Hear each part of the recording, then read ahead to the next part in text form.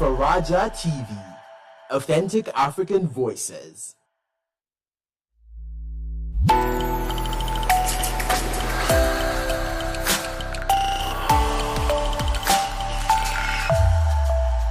Faraja TV, authentic African voices.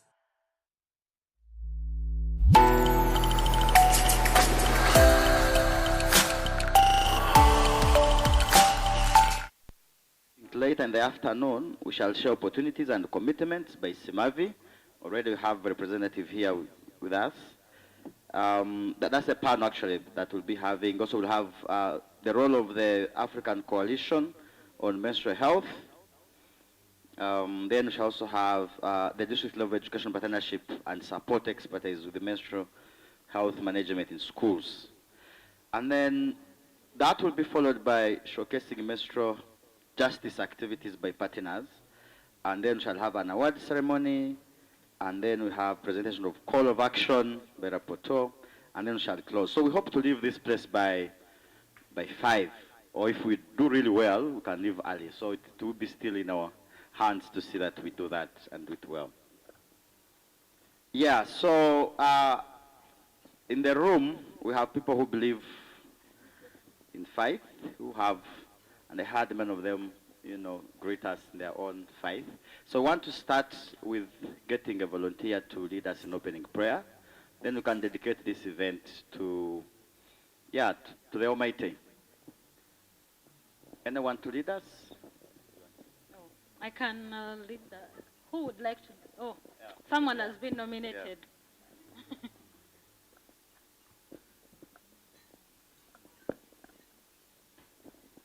I hope it doesn't, I don't become ashamed, because usually. Okay, let's humble ourselves and we pray. Almighty Father, we want to thank you for the gift of that day. We want to thank you, Lord Jesus, for this event that has brought back together the brains behind promoting menstrual health issues. Jesus, we pray that whatever we are going to discuss, we put it into action. Whatever is limiting us, if it's a different sector, let us work let us work with different sectors to see that everything works on well.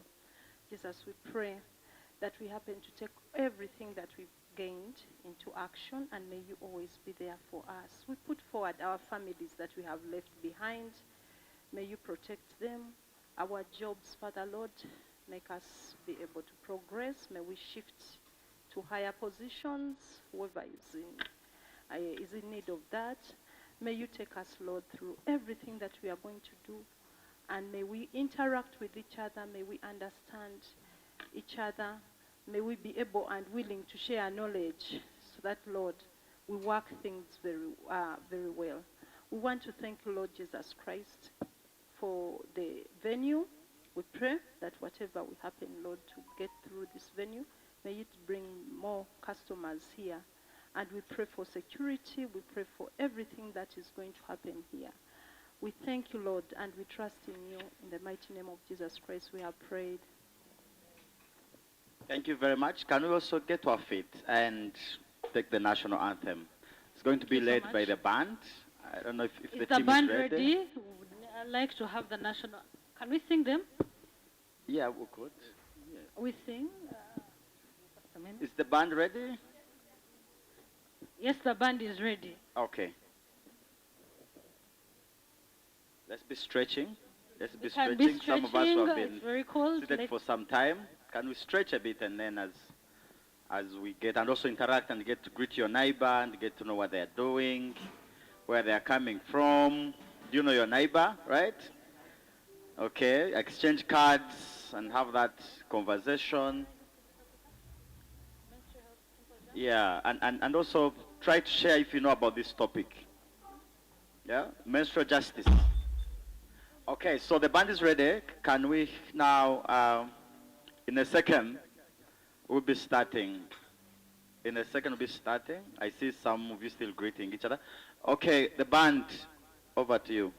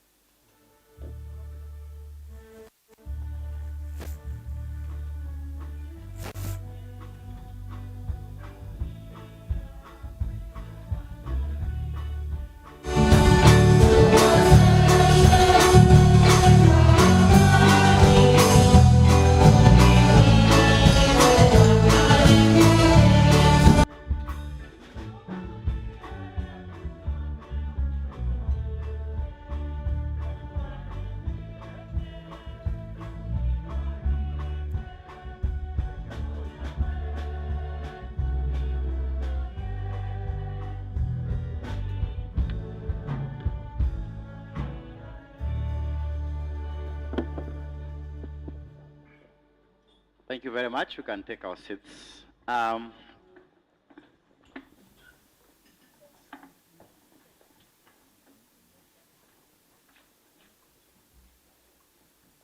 without wasting time, I want to take this singular opportunity and honor to welcome Lilian Bagara, Regional Director, as well as I think we'll have a board representative to come and take us through the coordination role of IAC, IRAIS Institute East Africa for civil society around menstrual health management and government partnership. So you're most welcome to take it.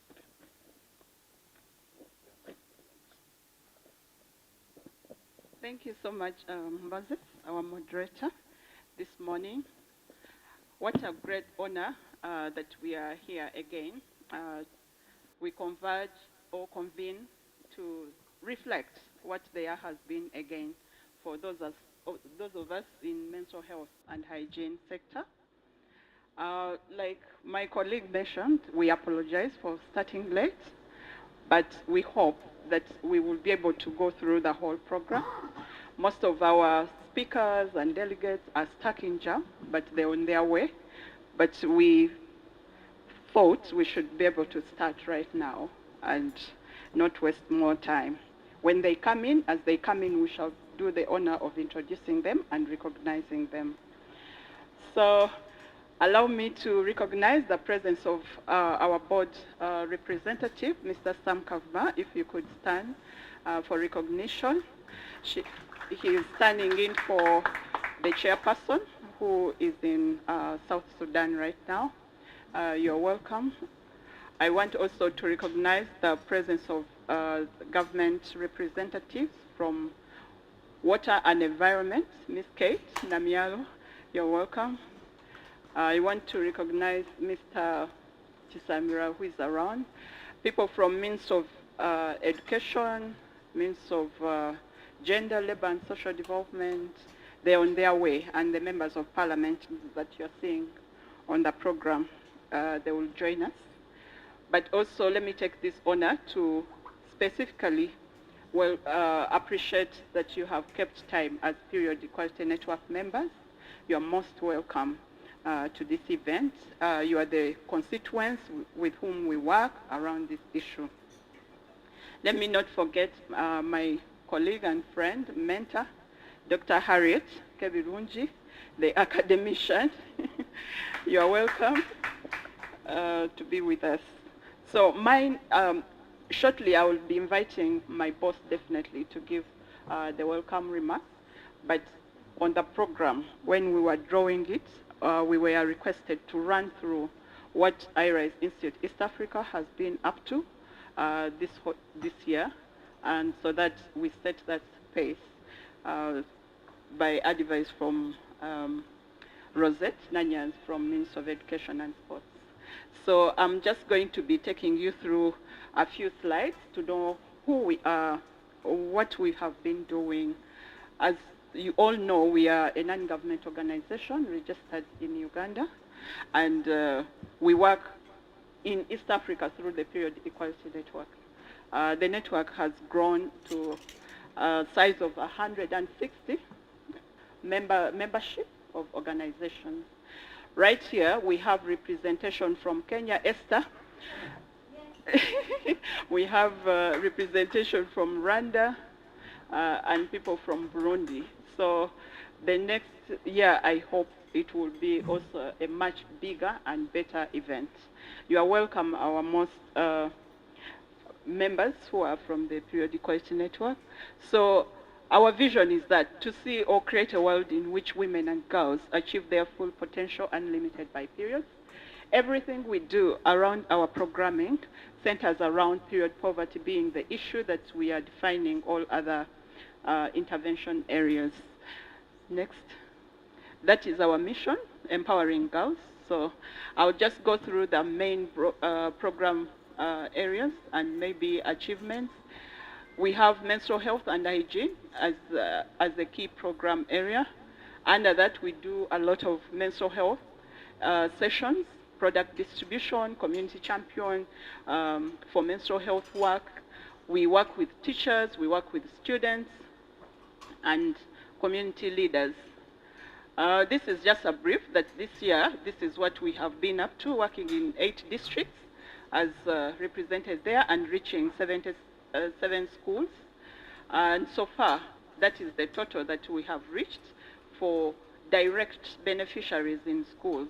People like girls, we have given products and education to about 20,000.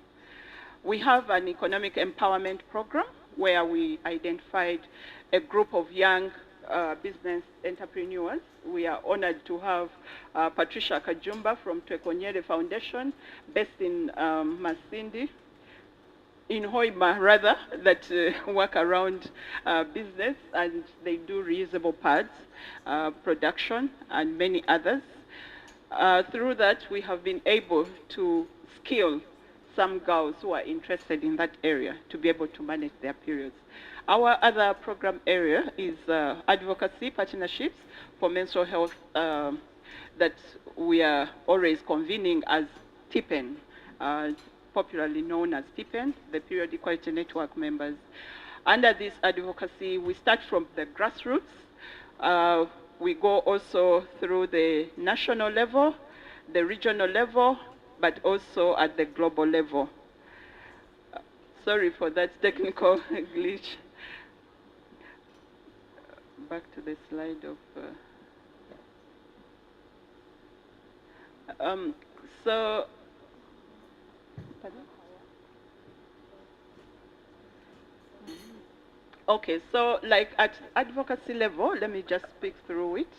We do a lot of engagements at different levels, but basically to champion what are those issues that are affecting women and girls who menstruate, and through it we are able to sit at different forums, different platforms, and speak to each other what we can do as partners within the menstrual health and hygiene sector. We have been able, through this program funded by Foundation for a Just Society, to champion menstrual justice.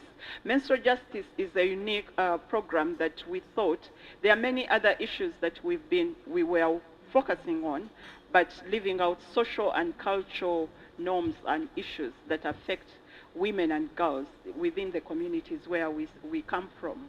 And so through this program, we have been enlightened that most girls and women are actually affected by either culture, affected by religion, affected by these practices because of how we are raised from our family level.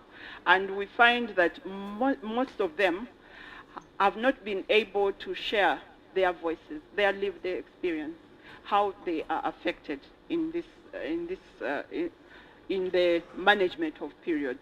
And so this year we have put a lot of effort working with Kumi, Jinja, and Mpiji district through our 6 TIPEN partners to do work around this issue. And you will be amazed when their session come on and they are able to share. We have Donor Initiative, we have Awesome Mind Speaks, we have Tahi, Together Youth Alive, we have Kaleke Kasome, I saw Ismail somewhere, yes. So you will be hearing from them their experience of what are these real issues that are affecting these women and girls.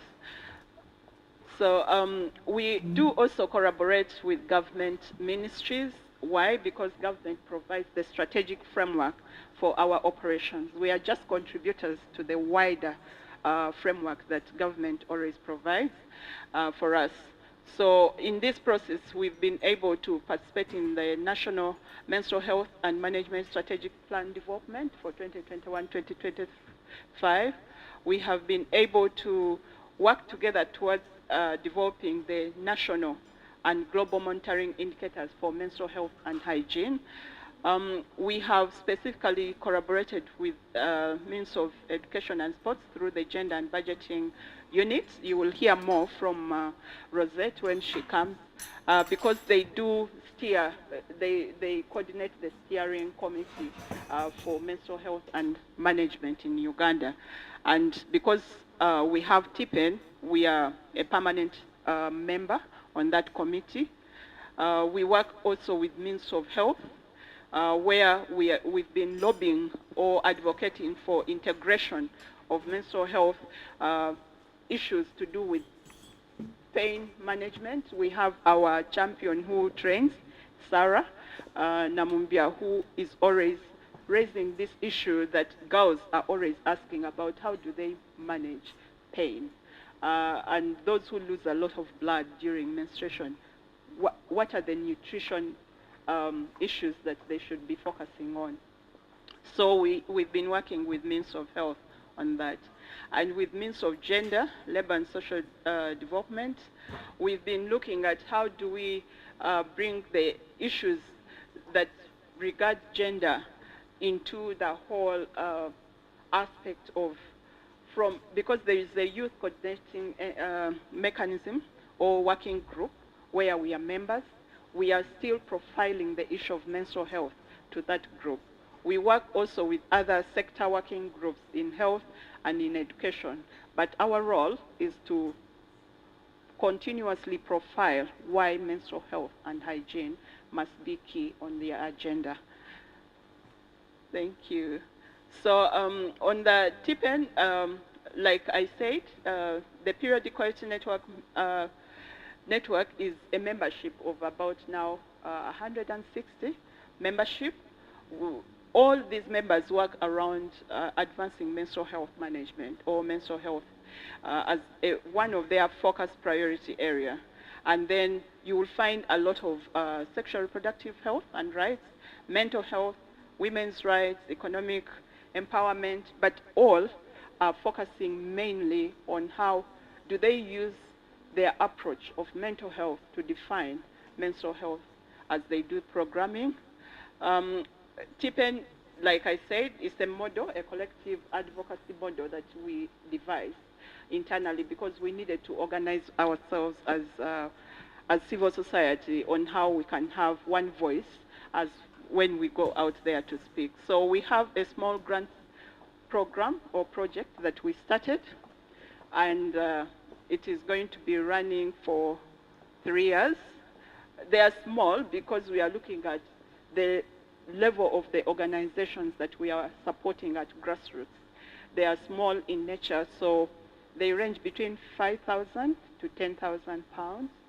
But the essence for this initiative is to appreciate their contribution and focus more on how they have defined the problem at that community level, because we know that it is very competitive to go through like a proposal writing to win such grants. Next. Yeah, I think at the Means of Education level, apart from the departments that I've mentioned, we have specifically worked with the Jinja District Local Government. We are honored to have Mr. Chisadira here representing the department. And we work closely because Jinja has been our model district and pilot district when we started this work in 2016. Until today, we are getting that support. He will share more about how we work together, how promoting period positive communities model has been an entry point to answer so many and define so many issues that are within the communities where they will. Thank you so much. I would like to hand over to the moderator, Moses Ntenga.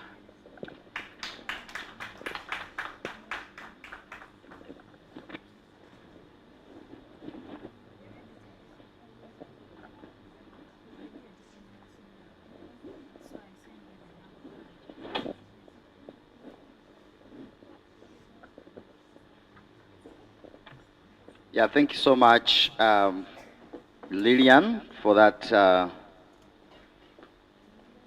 information around the work that we're doing on improving menstrual health and menstrual justice in Uganda. I think uh, it's a very good cause, and I'm happy that we are seeing both men and women on the table. And I think we need to have also more men so that we can appreciate that this issue is within us.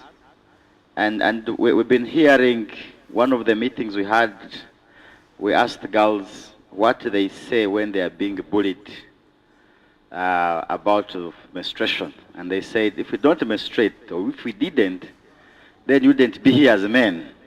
So it was a very good thing that men to know how menstruation is a health thing, and we should also know that how directly connected we are with it.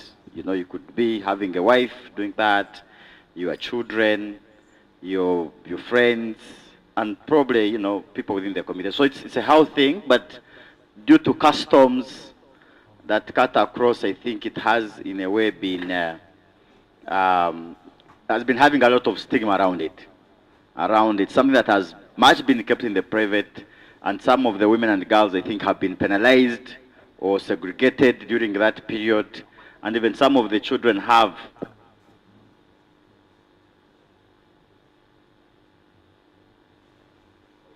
Yeah, so I think it's something that we need to have more people discuss about, to have all of us get involved, to interpret the challenges, to look at how we can improve menstrual justice within our areas of work. You are men who are designing buildings, you are designing maybe washrooms in schools or other places. What is that you're taking into consideration? Do we put this into consideration? So this is some of conversation that we need to continue having and raise more awareness and see how all of us we are connected and how all of us can play a role to improve menstrual health and hygiene in this country. So Patricia, are you ready? You're not ready yet?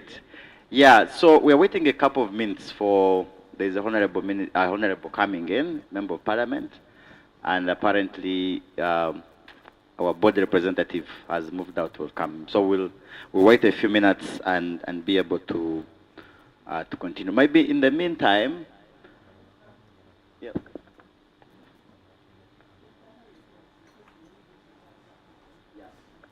Yeah, I think in the meantime, let's have, that's what I was going to. In the meantime, can we have Dr. come and share with us? Thank you.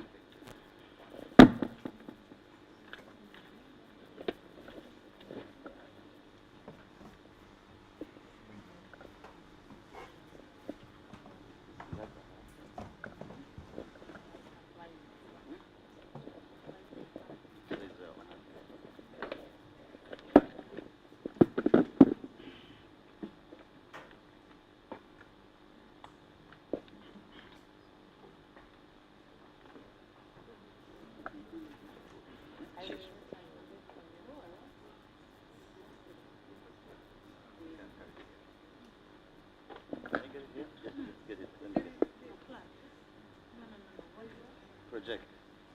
Yeah, correct.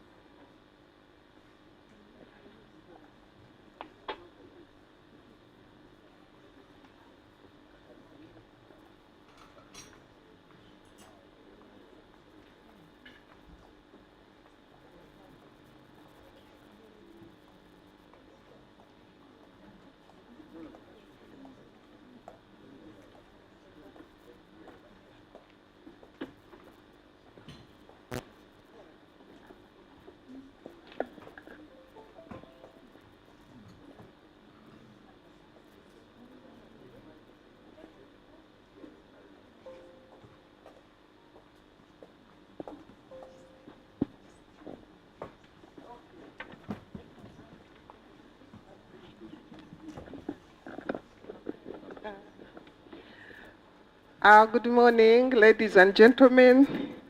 As they connect, my name is Kebirunji Harriet. I'm from Chambogo University. I have a brief story to share with you, and the story will tell us what menstrual justice means. Many years ago, when I was 14 years, I was under the custody of a mother who doubled as a corporal, militant, I don't know what, woman.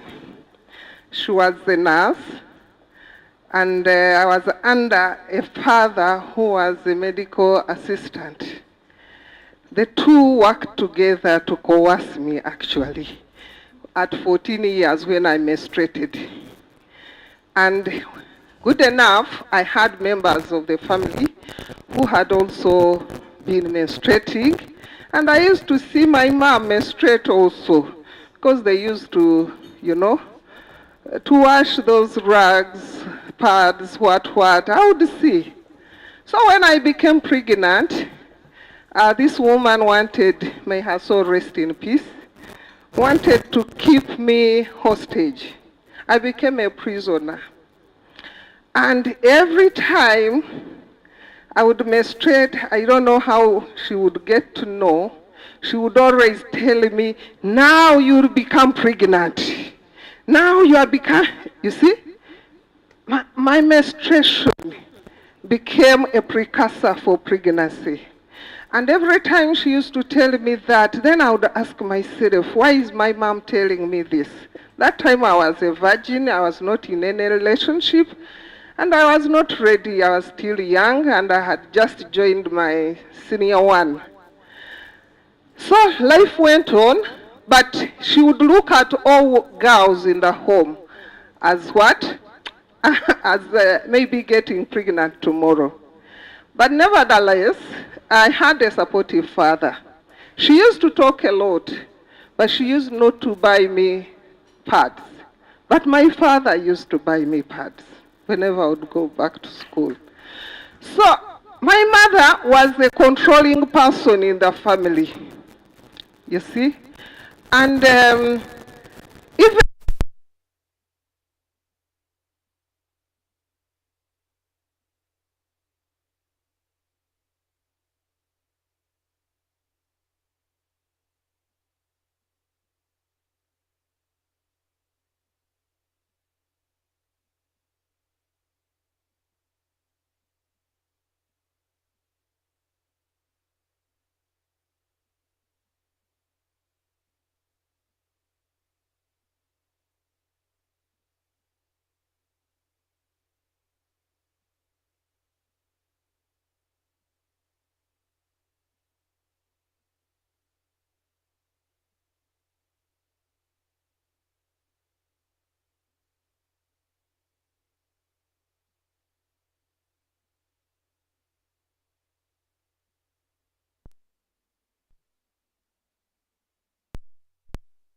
so, but I had that father who knew that menstruation was normal and would buy me pads. Thank you to my late father as well. So, when I was doing the study, the scoping study, I realized when I was doing it, then I remembered what I went through with my parents, especially my mom. I think it was through her guidance that I was able to be what I am today also. It was not all lost, but I benefited quite a lot. Apart from menstruation, the other issues were okay with us. So she was protecting a girl who is now Harriet in the audience. Thank you. Yes. No, I will do it myself. Well, I'm happy to be here again and talking about issues of menstruation, and for having been again contacted to come and discuss, stimulate conversations about menstrual justice for Uganda. I did a scoping study, and the scoping study was to inform the national study and which will lead to eventual development of a menstrual justice policy for Uganda. The study was conducted in 3 districts, and that is Kumi, Jinja, and Impigi. We used focused group discussions, key informant interviews, and also were able to interact with some schools and implementing partners, those organizations in menstrual health. The purpose of the study was to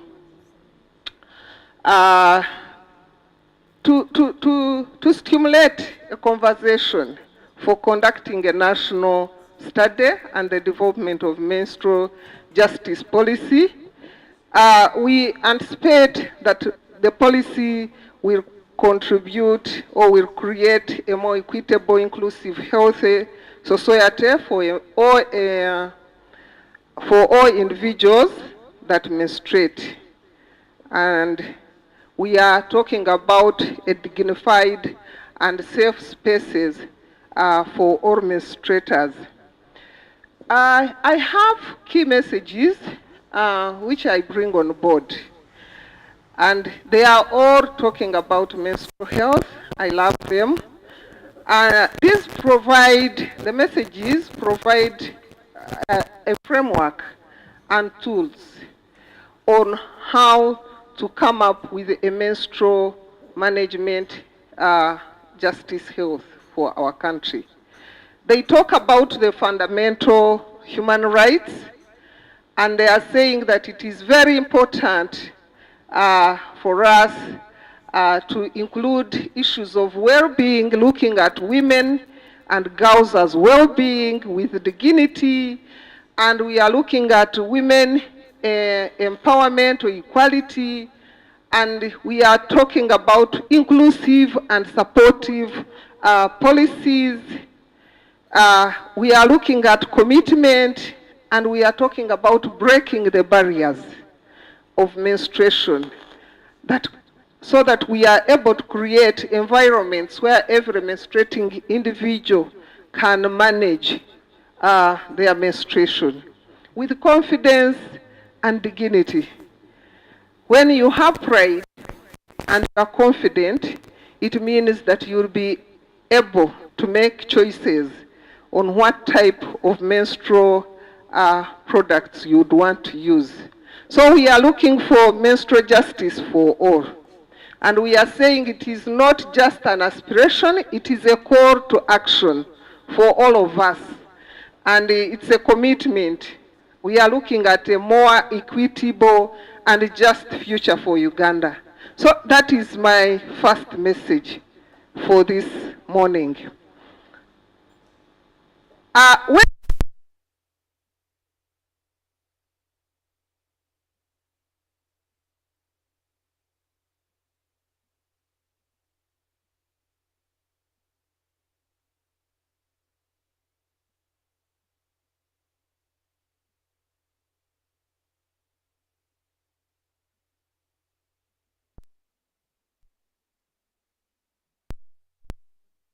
taking pictures.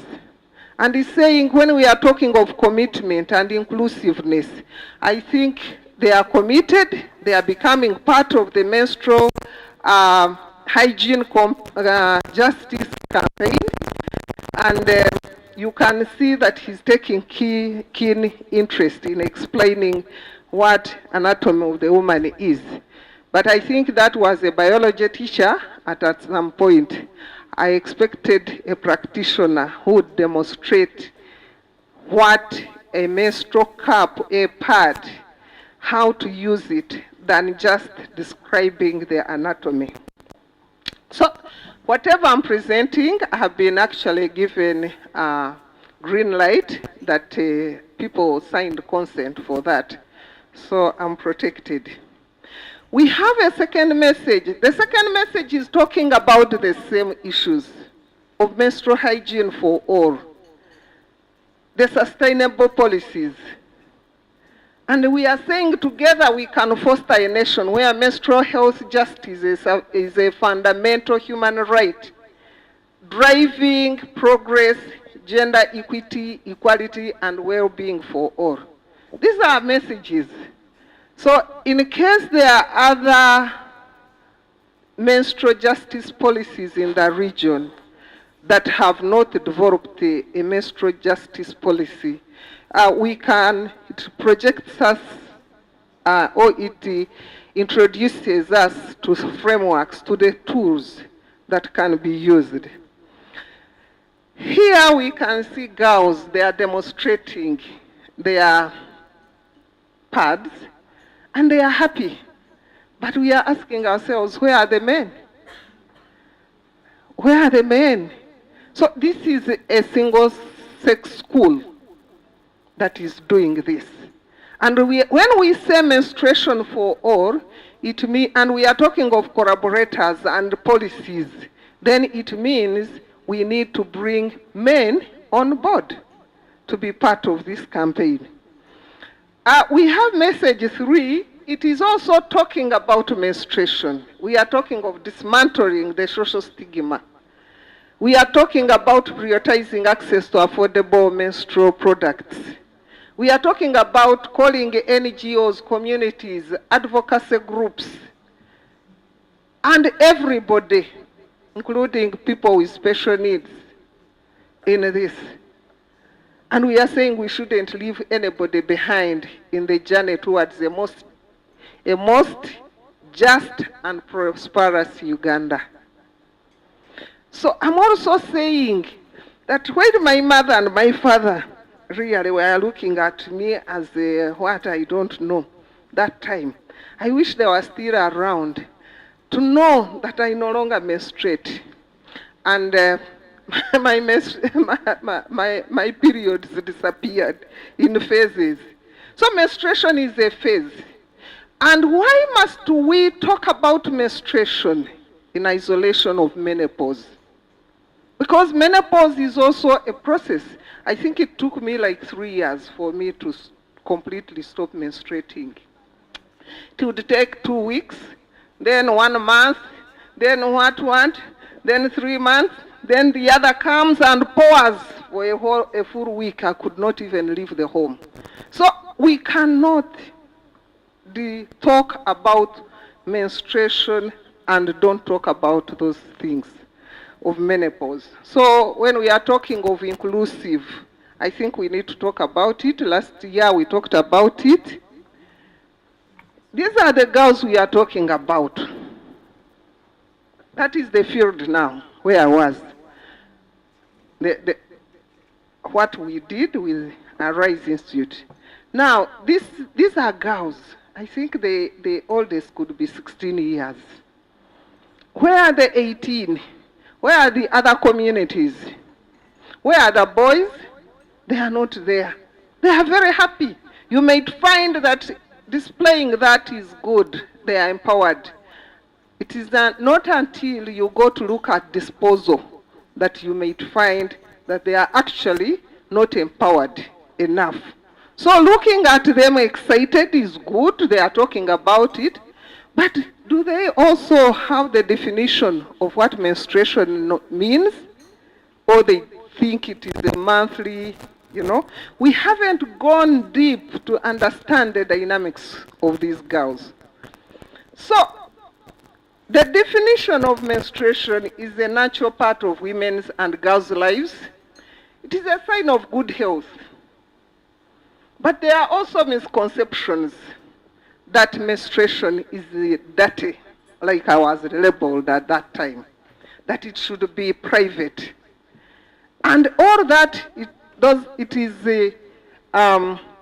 such misconceptions are being promoted by social cultural norms and beliefs, which cause mental stress and so on. They don't even understand it. It is concealed, including for those ones who have painful flows or endometriosis.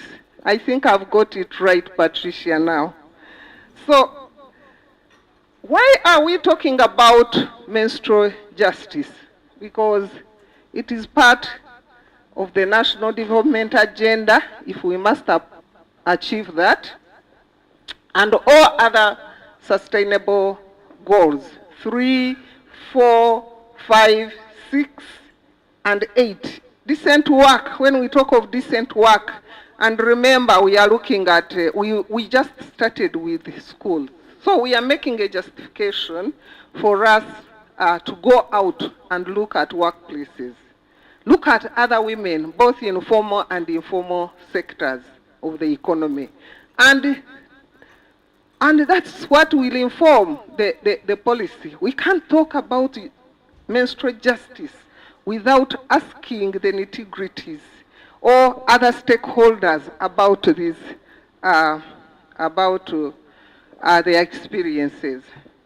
I've already talked about the methodology. Uganda has a very good framework.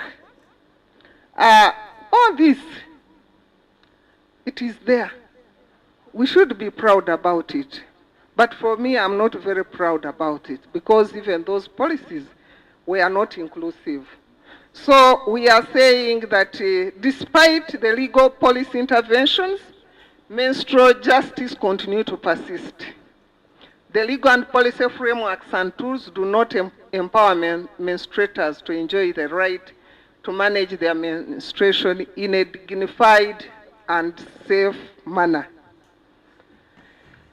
So, social norms and religious settings and their roles play a great role. Actually, and policies, policymakers, these ones who develop policies which are not responsive to the need to menstrual needs. There are quite a number. Looking at it as impure, reduce and mockery, making it secretive, making it a women's affair, where the parents refrain from discussing. I've told you about this. And then they typically send you to the Sengas. But the Sengas, now we are getting into a nuclear family. Some Sengas are not there. So there is misinformation about menstrual justice there. Even when they are there, they don't know what it means. Actually, for them, they will tell you, you menstruate for so many days, and this and this, and then you meet with your husband and you conceive. That's what they will tell you. Yes, but that's not what we are looking for. So the issues of nuclear families is affecting that, and I think when we are discussing and we are talking of menstrual justice, those are the issues we should be looking at household level, community, in school.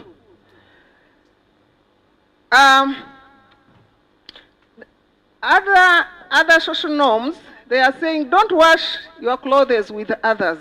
Have separate laundry for your clothing. Sleep on the floor, don't sleep on the bed.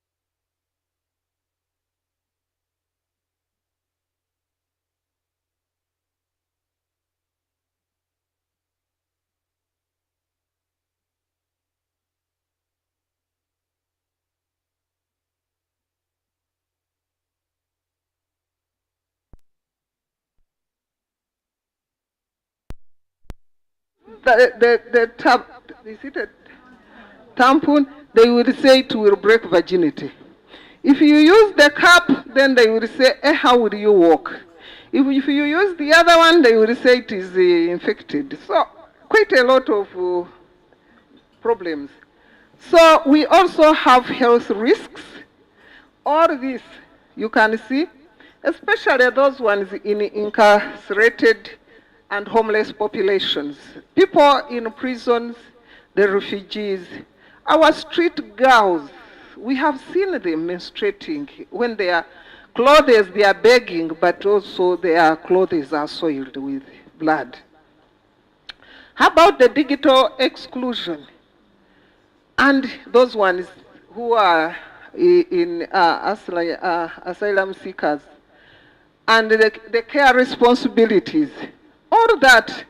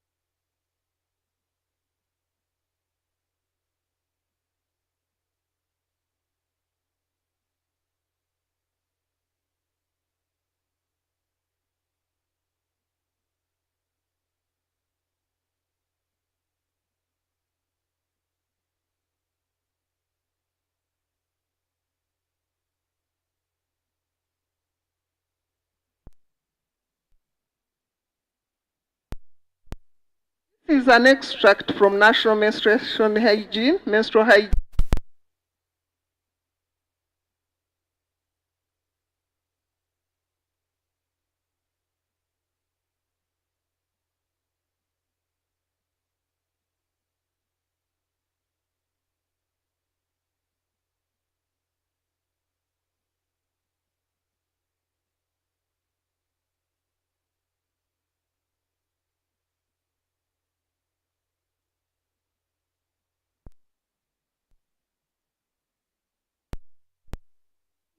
For an effective menstrual justice for Uganda.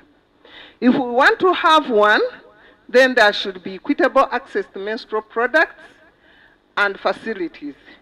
It must be inclusive with people with special needs, young women, girls, and those ones in menopause like me. We need, it has to be to recognize uh, dignity of persons and the environments for disposal. Safe spaces where we can talk about menstruation, where we can go and change, where we can go and dispose. And the practices, unlike telling you don't do this, we need to break the social cultural norms. We need an inclusive and supportive laws, policies, frameworks, and tools. So for us, before we go to the field or for the proposed study or policy, we shall ask ourselves, do we have enough policies? The Constitution of Uganda, Article 33, provides us to enjoy menstruation with dignity and confidence. But do the stakeholders, do the implementers of the Constitution really provide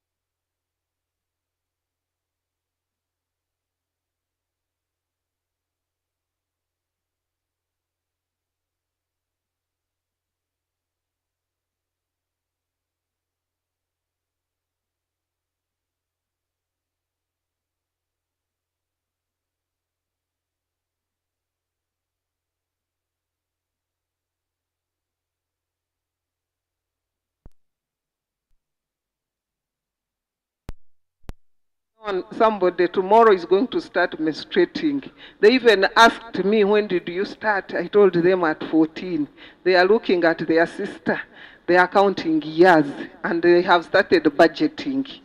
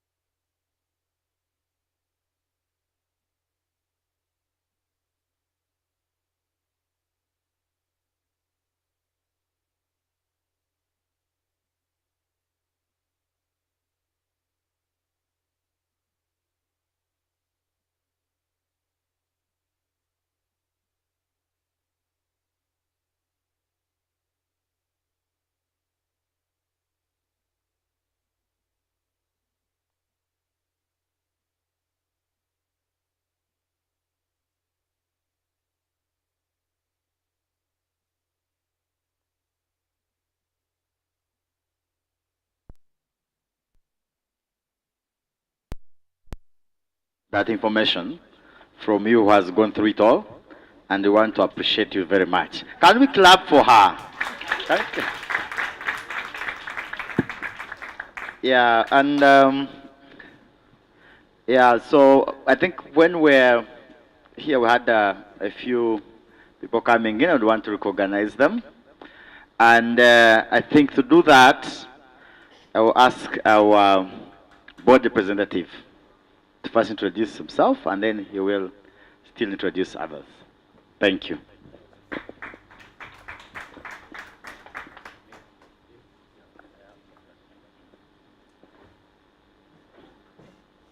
Oh, thank you so much. Um, I'm really excited, especially after such kind of powerful presentation. And I think even us here, we looked at ourselves and we were like, wow, I think doctor shouldn't have stopped. Should have continued with the presentation. Yeah, Samuel Kavuma is my name. I'm a board member of Arise Institute East Africa. I'm glad to be here. I want to also take the opportunity, I think, to introduce our chief guest this morning. And then also I think I may be able to equally, I think the one on my left, I think we know each other, I can, but I think for the extreme right, I'll pass over the microphone.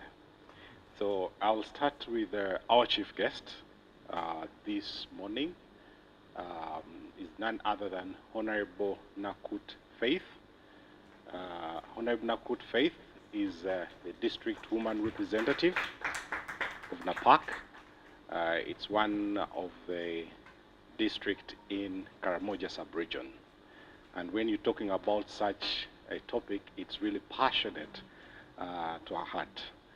She's also member of the executive of the NRA Parliamentary Caucus. She's the treasurer for the NRA Parliamentary Caucus. She's my boss.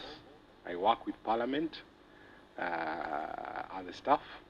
So I am happy that Arise Institute, while we are having the chief guest, and she's my boss. I thank you so much for being here. Allow me as well to introduce, I think I'm not surprised that for such an event we are having the person on my left, who I known to him personally. He's one of my mentors, and actually previously, while I raced through the leadership as a youth leader, I went through his hands. That is Mr. Mondo Chateka Francis. And he knows, few people know all those three names. By the time I mention them, that means we know each other. He's the Assistant Commissioner for Youth and Children, the Ministry of Gender, Labor and Social Development. And the time I was there as the chairperson of the National Youth Council, I worked with him, not only there, I equally worked with him while I was working with the Commonwealth as the Uganda's representative. He was my, I can't say handler, but he was, I remember the time when I assumed their office, he's the one who made the acceptance speech. Because with such international organization, the government has to accept for you to be there. So if on that day he stood and said no, I wouldn't have been there. So, yeah. And also I think when it comes to issues of young people, he's passionate because he was a youth leader at the early age that raised up to, and I think it's not by mistake that he's in the Ministry of Gender, Labor and Social Development. And also, I think among the special guests, I'm sure I'm going to pass off the microphone, but I know he's from the Ministry of Water and Environment. Yeah, at Parliament, we closely work with that ministry. So I think allow me to pass on the microphone for proper introduction. Thank you so much. I'd already introduced myself, but I will reintroduce myself. My name is Kate Namialo, and yes, I work with the Ministry of Water and Environment. I'm a very passionate advocate for menstrual hygiene management. I'm a member of the Menstrual Hygiene Coalition, which is spearheaded by Ministry of Education and Sports. And yes, I know we're going to interact a lot during this symposium, because you can't separate water, sanitation, and hygiene, where menstrual hygiene falls. So I'm happy to be here. I know we are going to have very good discussions around MHM and how we can move it further. Thank you. Thank you. I think that's the task you gave me. Thank you. Thank you so much for, doing that good job, and I appreciate it so much. I think we need to move quickly again to our next phase, but then I think by consensus we need to know that we're supposed to have keynote speakers give us some few minutes. I know Honorable Faith is here. Honorable Brenda, is she already? Not yet. And Jackie. Jackie here? No, they're not here. So, do we move to Honorable Faith to give us your opening words? Thank you.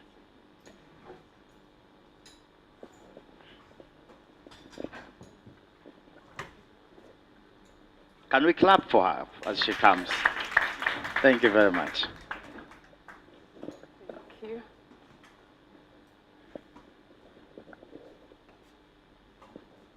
The IRISE Institute East Africa Board Chair and the board members present, representatives of government ministries, the African Coalition on Menstrual Health, UNFPA representative, if he is here, the Period Equality Network members and international delegates, international organizations present here, the academicians present here, all the esteemed men and women, I greet you.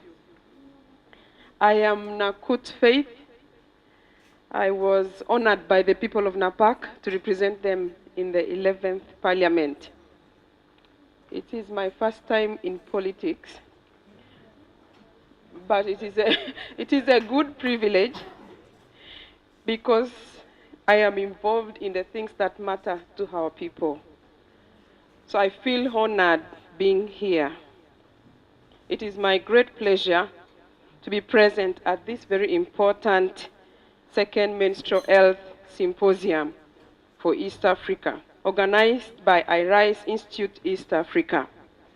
I would like to thank the funders of this program, the Foundation for a Just Society, through the President's initiative to support the work around menstrual justice in East Africa. I also thank the organizers of this symposium for the commitment to ensuring that key stakeholders are represented in this room. menstrual health and hygiene issues are very pertinent to my heart, as many women and girls could miss their destinies due to lack of information or menstrual products to manage their periods. When the board representative told me yesterday to come, and he told me it is about menstrual justice, I said I must not miss, because this particular issue affects me as a woman and many other women and girls who are battling menstrual health, menstrual hygiene in our countries. I have been lucky. The speaker who spoke before me said that she misses menstruation. So because she misses menstruation, I must count myself lucky to have enjoyed it and continue to enjoy. I have enjoyed menstruation for 30 years now. I have my own story to tell, and it's important you listen.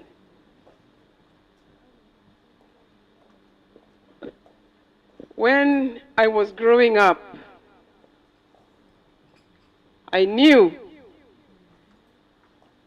at least by all the conversations in our classroom, in primary, I knew that one day menstruation would start. So we were told that if a girl doesn't get periods, that girl will not have children in future. So it was something we looked up to. I really looked forward. But I completed primary school without getting it, and I was disturbed. When the blood first dropped, I was excited that it had dropped. So I announced the information to my parents, and they were supportive. When it came the second month, I was disturbed, because nobody told me that this thing would come again. I thought you'd have it once in a lifetime. That was the beginning of real trouble. And then I realized, okay, so after every 3 weeks, it will come. I cried before my mother. And then she told me, don't worry, you are just normal. She helped me through the process. During our time, in the early 90s, access to menstrual products was not easy. I grew up from a needy family, but our mom would ensure that from the sales of her harvest, she would buy cotton wool and gauze. If cotton wool doesn't exist in our markets, she would buy toilet paper. But that meant for you to hold cotton wool under you and to hold toilet paper under you, you must have an underwear. The underwears in our markets were not there. You don't know where we have come from. Uganda has moved. I think other East African countries have moved. Even if our mom or father could afford, using their hard-earned income from the proceeds of sale of their harvest, there was nowhere to buy. We would struggle to go to the missionaries. If you find the sisters, the nuns, and they have some second-hand panties to buy, those were the ones to buy. If they are not there, you can imagine the struggle. You would have nothing to put on to all that cotton wool. That meant it was really tough. My father had been privileged to have opportunity to study, to do his upgrading for a course in Nairobi. So when he was in Nairobi, that's the time we were growing up. So when he came back home, he came with some of his underwears for himself.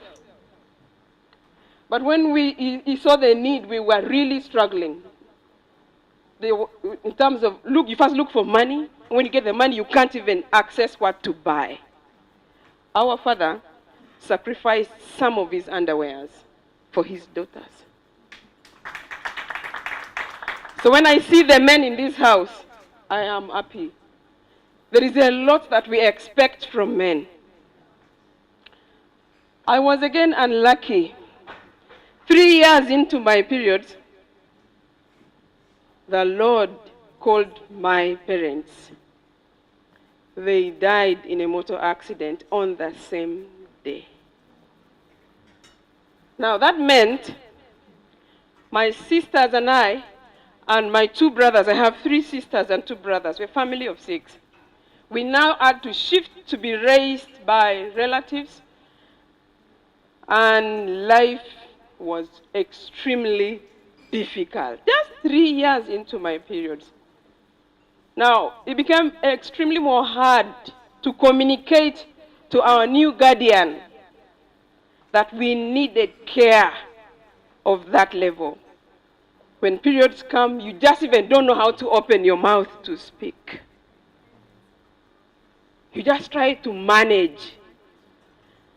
I got some friends, fortunately they are good friends, who are female, whom I was studying with, so that I could share with them when I have a roll of cotton wool, when it is finished, when I'm lucky to get.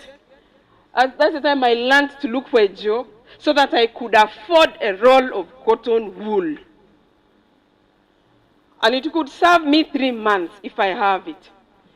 When I don't have it, I would go and look for a friend. I'm telling you, the friend that gave me cotton wool, I have never forgotten her for the last 30 years. That means those of you who are contributing to that life for a girl in Uganda, it will never move her mind, because that is our level of vulnerability. Assuming I had asked boyfriends to offer, I would then have to pay with my body, and maybe I wouldn't even have had an education. That's what we have gone through as women, and I'm sure many are still suffering. The need is massive. The products are scarce. Even access, even just washrooms, even access to panties. And unfortunately, it's not just something that ended in the 90s.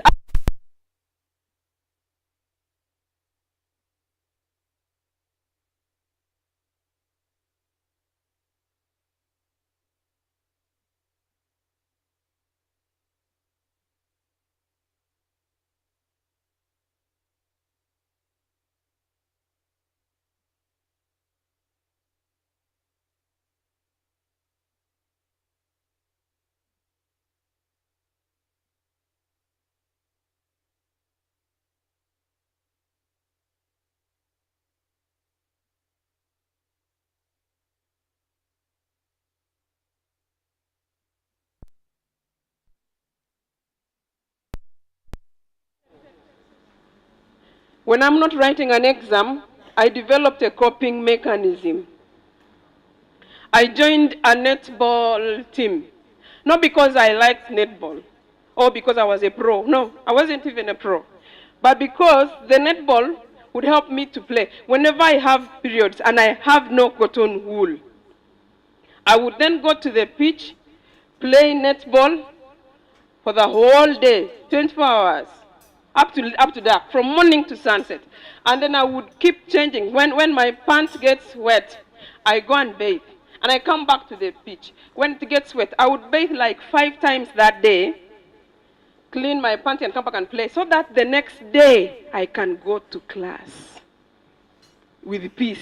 I realized exercise can help, actually. That is my story. I thought you should know. Then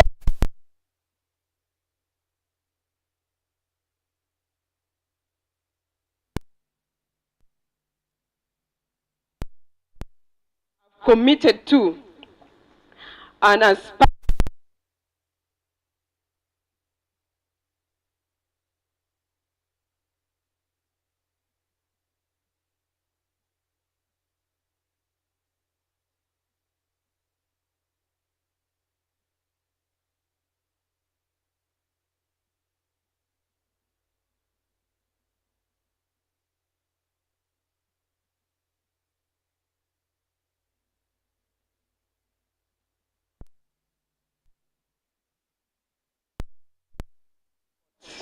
there is a long way to go, but we are doing something.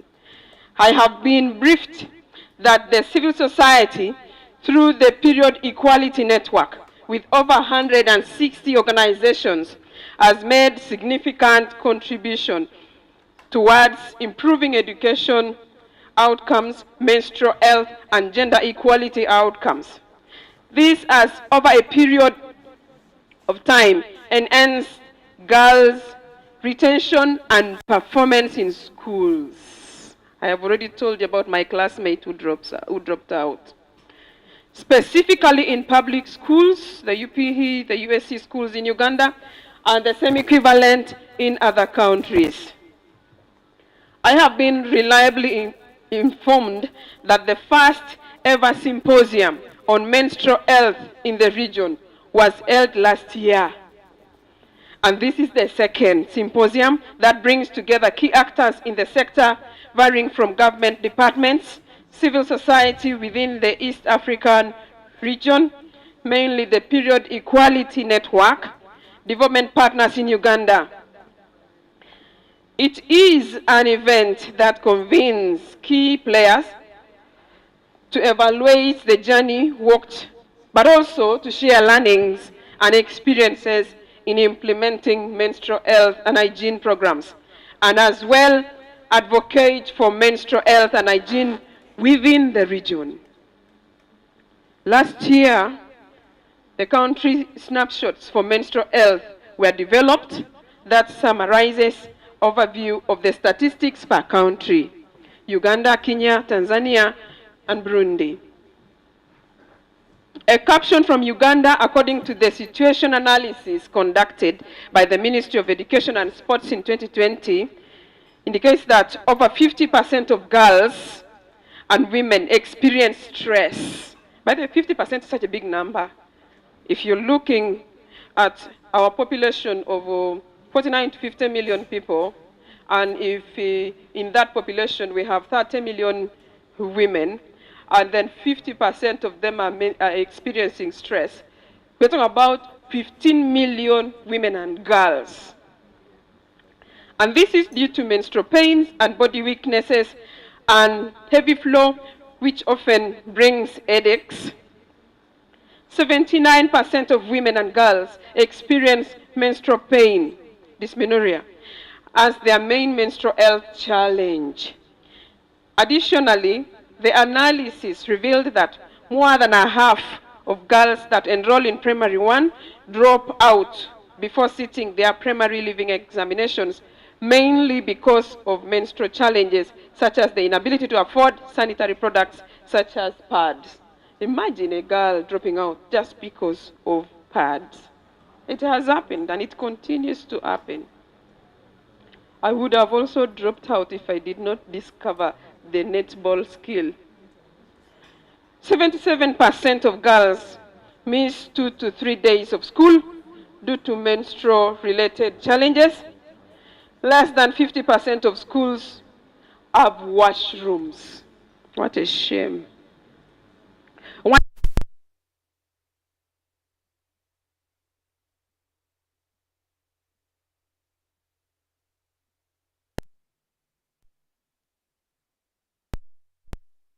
Which is like this hall here.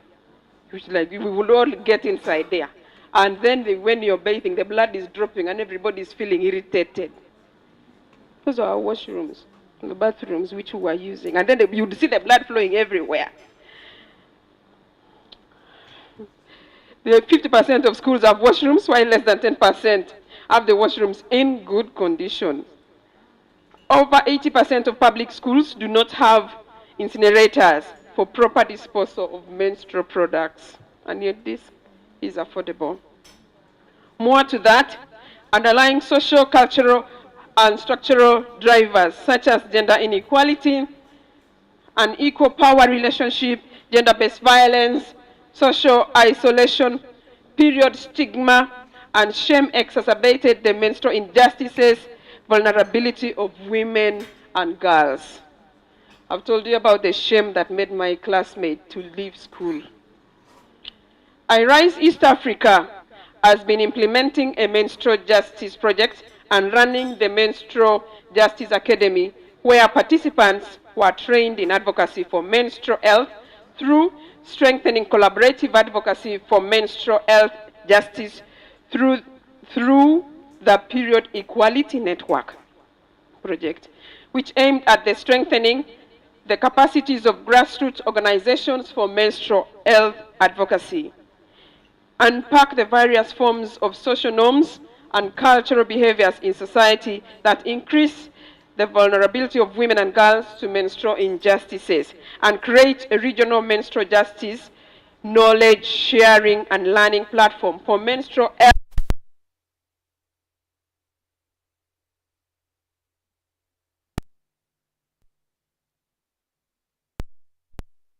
directly targeted grassroots, women and youth-led organizations in Burundi, Kenya, Tanzania, and Uganda that are part of the Period Equality Network. In school, adolescent girls and boys, religious and cultural leaders, policymakers, teachers, local government leaders, and other government technocrats. The main purpose of this high-level regional policy engagement is to gain an understanding of the policy framework for the region in addressing menstrual health and be able to set advocacy plans for each member state, Uganda, Kenya, Tanzania, Rwanda, and Burundi.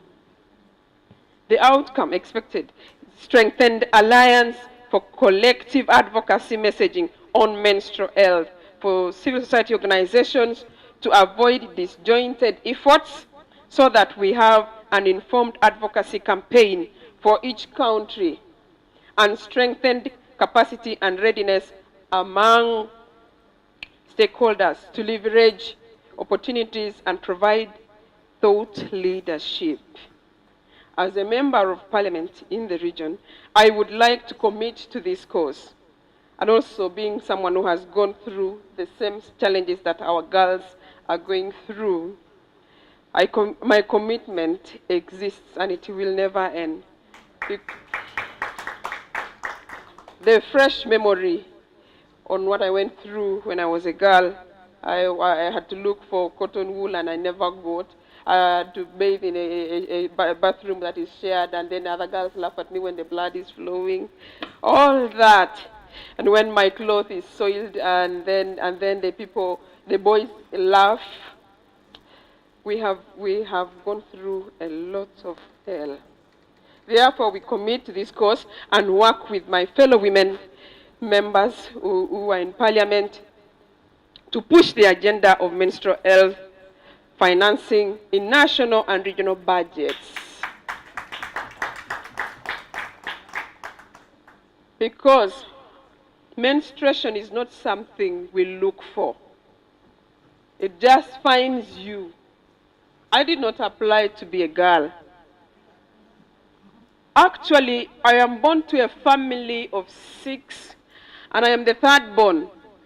My parents got 2 girls before me. And then I came as a third girl. During their time, in the 80s when I was born, it was absolutely wrong to have 3 daughters in a row. So if they are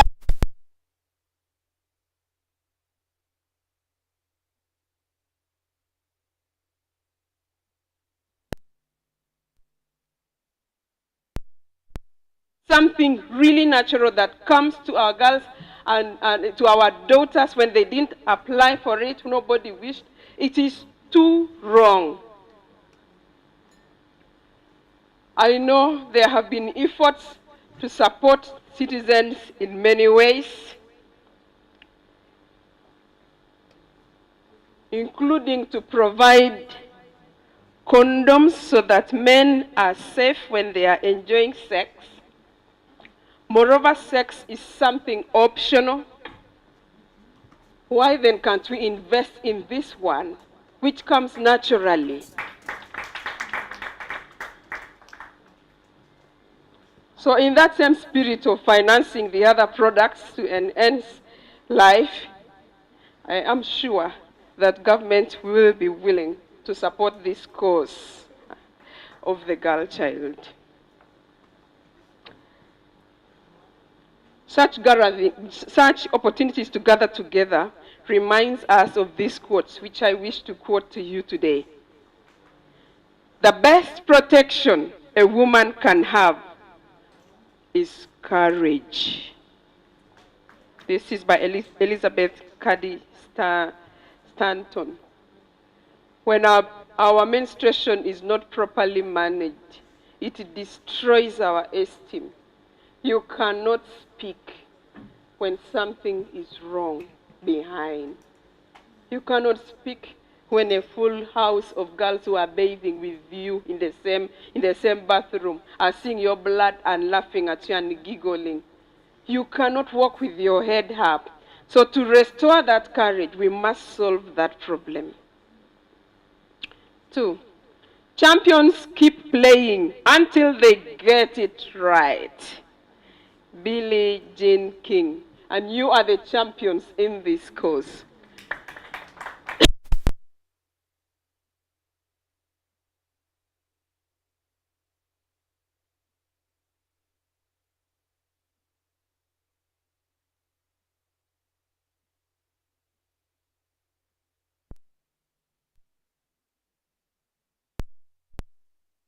That this is a duty for all of us. Our sisters and our daughters have not done anything wrong to deserve the punishment they go through.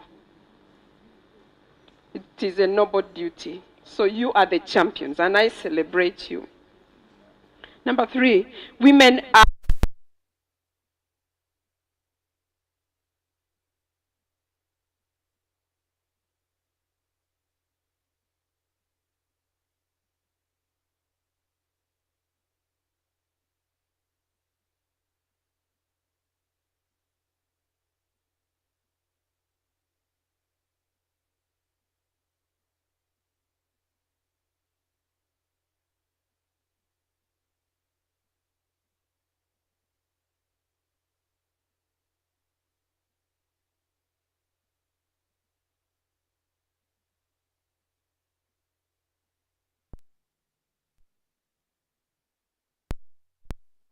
we get it right.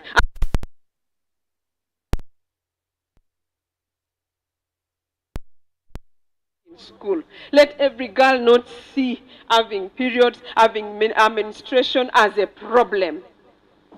Let it be normal that these are something we live with. Until we reach that, let's keep trying what can work. Because there is no single formula that can solve all this. Are there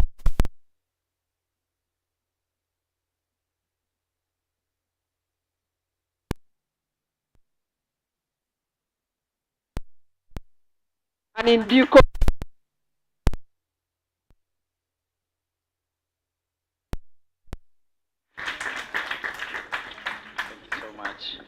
Thank you so much, Honorable. And I want to request our board representative, Sam, to move a vote of thanks for such a moving speech, but also our willingness to share her personal story with us. Thank you very much. Thank you so much, our chief guest. the commission.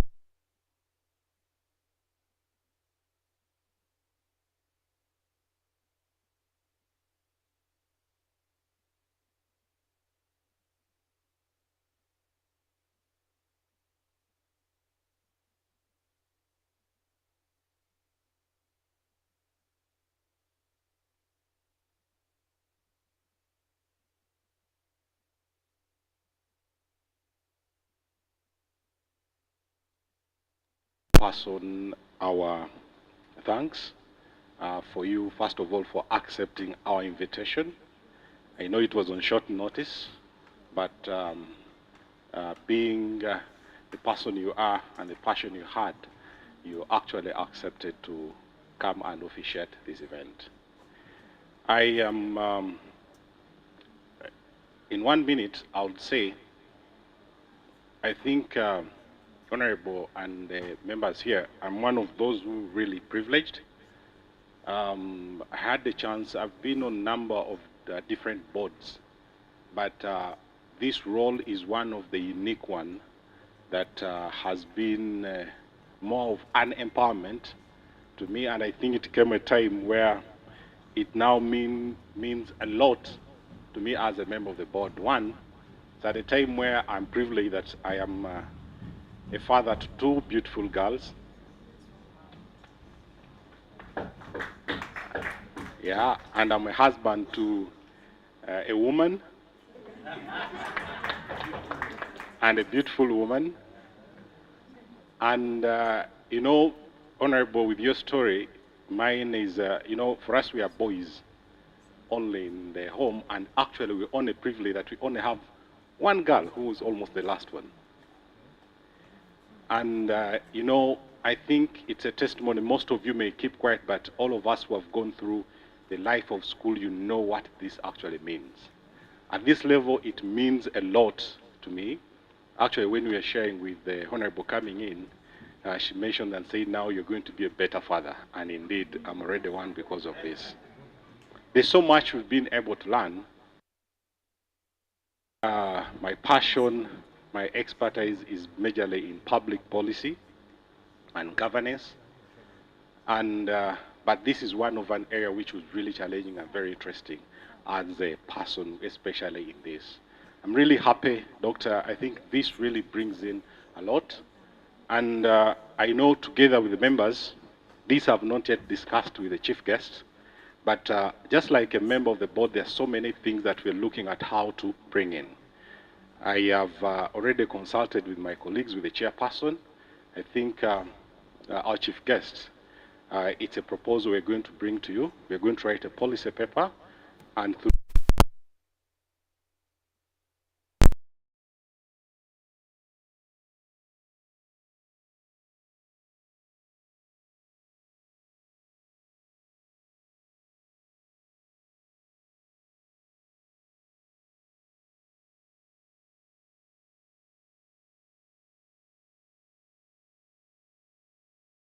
in line with the justification, and I'm sure with the number of members of parliament who are very passionate about this, we can be able to pull off this with, and I think we can be able to uplift this beyond this, especially at the policy level.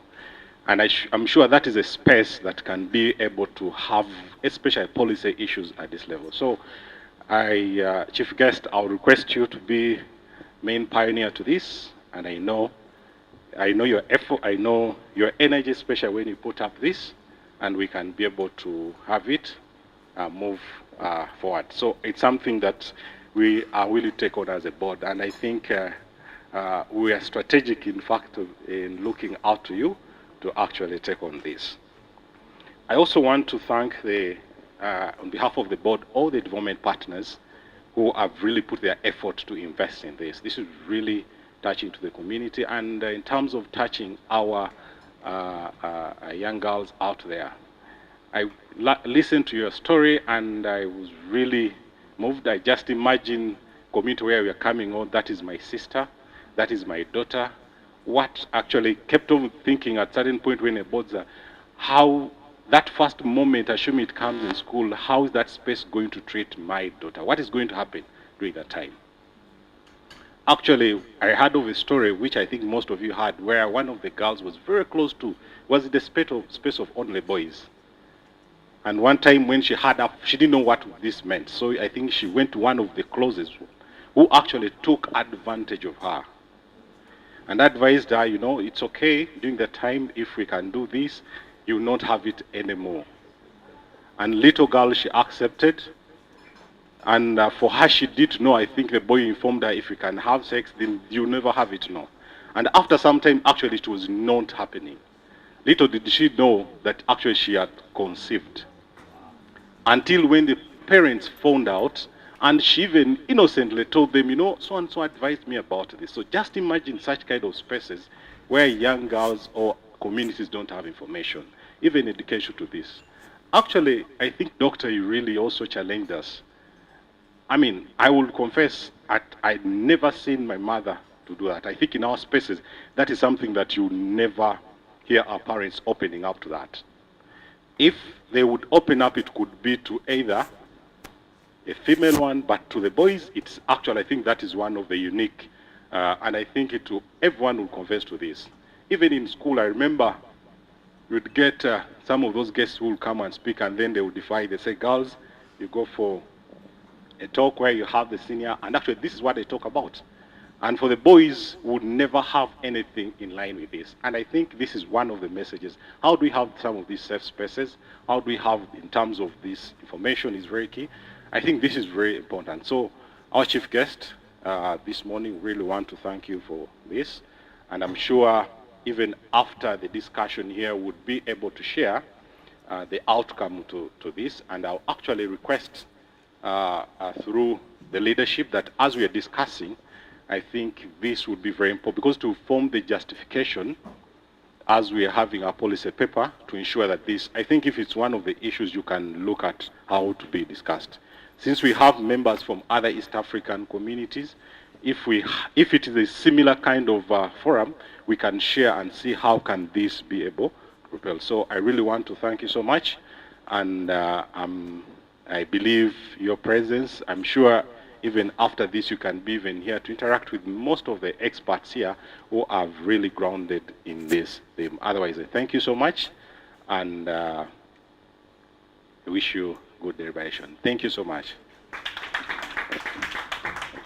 Thank you so much. Just in the interest of time again, would want to use a few minutes to take a group photo. Just that we have all convened, we have a full table, so that before they leave, we're able to, to have that.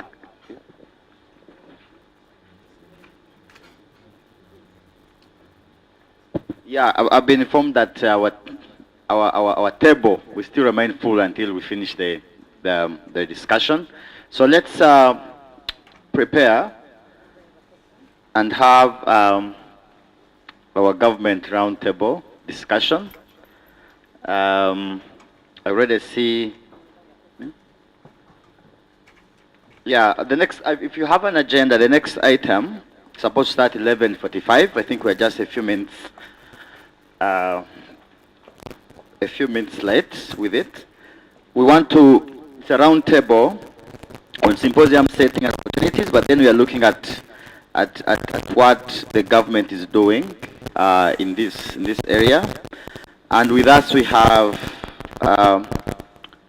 Madam Rosette Nanyanzi, Technical Advisor, Agenda and Budgeting Unit, Ministry of Education and Sports. Could you do it to us? Yeah, and the next one we have none other than Mondo Chateka. It has already been introduced. Commissioner for Youth and Children, Minister of Gender, Labor and Social Development. And then the third one, we have Agnes Sebo, I don't know if she's here, from the Technical Senior Officer, Ministry of Health, Adult, and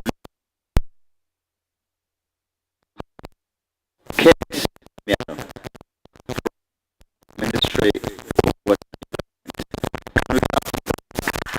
Yeah.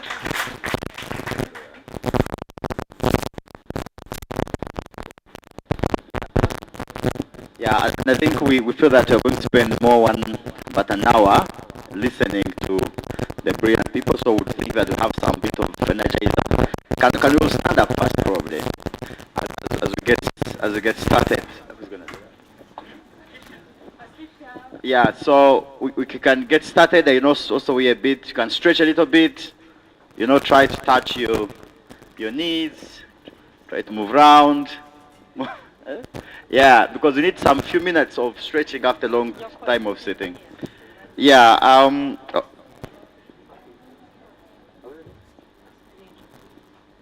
Okay, so we can sit.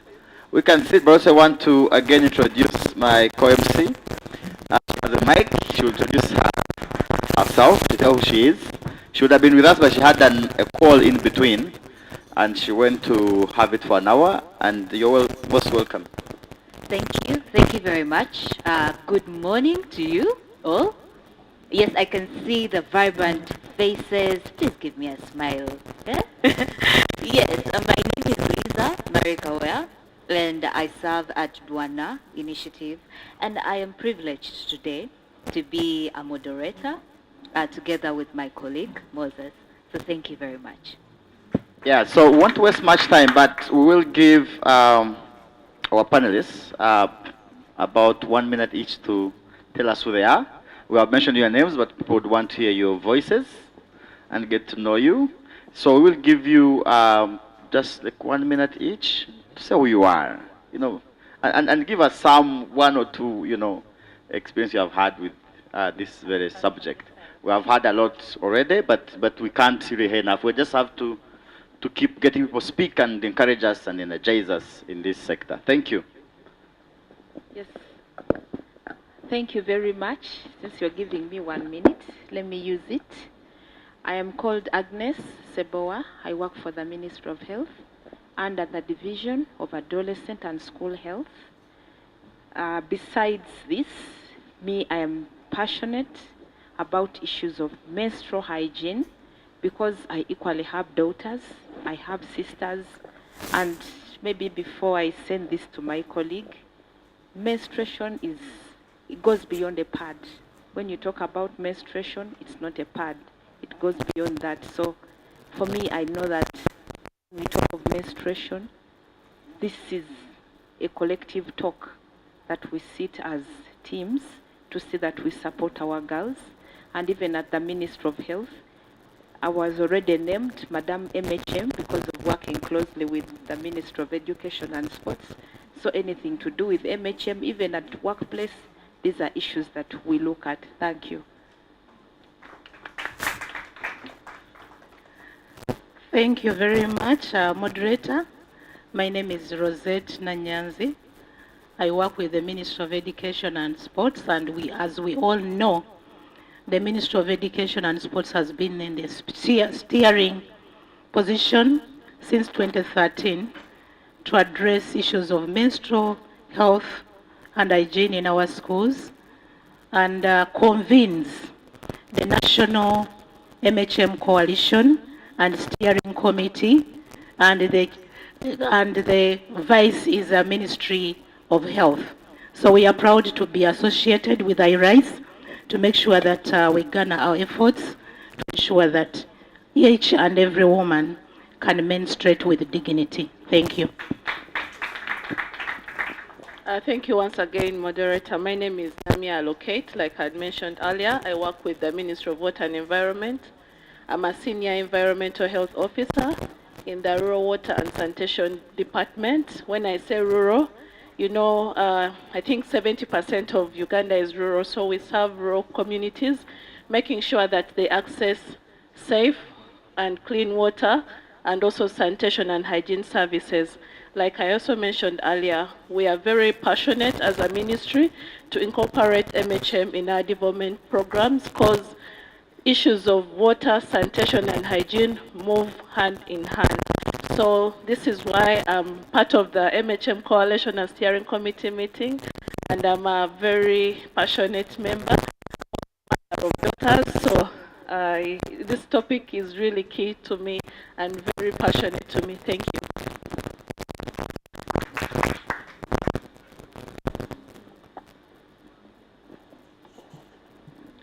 Thank you very much, our chief guest and colleagues on the panel and everybody here present. Mondo Chateka is my name. Chateka when I'm in Uganda. Chateka when I'm in Busoga. Mondo when I'm everywhere. Or Mondo when I'm in northern Uganda.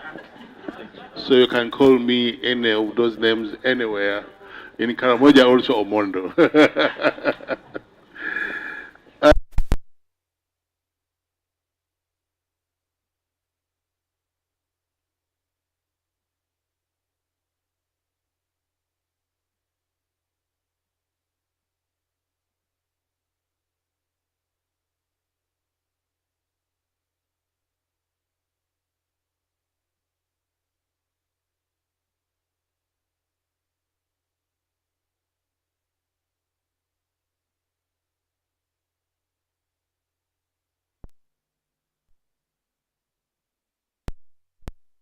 Worked with, turning up to be very useful people to this country.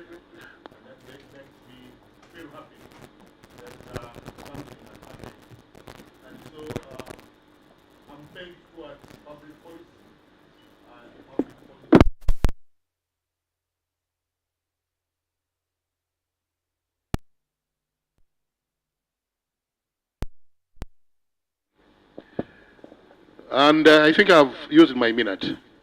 And I want to warn Mr. Kavuma that policy you are going to initiate together with the Honorable Member of Parliament, if you don't involve me, then you know it will go to waste. I thank you.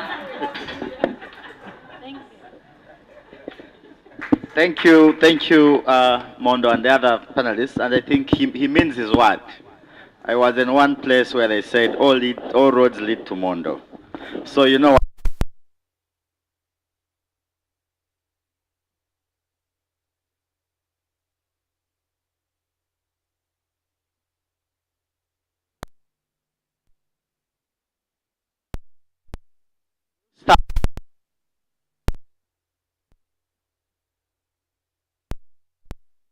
That for over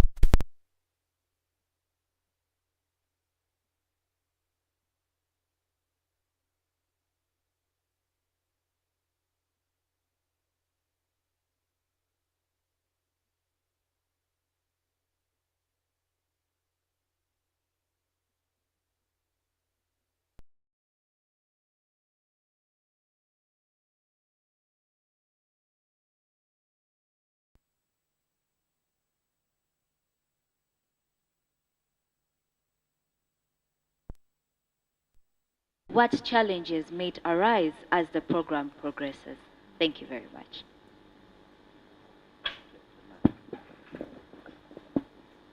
you can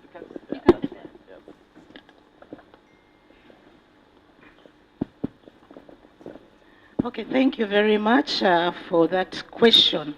What do we expect? But I think we cannot expect when we don't know where we are coming from.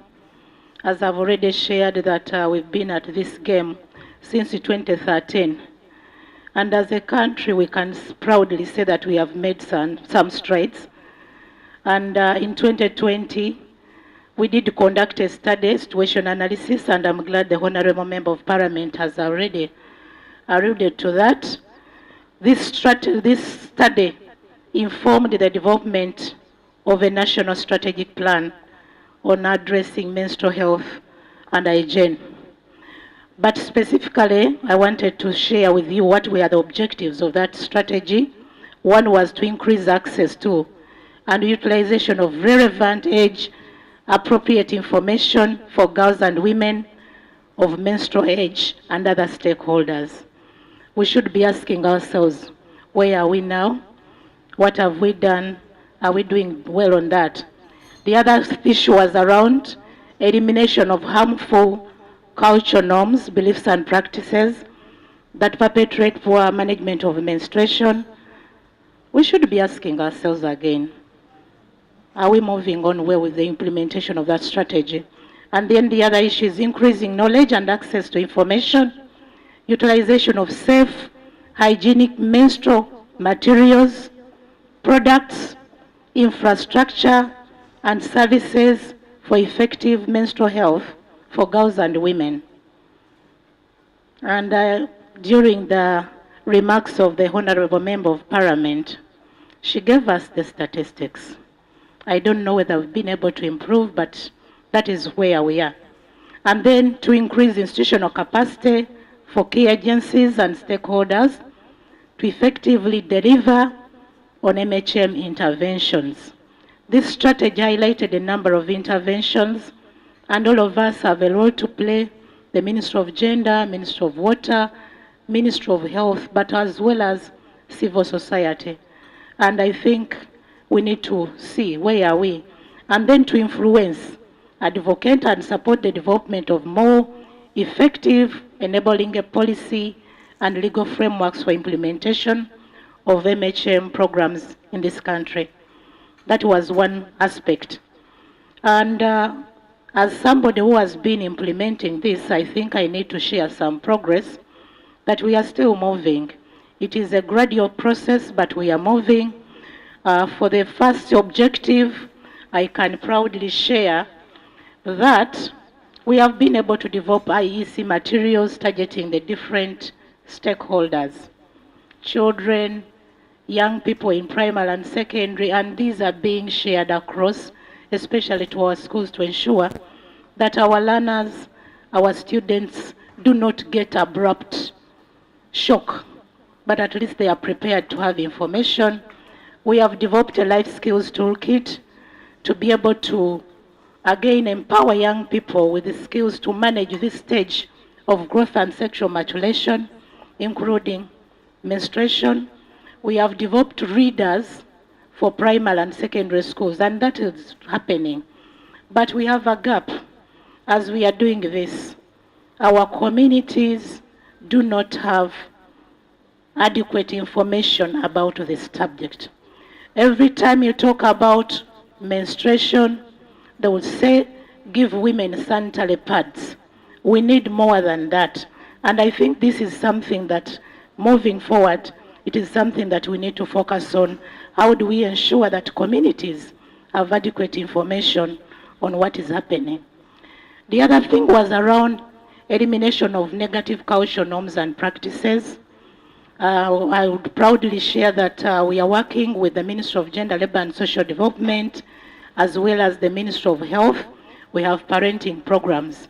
We believe that through these programs, parents should be able to speak to the young people about what happens to their bodies as they grow, and menstruation is one of them. But also, Ministry of Health has developed the KEEP family care practices. Under those family care practices, there are practices specifically for adolescents. You are all aware that young people go through different stages.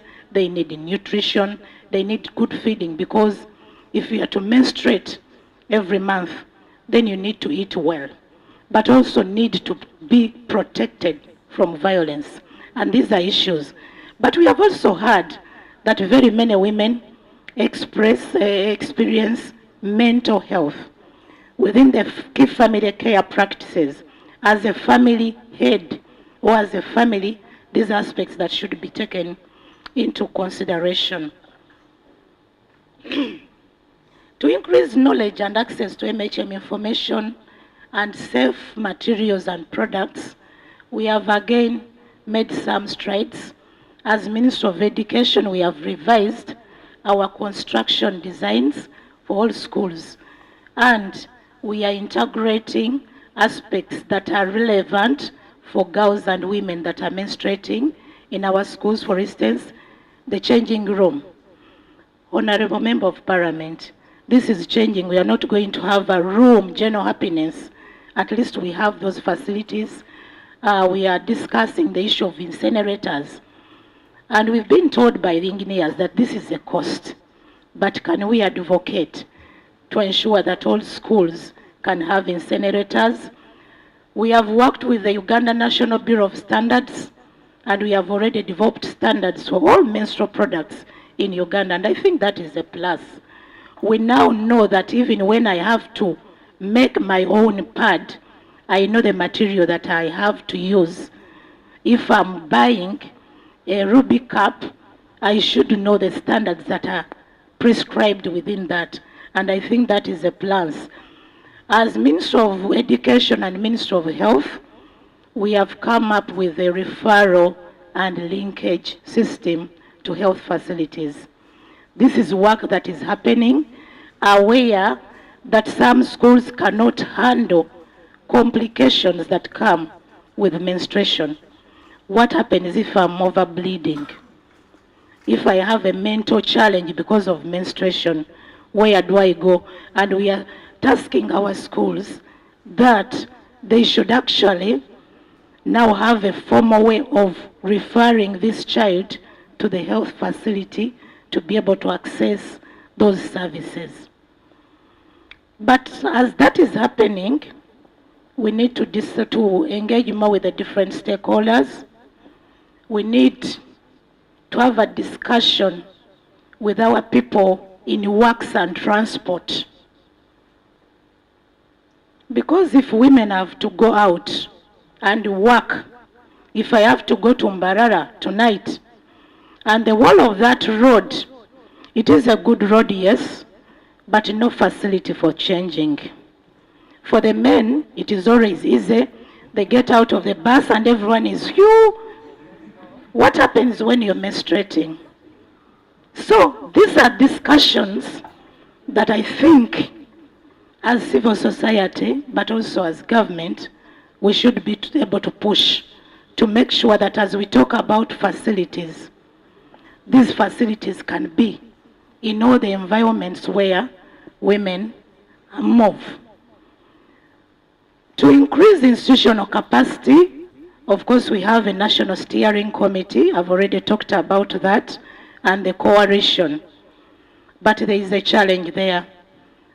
Not all partners that are on this steering committee actually appreciate the holistic approach to menstruation. But also as a country, globally there are indicators that have been developed for menstrual hygiene management. I think we need to adopt these indicators. So dissemination to the different stakeholders, for us, that is very critical. The other objective was around influencing and advocate for support and development of a policy environment. I think we have not done really much there. We need to invest more in research. This study the honorable member referred to was conducted in 2020, but in a few districts. Currently we have about 176 local government. We should be able to conduct a comprehensive study to be able to establish where we are so that we can be able to generate this evidence and then build a case with members of parliament to be able to advocate this for this more. Where are the challenges? It has always been financing. Honorable Member of Parliament, every time we are discussing issues that affect women and girls, the budgets are not there. So our call to you and to the member, to the Parliament of Uganda and the East African community, can we have financing for menstruation? Thank you, I submit.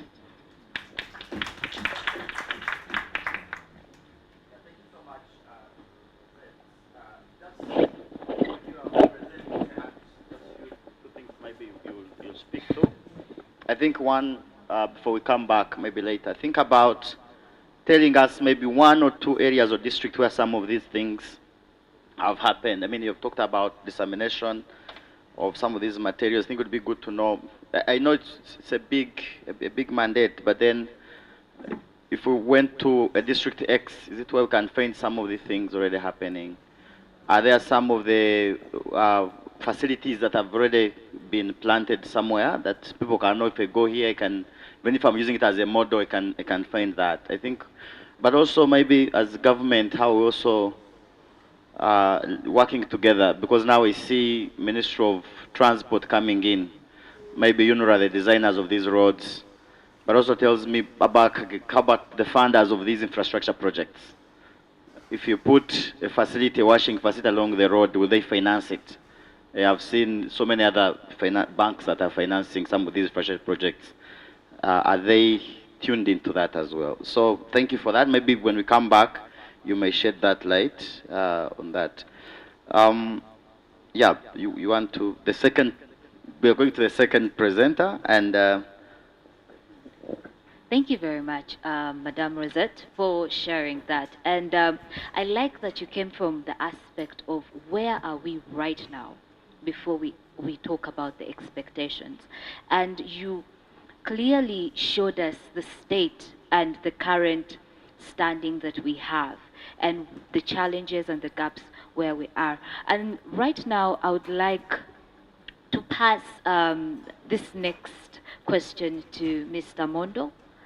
And we know that the Ministry of Education, just like Madame Rosette has highlighted, has implemented school initiatives, but the rate of school dropouts is still high due to the financial constraints on menstrual hygiene management.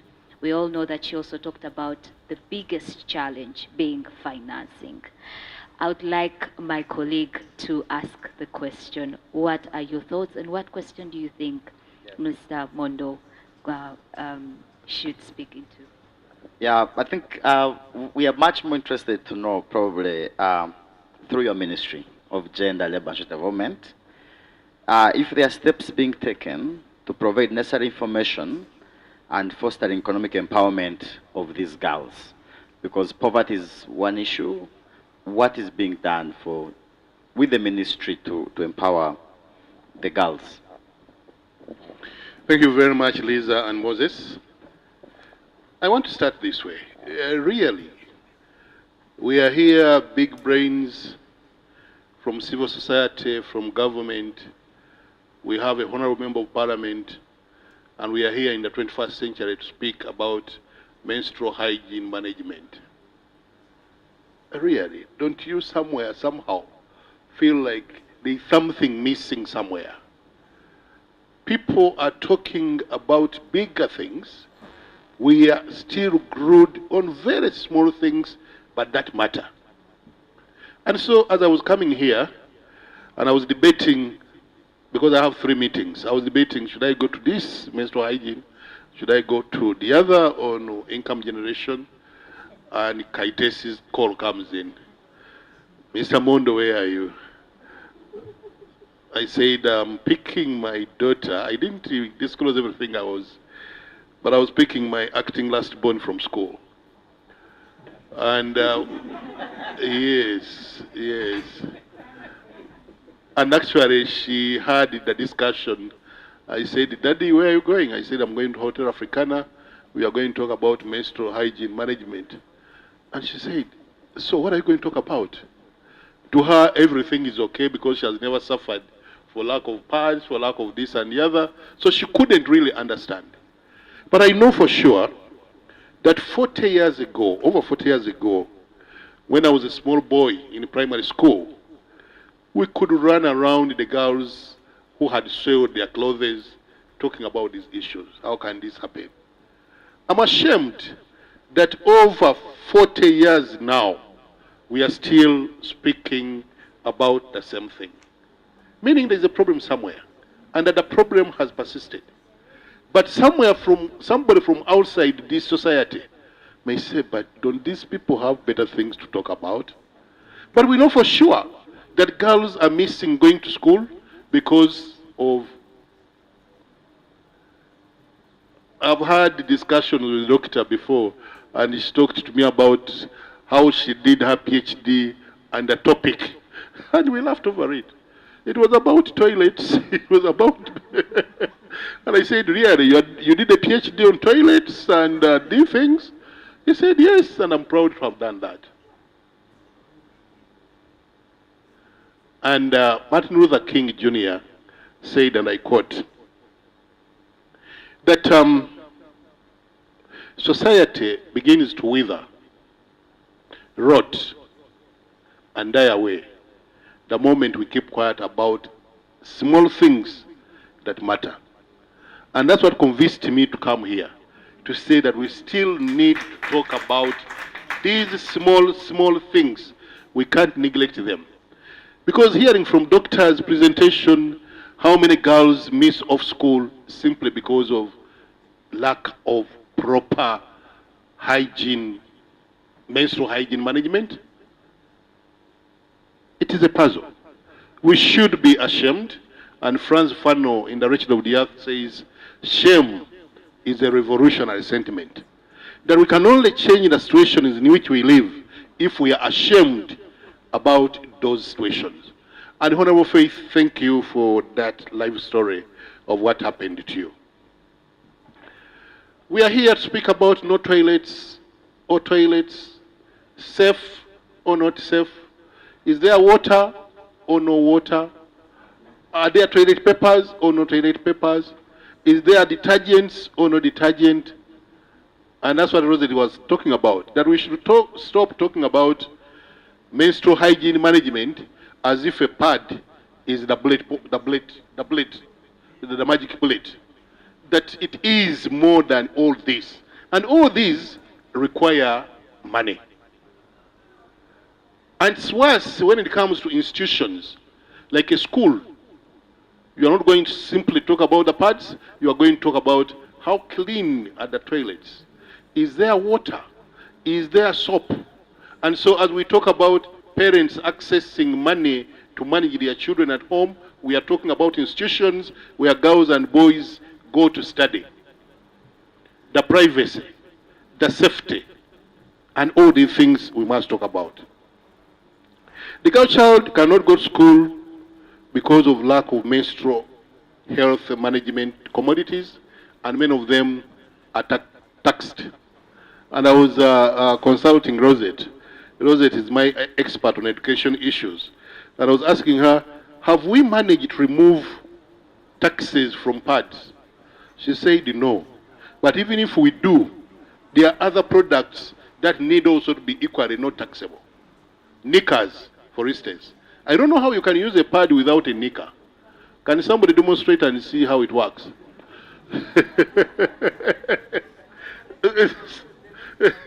So, knickers, soap, water, now we are talking about incinerator. All these require money. But I think I'm happy that the Honorable Member of Parliament is here. The other day you were talking about taxing Pampers.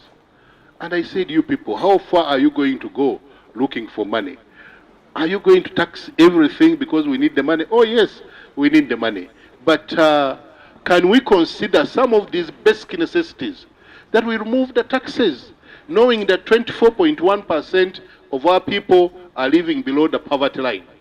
And these are the majority of the people in our villages. And so, as we talk about access to money, we must also talk about the issue of affordability. Now, you asked me what action is being taken to provide the necessary information to foster economic improvement for these girls. Let me start by saying that poverty, ignorance, and disease are three most dangerous monsters that we must deal with, poverty being the most lethal. Mahatma Gandhi said that poverty is the worst form of violence. Poverty is the worst form of violence. And one of the ILO principles, they say that poverty anywhere is a threat to prosperity everywhere. And so as long as we have poverty within the environment in which we live, a lot of things go wrong. And we believe that if we solve the problem of poverty, then a lot of things will go right. People will have access to basic commodities, including these that are so important, and they border on being a right to dignity of menstruation. So, government has designed the various programs, and we don't only provide information about those programs, we actually work towards linking the population to these programs. Let me mention but a few. And all these are aimed at household economic strengthening. One of them is UWEP, Uganda Women Enterprise Program. It's a program designed for women to be able to escape the poverty trap. They borrow money, they invest, and they make money, and they pay back. The other is YLP, Youth Livelihood Program. The third is Youth Venture Capital Fund. The fourth is PDM. PDM is the new kid on the block, and Honorable Faith will be talking later more about PDM and how it is faring. We have the newest program under the ministry, the GROW program. The GROW program is targeting women in business. Women in business to be able to access money, do business, and pay back the money. Issues of NADS, issues of artisan support, issues of skills development, etc., etc., etc. We do not only provide information about the above programs, but we actually link and support women and men to access these livelihood interventions. But seriously, as we do that, we have the other thing that we must do under PDM, the pillar of mindset change. Mindset change, the minds of the men. You are empowering the minds of the men, that you want men involvement in all this. That many times the men make it difficult for the children to come and ask for the pads. I think I broke that because mine talked to me. He said, Daddy, pads are finished. And to me, it's okay. What is it? Is it, it's something that can be talked about. It's something that can be shared about. And so if we can do the mindset change of every father to prioritize some of these commodities, that my children need the pads.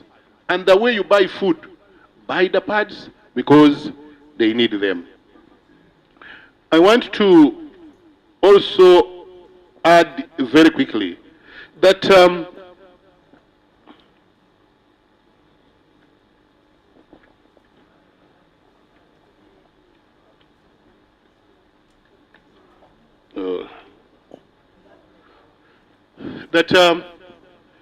in this journey,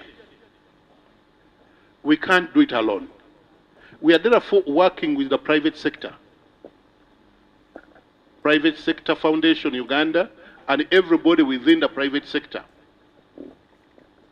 including those people in trade, to work with us towards ensuring that every girl in Uganda can enjoy, like Dr. said and Honorable Faith said, that she has enjoyed menstruation for over 30 years in dignity. So can we have this so that it's democratically spread? It should not only be for the children of the rich, it should be for every girl. Every girl deserves access to menstrual hygiene products without an exception, because all girls do menstruate. And because they menstruate, that's why somewhere we get born. We are a product of some of these things that take place. And so, nobody can sit on the fence. Nobody can sit on the fence. It's for all of us. In 2018, what Rosa didn't mention, we, working with Minister of Education came up with sexuality education framework for the in-school. Minister of Gender is finalizing the sexuality education guidelines for the out-of-school. And we are taking issues of menstrual hygiene management as part of the packages within the sexuality education guidelines. Of course, we have found roadblocks. Some people who are more religious than the Pope, they are saying the word sexuality, so we are changing it to be something like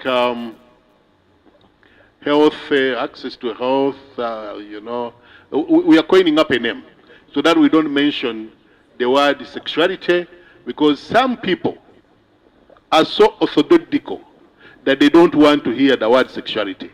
For them, they understand something different.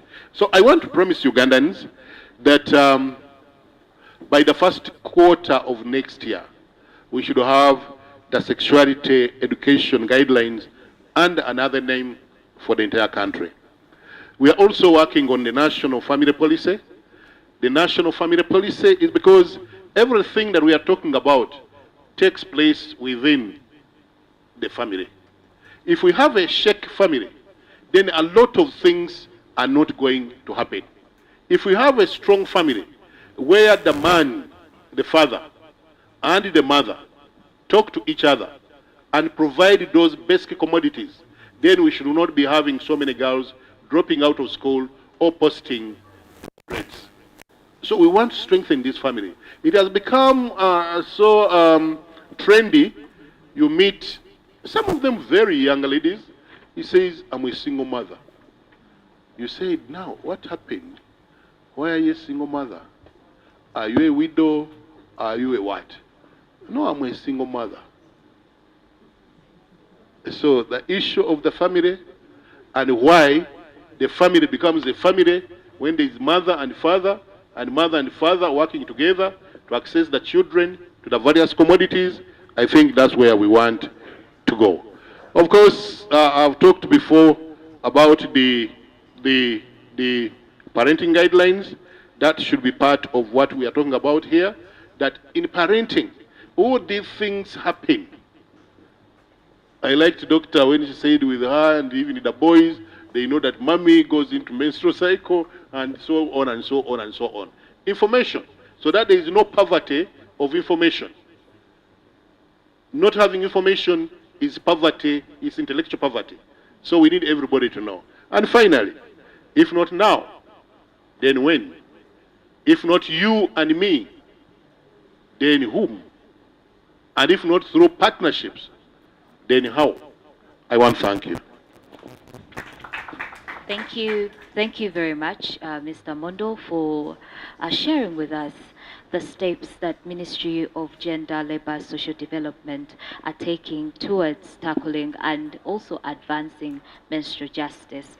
And before we go to the next panelist, I would like to take this moment for us to recognize the presence of Honorable Brenda Namukota, Woman MP, Kaliro District.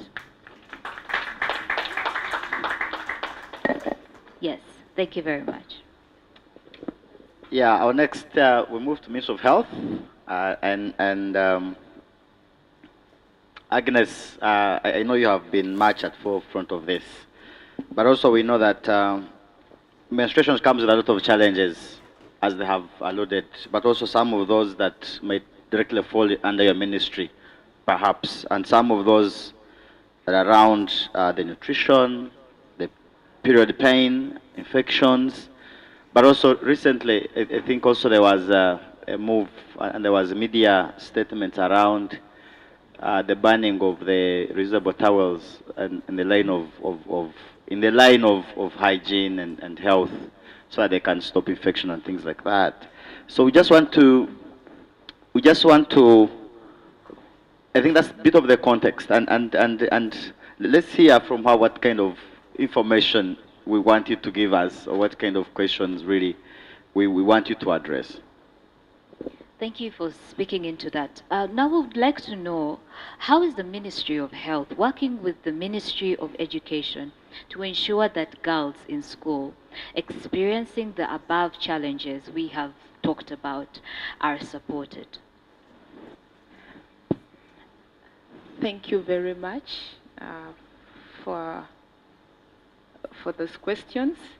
But before I respond, it's very important for us to see how nutrition, including infections, are interlinked with menstrual hygiene. You will allow me to do that. We know that menstruation involves the loss of blood, which contains iron, and we know that iron is an important mineral that helps our body function very well. So for me, I know that it's very important for the women or girls to consume foods that are rich in iron, that will help them, will prevent them from getting anemia. That blood we see that we lose every month contains iron. So that is how it is connected. But also, Coming to infections, how is this interlinked? We know that during menstruation, our immune system tends to be low and it is susceptible to the infections, which we know very well. Our immune system is weakened and it's very easy during that time for infections, where we see the yeast infections coming and also the bacterial vaginosis. So before we go there, I wanted us to know how those are interlinked. So as a sector, in collaboration with the key line ministries of Ministry of Gender, Ministry of Education, we are also having Ministry of Water also on board. There are a number of interventions that we've collaboratively worked on. But again, before, the Ministry of Health is committed really to promote menstrual health. We start with menstrual health and hygiene among the girls and women, but also as part of the efforts to ensure gender equality. So when you hear gender equality, it's not only Ministry of Gender, but for us as a sector, we are also cognizant of the fact that we need to ensure gender equality and well-being is promoted. Yes, this commitment, we see that it's reflected in a number of guidance frameworks that we've developed collaboratively with the ministries. One of them, Rosette mentioned, we have the MHM strategic plan, but also we've continued to develop guidance in the provision of health services in school, where menstrual hygiene related issues is part, meaning that our school health service standards and guidelines have a very big component on issues around menstruation and hygiene management. Like my colleague mentioned, we've collaboratively worked together to promote accurate and timely health information. We know that when our learners come to facility, they only come when they are sick, but we've encouraged them to even come and seek for information. And how are we doing that? We already have existing structures within the community where these learners are. We have our VHTs, we have our peers who sensitize the community on the existence of, services that are existent. We've also gone ahead as a sector, because I had people mention pain management. Rosette mentioned about the referral and linkages life schools toolkits. But again, we've emphasized the mapping. We know that schools crop up every day. We've emphasized in collaboration with the district local government to map the schools within the nearby health facilities, and within that, now we talk of strengthening linkages between the school and the health facility. When we strengthen such linkages, we know that access to services will be something that will be ably achieved, and also access to timely information on menstrual hygiene management. Learners come to our health workers. The only thing they tell them that my stomach is hurting, they will not go beyond to mention maybe I am having excess bleeding, yes, which is at the end of the day bringing our girls on having anemia. So those are, when we are packaging our information, we go in depth on mentioning some of those signs and symptoms that we would want them to mention to the health workers. As a sector, we have also developed our school medicines kit. How do we manage pain? I know that some of our schools may not have school nurses, but those that may not we've already talked about linkages. When you look at one of the essential commodities or drugs, we have those that are going to manage the pain. So it's one of the packages in our school medicine kit, which is coming out next year. How have we bridged the information gap apart from materials, which we know may not go everywhere? We have a call center which operates 24 hours with trained personnel. We have doctors, we have nurses within that call center, and Honorable MP, we have had in our data, as we are reviewing the data, issues around menstruation, how to manage it, have come out clearly. And how are we doing this? We have our counselors who are able to support our callers or our learners. We've not stopped at this capacity building interventions. We've not done it as a sector alone, but we have done it in collaboration with the Ministry of Education, including the Ministry of Gender, where we've had integrated trainings. We are now no longer looking at health workers. The health worker will sit in the health facility to wait for a patient to inject. But if you have an integrated training that brings together the teacher in the same training room, the community development officer in the same room, someone from water, we have a water department under the district. So for us, these integrated trainings have helped us really harmonize issues around menstruation. With the menstruation still, data capturing tools. Our health management information systems have this as an indicator. We did not have it originally. We have this as an indicator because we've advocated, and Honorable Minister, as we finalized our HMIS review tools, MHM is coming out clearly. Yesterday I was in a discussion, and when we were talking about absenteeism, one of the colleagues mentioned, can we add an indicator on absenteeism? And I was very surprised. One of the members said, but absenteeism has so many issues. There is missing school because of school fees, domestic chores. Menstruation is just like, then we told them menstruation is one of the issues that have contributed to the absenteeism, including dropout. Can we capture this data to inform our planning and interventions? And I'm happy this indicator was ably picked on. Access to clinical care, our health workers still are trained. How do we support learners to access clinical care when it comes to menstruation? So as I end this, for me, my message on this talk is that menstruation and nutrition are closely interlinked. So girls and women need to eat a balanced diet that includes foods that are rich in iron, calcium, to prevent them from anemia and other health, complications or problems. But again, we need also a supportive environment where girls and women can seek help and advice from a healthcare provider, a teacher, a parent, or a peer, without fear for stigma, without fear for discrimination. This is the world that I want to see.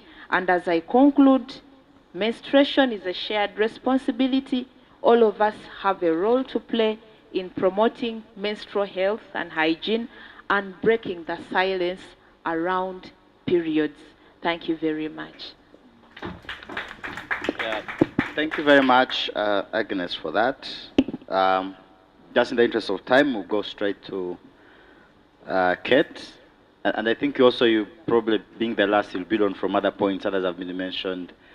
They're talking about issues of installations in schools to support management. And probably we'll want to hear from you around that aspect and more. Thank you very much. And going on to Madam Kate from the Ministry of Water and Environment. Improper disposal of non-biodegradable sanitary products in Uganda, including pads, contributes to environmental pollution. And our question is to you, when these items are disposed of improperly, whether in regular waste bags or by flushing, they pose a threat to the local ecosystems and water sources. How are you working with the Ministry of Education and other stakeholders to combat this challenge? Thank you so much. Our mandate as the Ministry of Water and Environment is to make sure that every Ugandan has access to safe water and sanitation services. And it lies in SDG 6, which talks about clean water and sanitation. And where MHM falls in here we are looking at 6.2, which looks at hygiene for all, proper hygiene for all. And how do we do that? How do we ensure that we deliver on our mandate as the Ministry of Water and Environment, and also ensure that there is less degradation of the environment with pollution from the biodegradable, non-biodegradable pads. So the ministry works with the Ministry of Water, works with Ministry of Education and Ministry of Health to make sure that we provide wash. When I say wash, it's water, sanitation, and hygiene facilities. Not only in places where we are providing water, but if we go to a district, for example, Napak, and we are providing water to a certain population, we make sure that we don't miss out on any school in that project area. And what do we do in that aspect? We make sure that we provide gender segregated sanitation facilities, gender segregated for boys and girls. And in the girls' side, we provide an MHM room. We call it an MHM room, where a girl is able to go there and clean themselves and do the changing where necessary, and also make sure that we attach incinerators, because we've been having issues around the disposal of these menstrual hygiene materials. Some just would construct the toilets, and then you go back within a few months, they are full. They are clogged with the pads and maybe stones or whatever they're using. So we make sure that the incinerators are also attached as a package when we are doing the construction. And then also, in that menstrual hygiene room, we just don't provide the room. We have to put a shower or a place where connected to a small tank where water can be refilled and they can access the water. But when we talk about wash facilities, I remember you talked about something about involving UNRWA or Ministry of Ministry of Works to look at the highways. So as the Ministry of Water and Environment, we've talked about, we are going into that direction. Of course, we're working with the Ministry of Transport and Works. We are now going into highway sanitation projects. I think one is coming up on the Barra Road after the junction to Rochelle, because it came out clearly in our strategic engagements with the different partners that there is a gap there. You go on a highway, it's a long journey, you want to change your pad, you want to urinate, you cannot. It's only the men who will go and stand and do their business. So we took it up as the Ministry of Water and Environment under the Rural Water and Sanitation Department, and we are piloting it in that Masaka Barra Highway, and others are also lined up for that. Then also, what we do as the ministry, we do a lot of course, working with the different partners. We work with many partners, of course, with our government sister ministries, but also civil society organizations to create awareness around menstrual hygiene. And how do we do that? We go into schools and we form or revitalize the school health clubs and also the school management committees.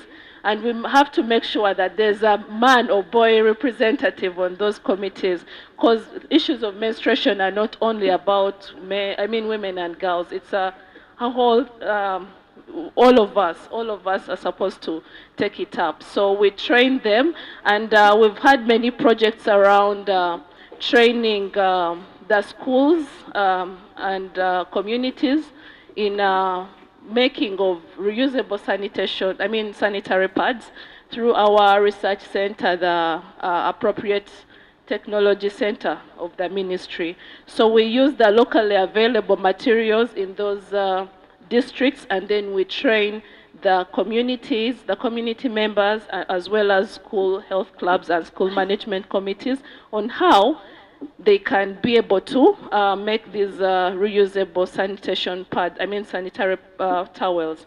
And then also we do skills development as well on soap making, because, to manage all these, like Mr. Mondo said, it's not only about the pads. You have to provide the water, you have to provide the soap, what they'll use to wash, you'll have to provide other, the awareness and also other products. So we do it as a as a concerted effort to make sure that we do skills development on top of providing the water supply. And we're also working with different partners in the wash subsector to integrate MHM into their projects. So if the partners come to the ministry, they want to implement a project, for example, in Oyam district, we have to look at, yes, you're going to provide the water, yes, you're going to provide the sanitation facilities. Are they gender segregated? Are they incorporating in the menstrual hygiene component? So we make sure that before we approve their designs, MHM is also part of that. And we are doing a lot of research and innovation around menstrual hygiene through our research center, that is Appropriate Technology Center, of course, with support from different partners, to make sure that how can we come up with low-cost menstrual pads and also have exchange programs around menstrual hygiene. Yes, District Ginger is doing well. How are they doing it? How can we get from their knowledge and also enrich other communities across the country? So we have a lot of collaboration we are doing with Ministry of Education, because you cannot provide water to a sick environment or an environment which is stressed or that. So we make sure that it's a holistic approach when we are providing water services and sanitation to the communities. I think I've summarized all that because most of the ideas were brought up by my colleagues on the panel, but I'm welcome to, I welcome questions or any clarifications that are needed. But as I close, I want to say that menstrual hygiene is a pertinent issue that shouldn't only be tackled by maybe education or health or water. It should be a holistic, involving the communities, involving the policymakers like our MPs here. So we should have many of these symposiums, discussions around this to break the barriers. Thank you. Yeah, thank you so much, our panelists. And I think we want to allow some few questions, because that means our lunch is getting ready at 1. So I want to have a few questions. Yes, can we have about 3 questions? And then we can, and when you're raising your question, let's be specific to who you're exactly posing it to, or if it is general, you also, let us know. And then our panelists will take, I think, about all of us, just use only 5 minutes, because we have our honorable MP who should also give us a word before we go for lunch. So use 5 minutes to respond, and then we're able to move. Thanks. Thank you so much, moderator. I'm Maureen Tukahira, and I'm from Kigezi. Mine might be a question, or more so to what the representative from Ministry of Water has submitted. First of all, I'm aware she's from the Rural Water Department, but then I also wanted to really speak more about the issue of disposal. If you're to really look at where the actual problem is in the slum areas. The slums have been, sanitation in the slums is already a general problem. And now when you add the issue of disposal and all those interventions you're talking of, while you're going to schools, I think they need these interventions even more. Can we see probably public incinerators in place? Can we see more interventions where access to clean water in these slum areas can probably help them maintain their hygiene? But if you went right now and just move outside here, you could see that that issue of disposal, not only pads, pampers, all those products, It's a really, really huge problem, and I would request that Ministry of Water really look into it. Thank you.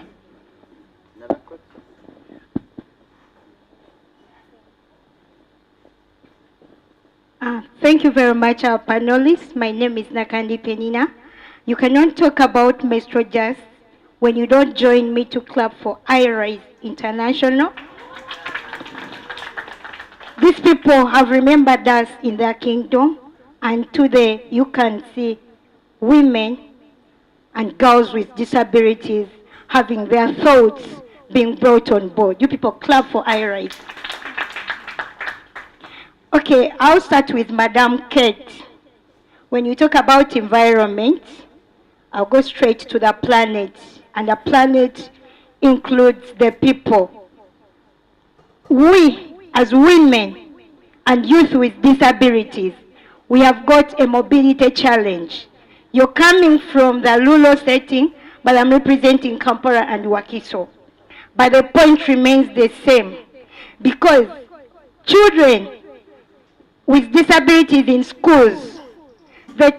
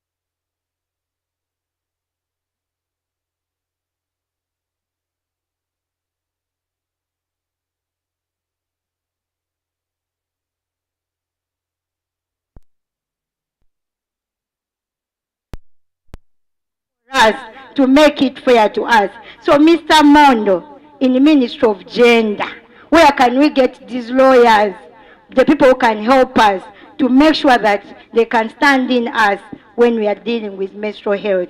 Thank you very much. Thank you so much. We gave her a lot of time to ask because already she's talking about issues of exclusion. So I think now that she's already in the room, then let her speak. Then we'll allow just one question, then we. Thank you. One. Thank you so much. My name is Ruth Chirabo, an advocate of She Leads and the GLS. So my question literally goes to Mr. Mondo. At some point, he talked about the family policy, something like that, and then the Ministry of Health. Me personally, I have a story close to Dr. Harriet, even more worse than hers. We are talking about maybe girls who literally don't have mothers or something like that, and then have busy fathers, something like that. I've faced that myself, having a stepmother who doesn't care, and then I didn't get any information I needed concerning menstrual health. I had to go to school where I got my information about menstrual health, and then my hospital where I went to get maybe peer support, that is Ministry of Health. Yes, so for the family policy, I don't know where the minister can help us from, like, such people who are literally in disentangled family, and we literally didn't apply, as the thing is, we didn't apply to lose our mothers or our family, but then we need this. We need a family that's going to stand in with us, because it is a mental health issue for real. Looking at me, where I had to be like, I don't know, I can't say this word in English. It's literally could do, like, where your stepmother literally is like, you also, you know better, go deal with yourself. And then I had to run to school where I had to get a senior woman or something like that, run to my peers to consult on what to do with this thing that has happened to me. So I don't know how it can be helped, because if I faced it, then it means there are also 1,000 of girls who can also face it. So I don't know how it can be helped. We'll do, just because of gender sensitivity, and we want more men on board. Because he raised his hand, I thought we should give him. Oh, this is great. Johnson Opolot is my name. I come from Kumi district. I work with the Touch Ministries Uganda, one of the collaborators with IRISE and Justice for Society. We have had an opportunity to implement this program. And I would like to share with you the fact that schools have done a good job in ensuring that the facilities are made available for girls, particularly for secondary schools. But the biggest factor that the schools are having, which I think they shared with us and genuinely so, is the issue of disposal. And I appreciate the fact that this issue has come. I know for a fact that incinerators at the Ministry of Health level are very expensive. But could we think of, as a ministry or as government, in consideration in which we can customize the type of disposal system and incinerators that would allow for easy disposal, would have done a good service to society? That's what I thought I would share with you. Thank you.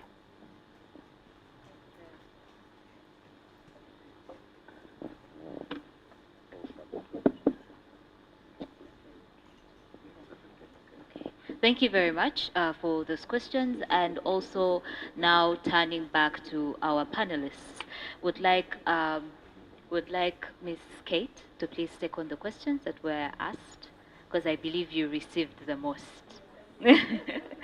All right, then. Thank you very much.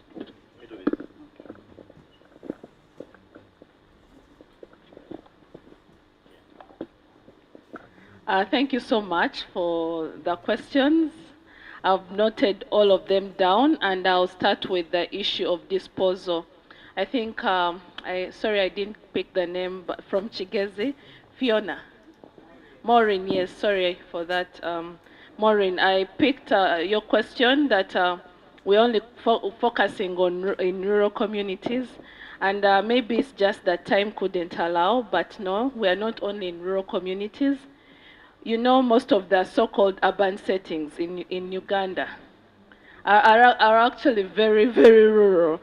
So yes, we've noted those issues of disposal.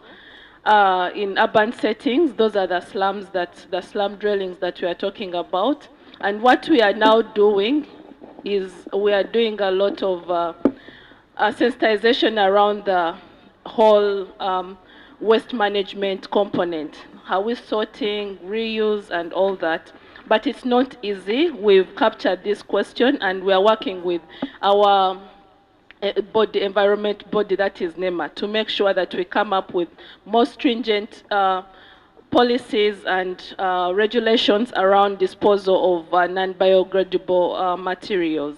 But I also want to say that we are not only okay, the reason why we are focusing more in schools is because we have our, these children are change agents. And now for us adults, we've already learned and unlearned some of the practices and habits. So if we start them young, if we do all this in schools, we will have change agents who will represent the country well and make sure that we have a cleaner and healthier population and environment in the near futures. But we're not only concentrating in schools. The ministry is very broad. I was speaking about rural, but we are in urban settings, we are in town centers, we are everywhere. And what we do in all those settings is uniform, making sure that we handle issues of environment, because you know environment is very key now that you're having very these climate change issues and all that, to make sure that in extreme weathers of flood and drought, people are safe. And that is what we are doing. So I will not say that this is a core answer to what we are doing in disposal, but we are working with especially private sector through the cesspool empty associations to make sure that they handle this issue of waste management. And in some places like Kampala and Wakiso, I think some of you have witnessed, there's a lot of enforcement. There's a lot of enforcement around waste disposal because it's becoming a nuisance within our settings. And then I'll leave that one, Maureen, for now, but we can continue engaging privately after this. And then I'll go to my advocate. You're really a good advocate for people with other abilities, and I applaud you for that. You talked about issues of access to these facilities. Yes. Maybe what I didn't mention is that when we are approving designs or during construction, we consider people with other abilities. We put the ramp, all our facilities that are constructed with our guidance as the Ministry of Water and Environment, the ramps. And then also on these gender segregated sanitation facilities, there is one stance dedicated to people with other abilities which have rails, so that they can ease, yes, and enough space so that in case you have a wheelchair, you can move around and be able to use the facility in peace or in easy access. And then also when we are putting up those hand washing facilities and all that, we don't make them so high, because we know there are people who can't, maybe their children or those who are also not able to reach the high ones. We make sure that they are accessible. So we consider all that, and in all the designs that we approve that have those sanitation facilities, we make sure that issues of equality and catered for. So please, in areas where you found that they are not catered for, maybe there was a problem with the person who approved the design, because that is the standard in all the design review committees. And then you talked about who sets these tariffs, water tariffs. I don't want to be quoted, but I'm not an advocate. I mean, a public relations person for national water, and I don't work directly under national water, though they are under the Ministry of Water and Environment. But tariff setting is as a result of many issues. the costs, and those are the operation and maintenance costs, which you always call O&M. If you're getting water from a spring, and we are going to maybe gravitate it using gravity and then purify all that, or we're going to use solar to pump, the costs are going to be a little bit cheaper if we're using the gravity flow systems, because there's no much, even when you're purifying, treating, there will not be a lot of chemicals needed. But for most of our systems in Kampala or the town settings or urban settings, there's a lot of pollution because of the urban planning issues that we are facing. So they have to put in a lot of money, costs, to treat this water. I mean, to treat this water to make sure that it's safe for you, safe for your consumption. So when you see that the tariff is high, they are having that in the back of their mind. And we've had many meetings around, I think, with the policymakers, the MPs and all that, about rural tariffs and urban tariffs. And that discussion can't end. It can't even end here. So you have to bear with us. Those are some of the issues they consider when they're setting up tariffs. I think those are the three that I was able to capture. I will pass on the mic to, I don't know, is it you, Mr. Mondo, or Agi? Thank you very much, Madam Kate, for responding to those questions. I would just like to put a hold to the questions and request that the questions be answered after we have lunch. And at this particular moment, we would like to kindly pass the mic to Honorable Brenda. Yes? Okay. Okay.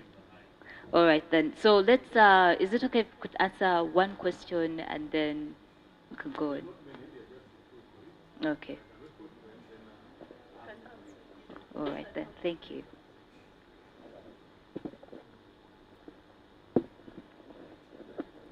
Thank you very much. I'm sorry to disturb your programming, but I have to leave. Well, there was the issue about the family policy, which I told you that government is coming up with a national family policy. And the issue of the national family policy is to go back to what the original African family was, where there's a husband and wife, where people sit and talk. These days you see, even when families are out, an outing, you'll find the father on the phone and the mother on the phone. In between, there's a confused somebody who is the child, and so things are not happening the way they are expected to happen. We are moving towards, we want to be nuclear, yet the African family is not nuclear. We talk about extended family, and that's why there is that old African adage that it takes the village to bring up a child. That's where I want to go. And I want to say to my sister that in the African society, there were no orphans. There were no orphans. Children would be looked for by the extended family, by the clan, and people would care. And that's what we want. That's why where we want to go. We want to reintroduce times and space for children being talked to. There used to be what we call a choto in Uganda, a choto in Busoga, a choto in Itoro. In Lango and Acholi, there is something called Wangdu or something like that. In West Nile, there was something like that. We are talking about giving time to the children to grow up, to talk to them about the norms, the values, and all the things that hurt them, to have time for them. That's where we want to go, because a lot of things have gone wrong. The family can no longer hold, and so whatever we are seeing is a lot of disintegration. The second question was about fairness, from my good friend Penina Nakandi. She has so many questions.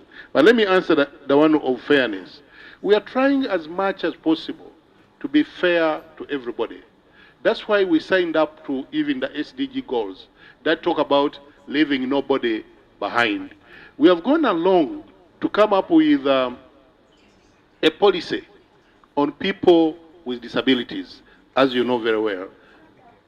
There is also an act an act for people with disabilities. We went ahead under Article 32 of the Constitution to establish the Equal Opportunities Commission, that in case of unfairness, somebody should be free to appeal to the Equal Opportunities Commission to respond to some of the unfairness that may take place. We are also saying that legal aid projects, that is, provide pro bono services, and so does FIDA. So in instances where you cannot afford the cost of the lawyers, FIDA and the legal aid projects have been there for us to help us provide those legal services free.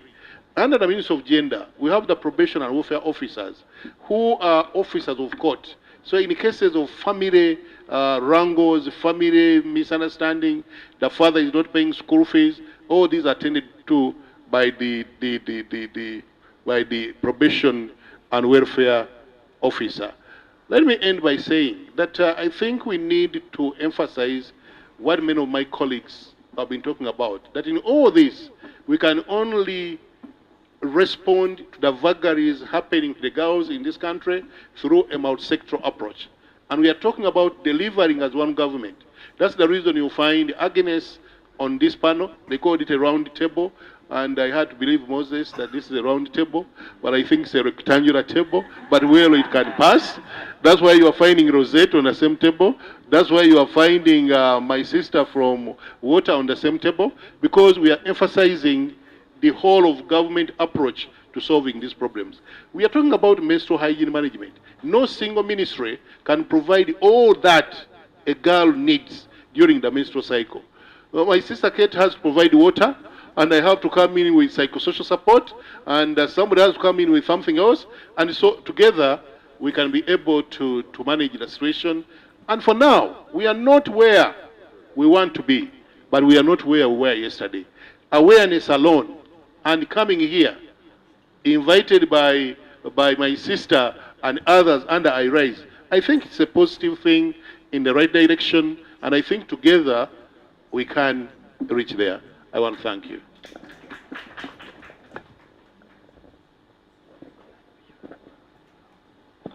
Thank you very much. And at this juncture, would like to invite Honorable Brenda, Woman MP Kalero District, to introduce herself and also give short remarks of about 2 minutes. Thank you. Thank you so much, our moderators of the day, for this opportunity to address the distinguished guests seated here today. And I would like to say all protocol observed. Good afternoon, everyone. My name is Namukuta Brenda. I am the Woman Member of Parliament, Kaliro District. I would like to thank the organizers of this particular meeting. And I would like to thank you for inviting me to come and say something to this meeting. I would like to thank everyone that has presented today. Because I was not around in the morning, but the particular activities that I got, I would like to thank the panelists. It is a very powerful discussion. Actually, the whole Ministry of Gender is here. The Commissioner is here. And we are presenting all our issues to the right people. As leaders, we are, I think, playing our role. I would like to thank the organizers for inviting the particular stakeholders, especially from the Ministry of Health, Ministry of Education, Ministry of Water, for this particular cause. I would like to thank the presentation from the Commissioner Gender and for the different programs that they put across to fight this particular cause. Programs like UWEP, and on side of government, the PDM program. Like he has said, it is not perfect, but it is not like we were and the very, very recent program that had been launched, the GROW project. Bwana Commissioner, we pray that it becomes one of the most successful projects in this generation. Because at least for it, it is a grant. There is a loan, but there are also certain grants that are going to be given to women. First of all, as government, we need to sensitize. We need to enhance sensitization. Because on top of funding, we need to sensitize. Because when we sit in these boardrooms, we share a lot of knowledge. Whoever has spoken on this panel, they all concluded by saying it starts with us. So as we leave these boardrooms, let us be the light of the world. Because a lot of knowledge is shared here, but most times when we leave these boardrooms, apart from telling someone, I'm from a meeting, then what next? As government, we need to enhance skilling, the use of reusable pads, and like others have said, disposables. The incinerators, some of us went to girls' schools. There it is perfect. But in mixed schools, something like inferiority complex always happens, which is a very big challenge. And when we talk of incinerators, my sister talked of putting them into public places. As leaders, they always give us public things. Nobody owns public things. And it all goes back to, I think, because nobody is owning that thing, it becomes a nuisance sometimes. Because when they dispose, nobody is there to clean. For us, we are from rural areas. You have that experience. Ministry of Water. When you put for us boreholes, members of parliament, the way we repair boreholes, it's like we are another government. Every borehole that gets spoiled, they call us. So these things of public incinerators, it is good, but who will take control over that? Nobody is bothered. The other issue is parenting. The issue of parenting, everyone has talked about it, and I will also put more emphasis as a woman member of parliament. The issue of parenting, actually, it starts with us. Our parents these days fear us. You know, I'm saying us because I'm still in that age. I'm 29. Our parents fear us. They fear talking to us. And the common language is Omala Kutomera. Then they talk to you, honestly. Bwana Commissioner, I've been emphasizing this, of a parent, of a community owning our children. It is no longer the case. It is for God and my stomach. We are facing a lot of challenges. You're in that generation whereby the community used to own children. It is no longer the case. And everyone will be like, Kawala Kagundi has done this. Instead, it is envy. So the generation we are living is a terrible one. That is why issues of homosexuality still bounce back to parenting. So we need to give good career guidance to our children. And as parents of this generation, we need to love our children and tell them the truth at an early age. Because like he has said, They will be on WhatsApp, TikTok, and they will learn from what they are seeing and watching. The cartoons, they will learn from that. And they will not know the reality. Let us love our children, because we are leaving them into the hands of maids and teachers. You know your child. You must love your child better than any other person. We need to teach our children the right things. Otherwise, we shall be like hearsay. The other issue is about teachers. The emphasis of senior women teachers. Like I've said, we parents understand our children better.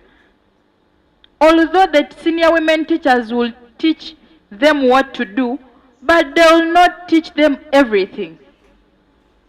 They will give the general knowledge. The other thing is, we know our cultures better than us, better than others. When you take them to school, they will go by the general knowledge. They will not know the culture. That is why they come back with funny behaviors. And you know, when they come with funny behaviors, they will fear to express them to you.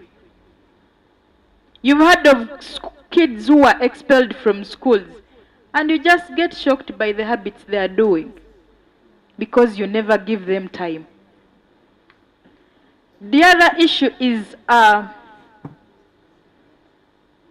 destabilized families. My sister has talked of that. Very many of us are victims of that. But when you come to understand the world, you just need to groom yourself the right way, like you're now here. Bwana Commissioner, there is an issue we've always got in communities. I think this is the opportunity to share it among the different stakeholders here. The issue of widows. In the communities, the issue of widows, I don't know where they are categorized, but most of our children are finding challenges because their mothers are widows. The Namwandus. I need, in the Ministry of Gender, we needed a specific program for Namwandus.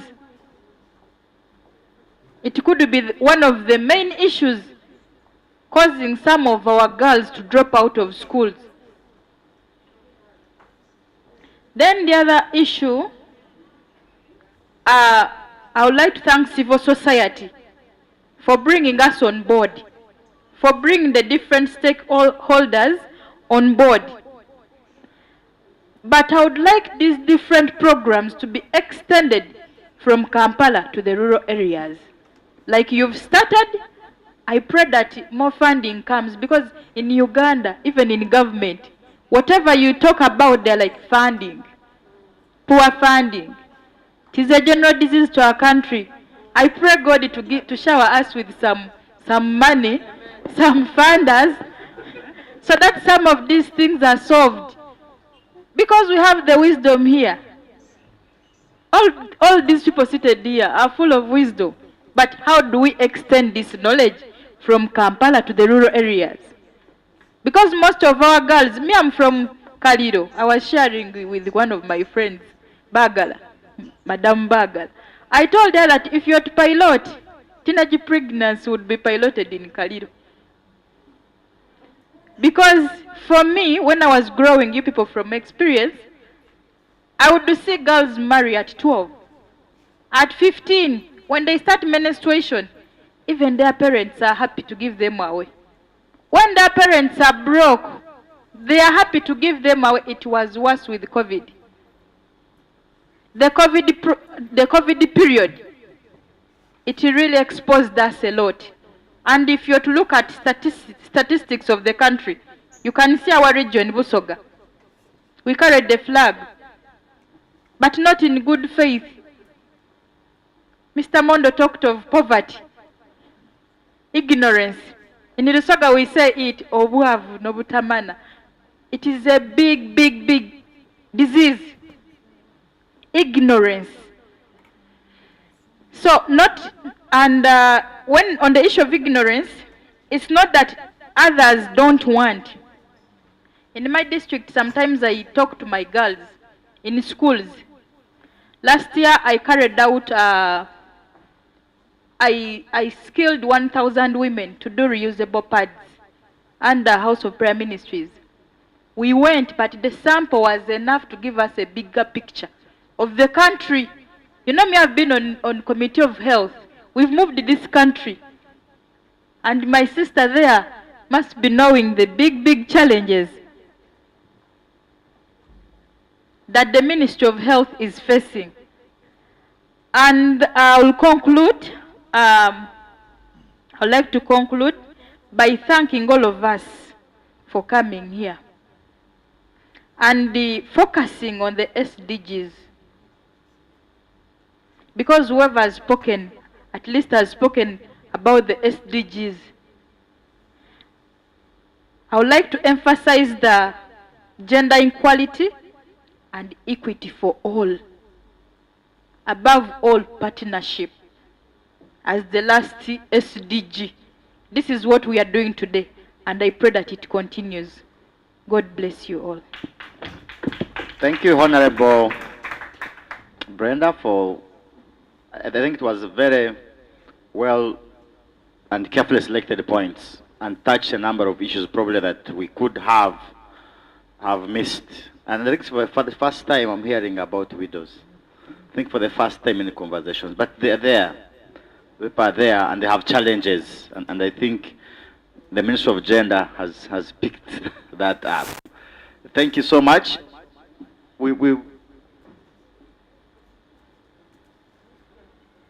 Yeah, we're going to take a group photo here, then straight away go for lunch because you already spent a lot of time. Thank you. Could we do it quickly? Just rise up, come here, then we'll take it out. Thanks.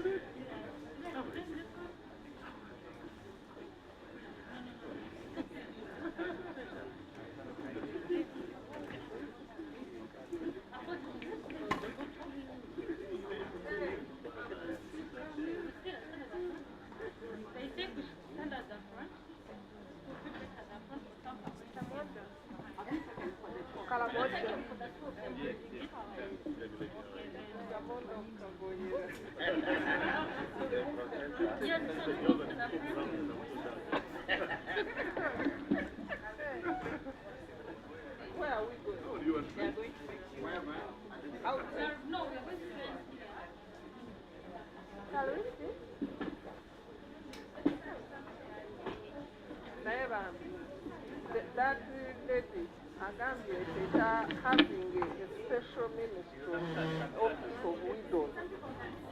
Their children are not studying at home. Waves are now killing us. They become widows. No, we are not killing. Kataga.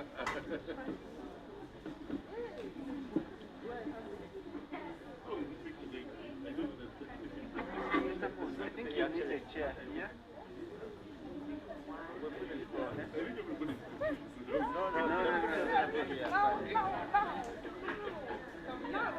Move with your chair. No.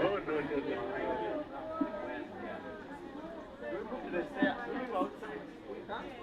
Can you move outside? So you're coming for lunch? The background. Okay.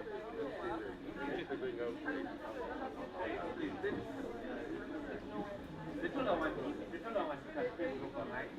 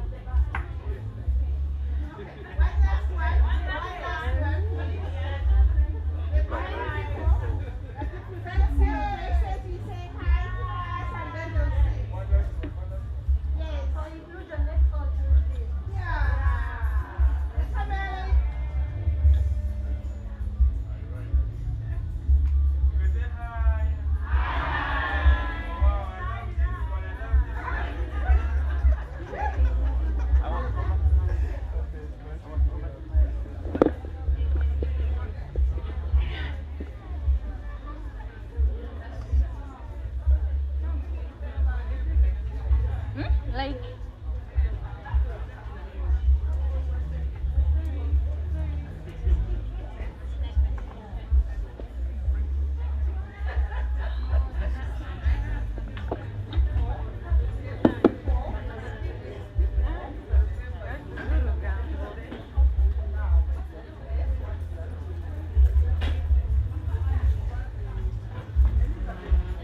hello everyone, you're invited to have lunch with us. So for security purposes, we request that if you have any valuable item, you can move with it, but we are locking this room and we'll be having our staff come early to ensure that everything is safe. Then the other thing is that after lunch we will start with the presentations and we'll have entertainment later. Thank you and enjoy your lunch.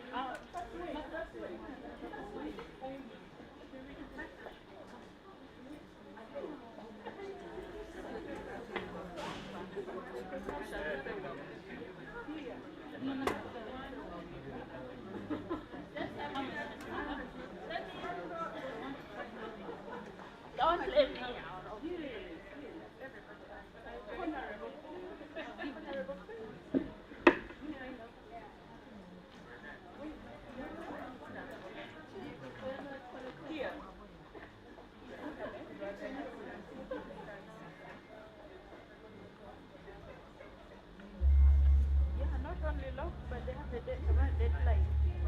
Yeah. 3 p.m. Hello. Hello, can we move for lunch?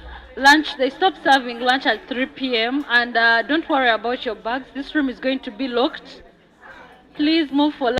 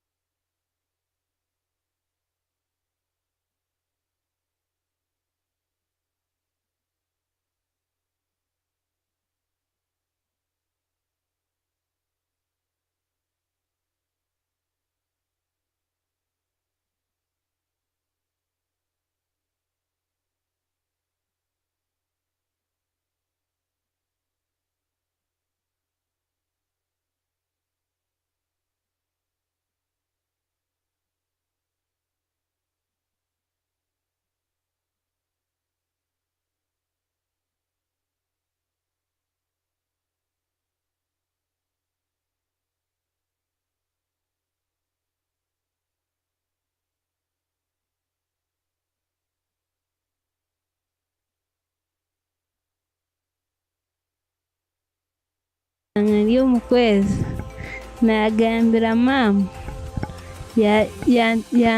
age of menstruation, then she has reached the age of getting pregnant. When a girl reaches that age, in most of the cases, we believe that is a woman. We forget that she's still a girl. We begin believing this is a woman, and we stop looking at a girl as a girl, and that has brought a lot of problems to most of the girls who are girls, and we believe they are women now, and we give up on them. So through organizations like Faraja and AMREF, they get to our leaders and come to our community and talk to us about these myths, and then they strengthen us as girls to be free in our menstrual cycles, and then to teach us about the hygiene and how to use the pads. I first got my periods when I was in primary 7. At first, they were not bad, but now they are more painful than my first pills that I got. It was scary the first time because basically I would think about it, but then it came to reality, so it was a bit scary. I was home for holidays. It wasn't painful. It was just normal bleeding. Yeah, and it usually took 3 days. My first experience about menstrual hygiene, I was at school and I started feeling stomach aches.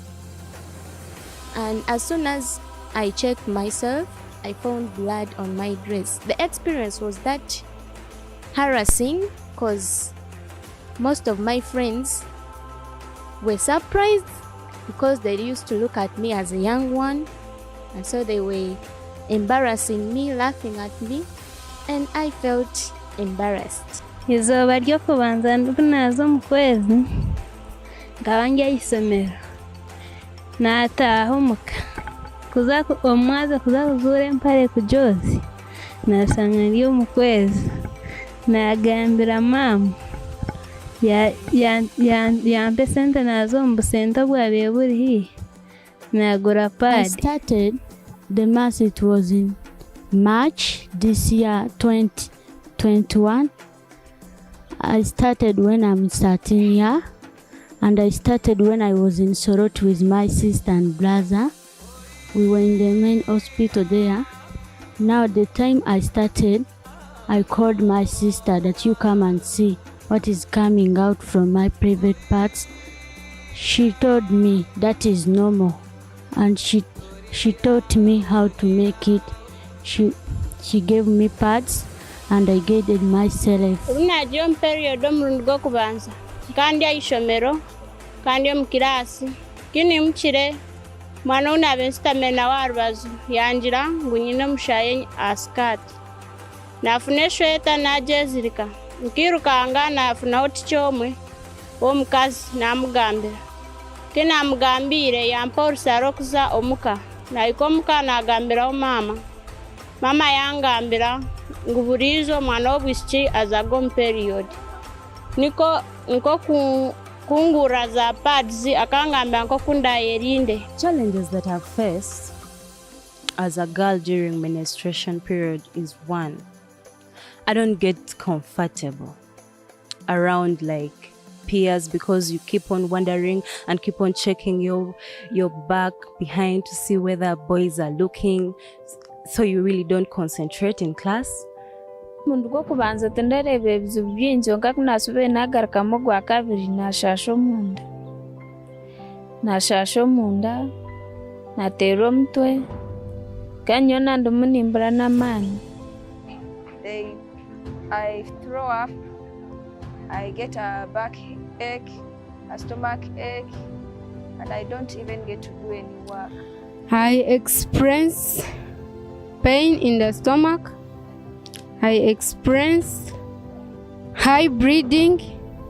There is lack of pads to use. There is lack of money to buy pads. Mbera y'abawala mu kitundu. Abawala obuzibu bafuna bagenda mu period tebalina sente za paadi. Awabeera ne bazadde be nga tasobola kwogera nabo. During lockdown, it was hard for me to get pads because my mother and father, they were not having money because those pads are expensive.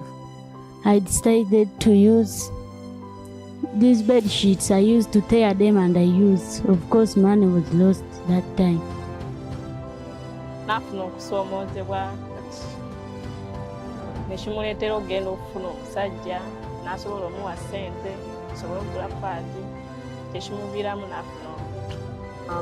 a Chimbowa Stamina, that's the councillor of this great parish, I believe on sharing information. Because as an individual, I couldn't do anything better than giving information to the young girls. Like coming up with sensitization sessions, I sit them down and tell them actually the bad things into indulging in such acts that could render them to become pregnant at this tender age. So I try my level best to see that at least sit them down and advise them. And I've tried my level best to get some counselors to come up and sit down with these young girls and actually talk to them, counsel them, and maybe give them some guidance.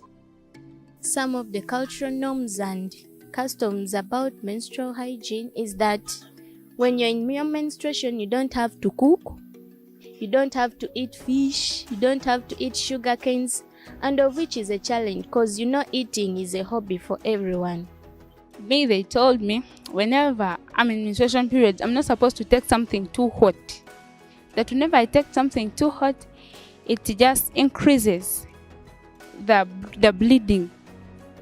That some women are not allowed to go for worship, places of worship outside the church. I hear girls are not allowed to cook at home because they're in their periods. They are considered dirty. I don't believe in the cultural norms because I believe we can learn to be clean, we can learn to wash ourselves twice or thrice. Such norms, I call them ancient. I don't really believe that they are up to date. So what I do, I try my best to sit them down, and we don't, because I know that those people who came up with such norms wanted to prevent something. Yes, they are not bad, and when we are talking about them, I show them why these people tried to come up with them. My community has been able to call all girls and calling them for guiding and counseling to tell us the do's and the don'ts during this period. What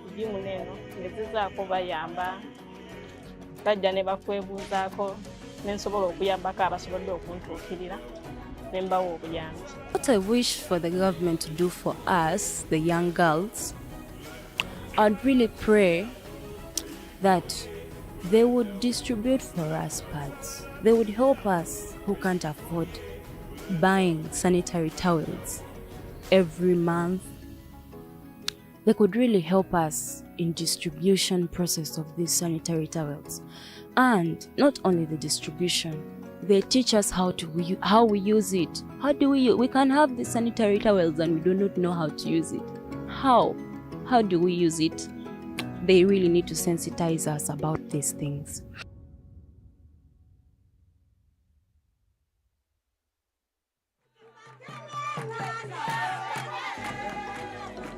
My name is Emmanuel Wabire. I'm the Executive Director for Faraja Africa Foundation.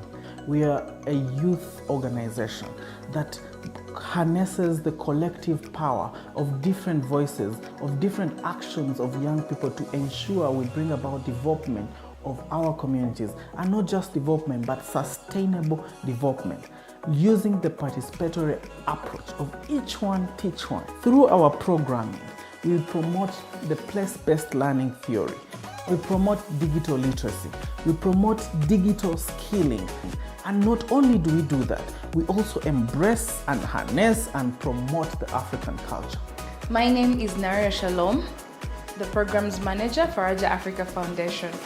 In summary, our programming focuses on 4 aspects: governance and participation, skilling and livelihood, culture and heritage, and climate justice. In all, Faraja Africa Foundation seeks to work towards a youth collective impact. My name is Mary Louise Namagembe, the Enterprise Manager at Faraja Africa Foundation.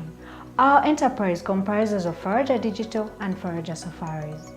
Faraja Digital employs innovative digital tools for storytelling, bridging the gap between traditional and modern methods. Our goal is to enhance information accessibility and consumption by creating exceptional multimedia content across various digital platforms. We also run a digital youth television, that is Faraja Television, which focuses on youth content, fostering engagement for educational, awareness, and advocacy purposes. Our services generally include youth documentaries, digital dialogues, live broadcasts, TV adverts, teleconferencing, website development and management, social media management, event coverage and digitalization, youth digital skilling, and African food. My name is Patricia Nakato, admin for Faraja Safaris. Our main strategic objective is to increase promotion and conservation of World Heritage Sites, environment, culture, and combating climate in Africa. Faraja Safaris was formed to provide unforgettable and authentic wildlife experiences that showcase an incredible diversity of Uganda's natural beauty. Our services include tour and travel services, travel digital storytelling, car hiring services, event planning, air ticketing, and business travel consultancy. Which in the end, socially engaging and economically empowering young people.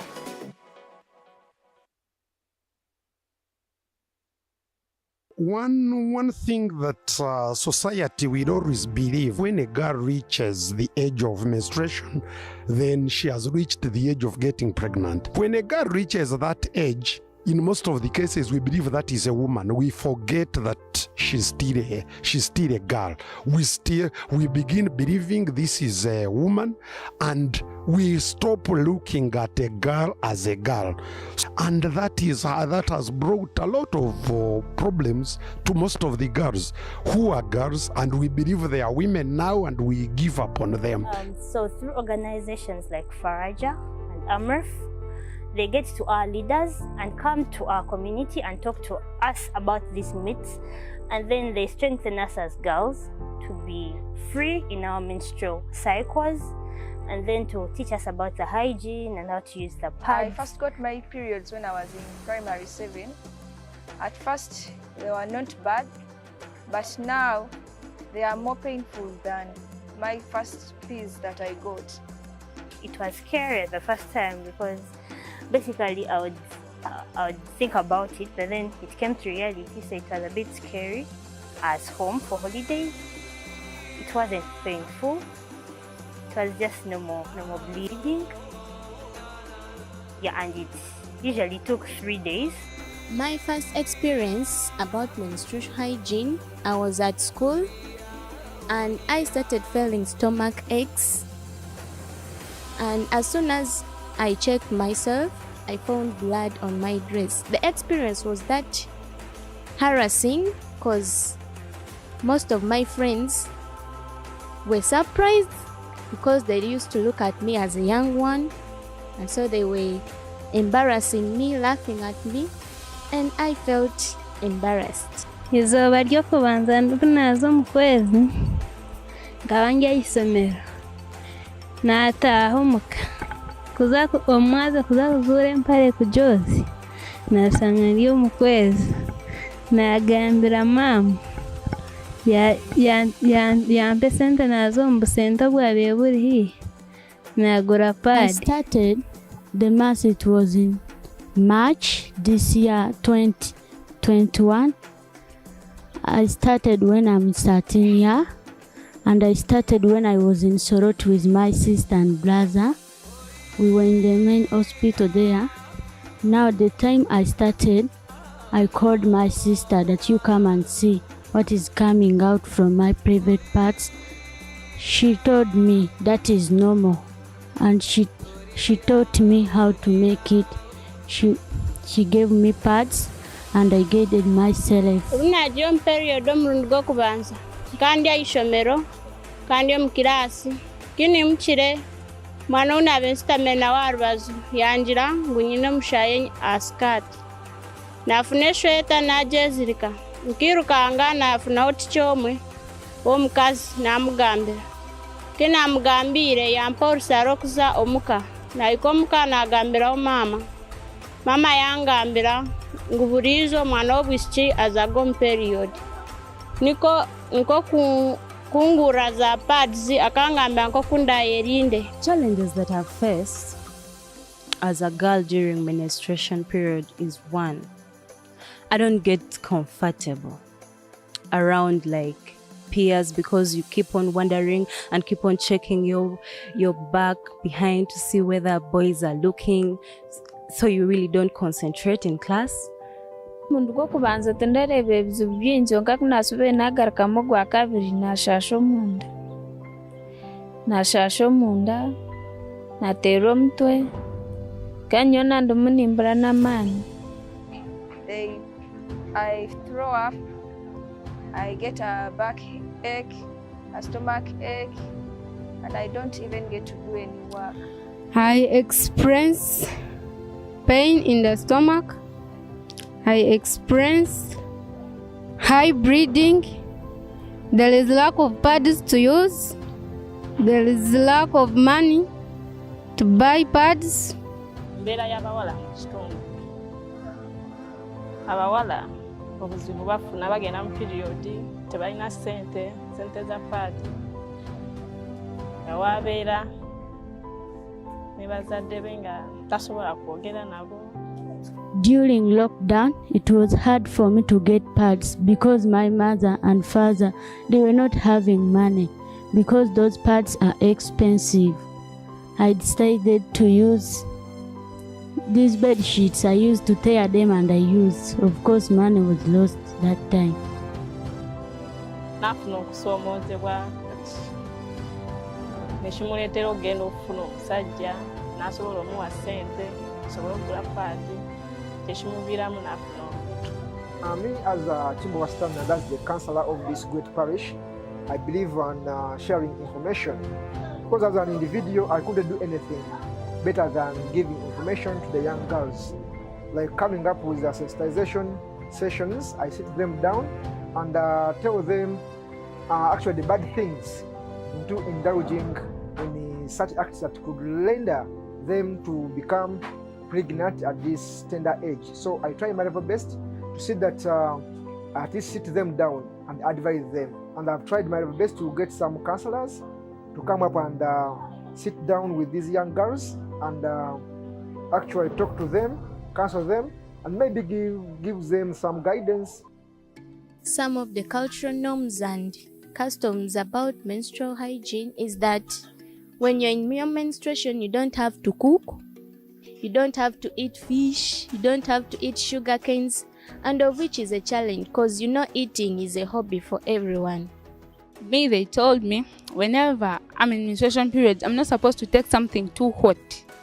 That whenever I take something too hot, it just increases the bleeding. That some women are not allowed to go for worship, places of worship outside the church. I hear girls are not allowed to cook at home because they're in their periods. They are considered dirty. I don't believe in the cultural norms because I believe we can learn to be clean, we can learn to wash ourselves twice or thrice. Such norms, I call them ancient. I don't really believe that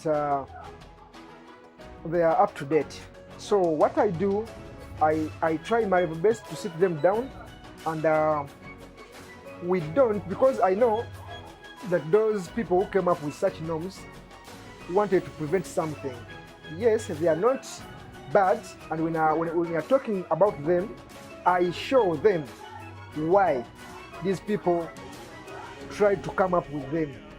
My community has been able to call all girls and calling them for guiding and counseling to tell us the do's and the don'ts during this period. Bajja ne bakwebuuzaako ne nsobola okuyambako abasobodde okuntuukirira ne mbawa obuyambi.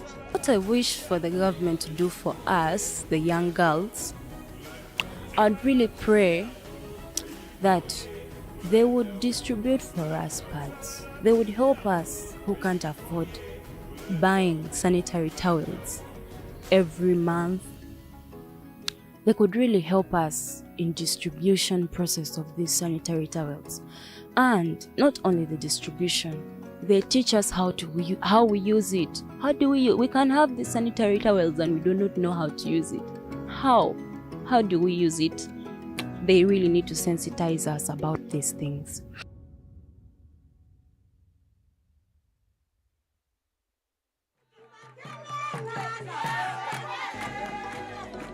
My name is Emmanuel Wabwire. I'm the Executive Director for Faraja Africa Foundation. We are a youth organization that harnesses the collective power of different voices, of different actions of young people to ensure we bring about development of our communities, and not just development, but sustainable development, using the participatory approach of each one teach one. Through our programming, we promote the place-based learning theory, We promote digital literacy. We promote digital skilling.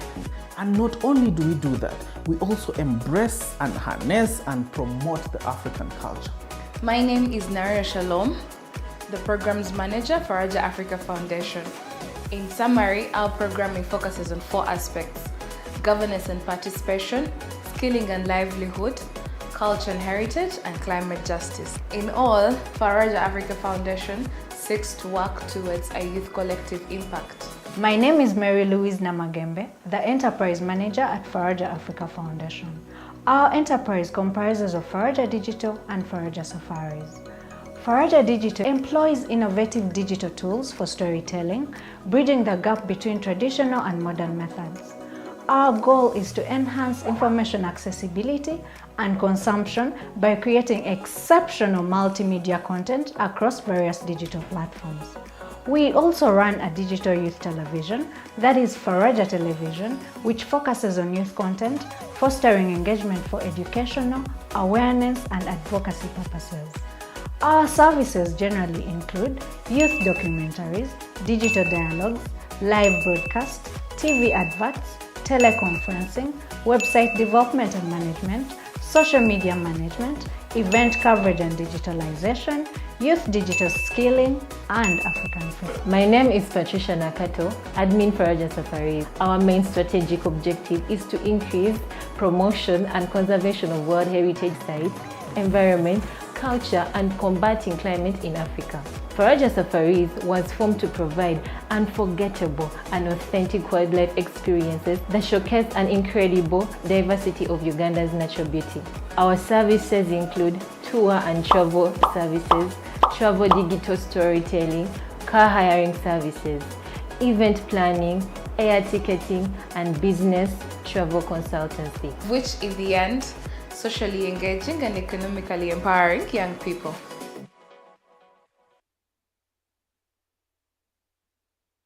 One thing that society will always believe, when a girl reaches the age of menstruation, then she has reached the age of getting pregnant. When a girl reaches that age, in most of the cases, we believe that is a woman. We forget that she's still a girl. We begin believing this is a woman, and we stop looking at a girl as a girl.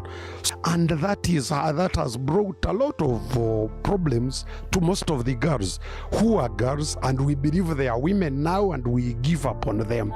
So through organizations like Faraja and Amref, they get to our leaders and come to our community and talk to us about these myths, and then they strengthen us as girls to be free in our menstrual cycles, and then to teach us about the hygiene and how to use the pads. I first got my periods when I was in primary 7.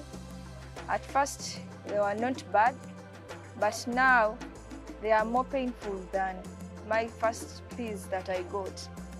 It was scary the first time because basically I would think about it, but then it came to reality, so it was a bit scary.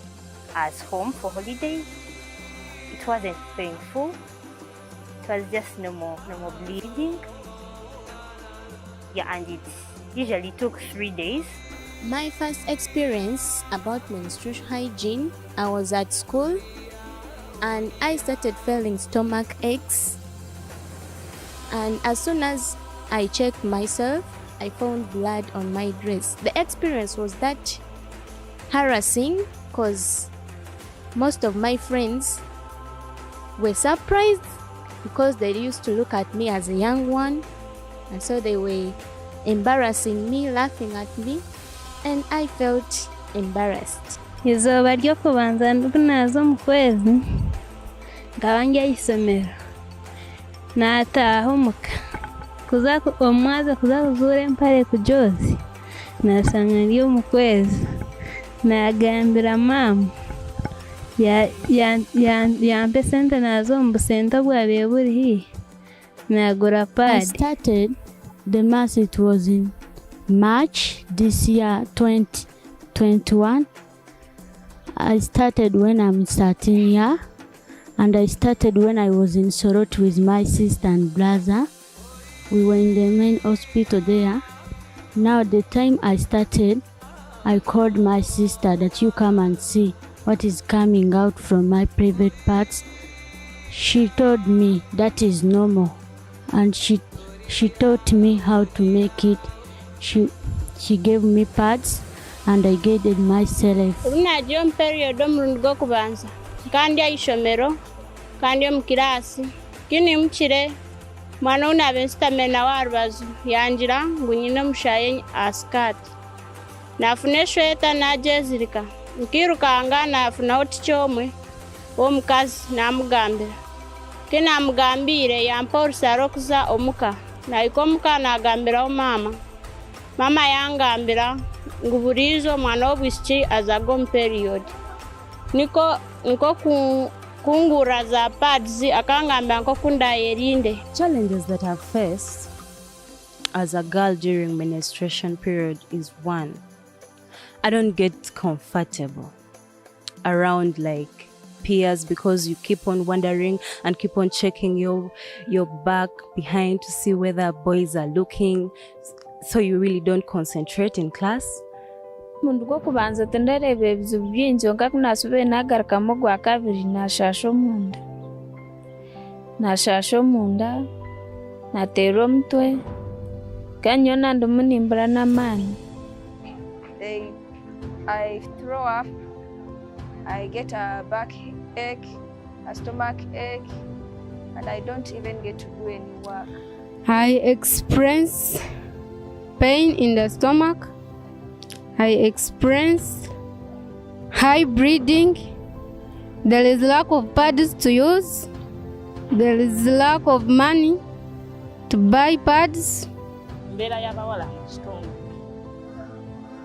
Abawala obuzibu bafuna bagenda mu period tebalina sente za paadi awabeera ne bazadde be nga tasobola kwogera nabo. During lockdown, it was hard for me to get pads because my mother and father, they were not having money because those pads are expensive.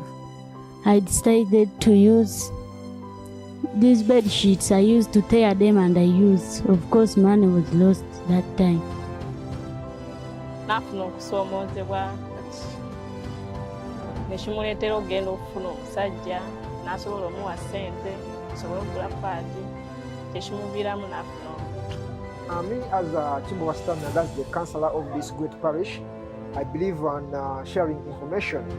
Because as an individual, I couldn't do anything better than giving information to the young girls.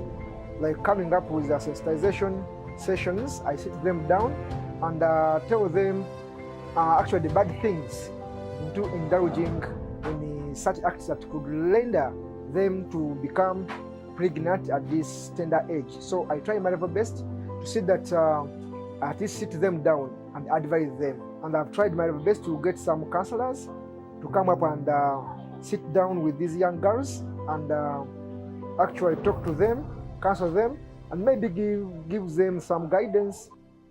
Some of the cultural norms and customs about menstrual hygiene is that when you're in your menstruation, you don't have to cook, you don't have to eat fish, you don't have to eat sugar canes, and of which is a challenge because eating is a hobby for everyone.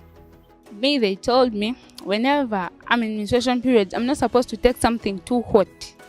That whenever I take something too hot, it just increases the bleeding. That some women are not allowed to go for worship, places of worship outside the church. I hear girls are not allowed to cook at home because they're in their periods. They are considered dirty. I don't believe in the cultural norms because I believe we can learn to be clean, we can learn to wash ourselves twice or thrice. Such norms, I call them ancient. I don't really believe that they are up to date. So what I do, I try my best to sit them down, and we don't, because I know that those people who came up with such norms wanted to prevent something.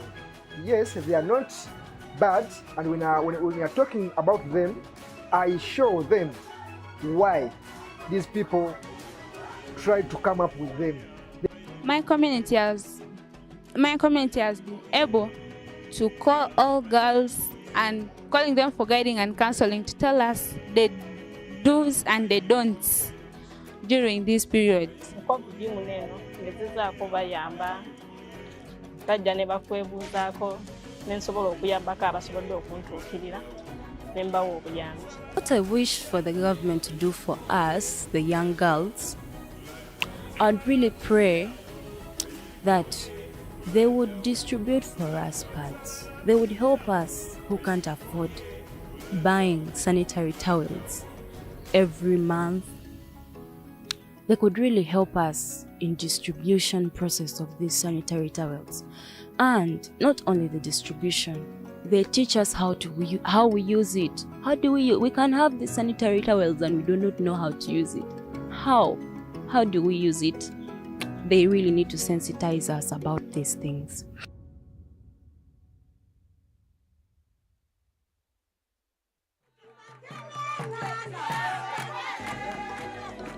My name is Emmanuel Wabire. I'm the Executive Director for Faraja Africa Foundation.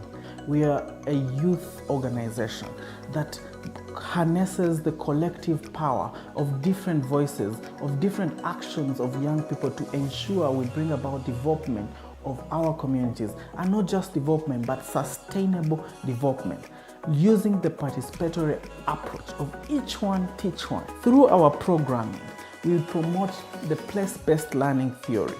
We promote digital literacy. We promote digital skilling. And not only do we do that, we also embrace and harness and promote the African culture. My name is Naria Shalom, the Programs Manager for Faraja Africa Foundation. In summary, our programming focuses on 4 aspects: governance and participation, skilling and livelihood, culture and heritage, and climate justice. In all, Faraja Africa Foundation seeks to work towards a youth collective impact. My name is Mary Louise Namagembe, the Enterprise Manager at Faraja Africa Foundation. Our enterprise comprises of Faraja Digital and Faraja Safaris. Faraja Digital employs innovative digital tools for storytelling, bridging the gap between traditional and modern methods. Our goal is to enhance information accessibility and consumption by creating exceptional multimedia content across various digital platforms. We also run a digital youth television, that is Faraja Television, which focuses on youth content, fostering engagement for educational, awareness, and advocacy purposes. Our services generally include youth documentaries, digital dialogues, live broadcasts, TV adverts, teleconferencing, website development and management, social media management, event coverage and digitalization, youth digital skilling, and African food. My name is Patricia Nakato, Admin Faraja Safaris. Our main strategic objective is to increase promotion and conservation of World Heritage Sites, environment, culture, and combating climate in Africa. Faraja Safaris was formed to provide unforgettable and authentic wildlife experiences that showcase an incredible diversity of Uganda's natural beauty. Our services include tour and travel services, travel digital storytelling, car hiring services, event planning, air ticketing, and business travel consultancy. Which in the end, socially engaging and economically empowering young people.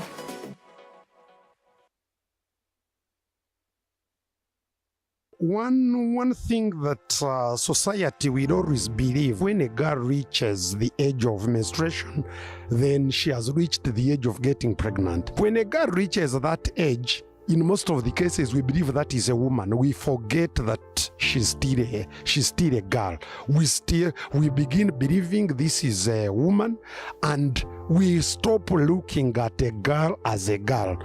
And that has brought a lot of problems to most of the girls who are girls, and we believe they are women now, and we give up on them.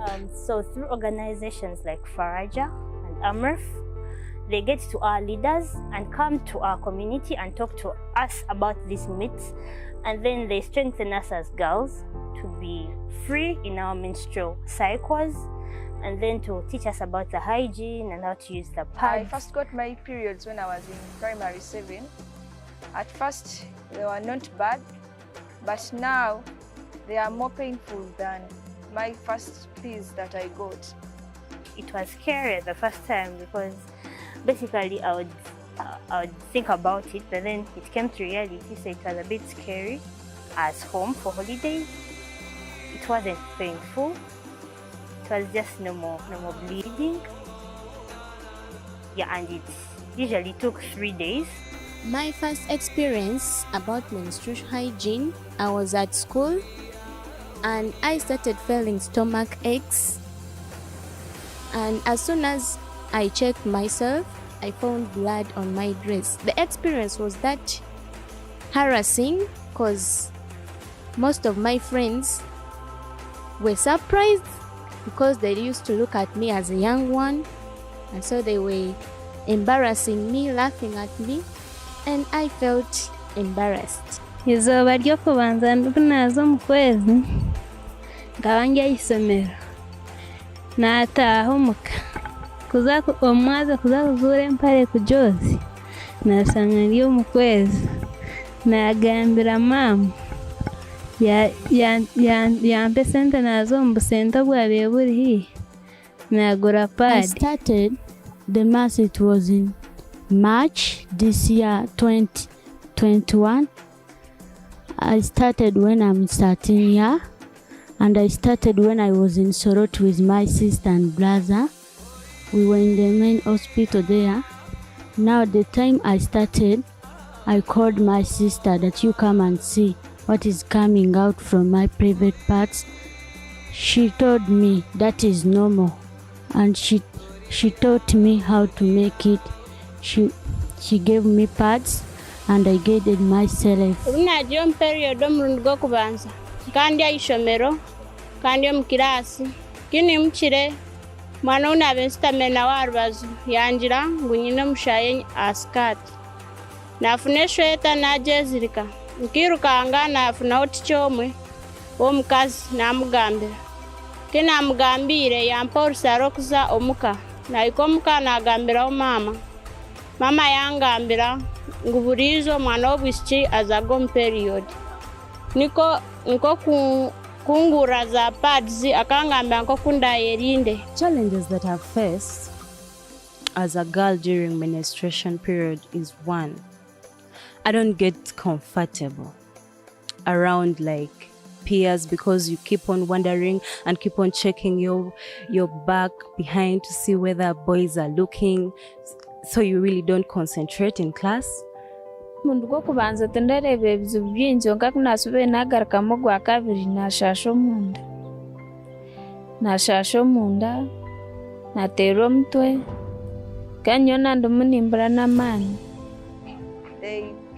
I throw up, I get a backache, a stomach ache, and I don't even get to do any work. I experience pain in the stomach. I experience high bleeding. There is lack of pads to use. There is lack of money to buy pads. Mbera y'abawala mu kitundu. Abawala obuzibu bafuna bagenda mu period tebalina sente za paadi awabeera ne bazadde be nga tasobola kwogera nabo. During lockdown, it was hard for me to get pads because my mother and father, they were not having money because those pads are expensive.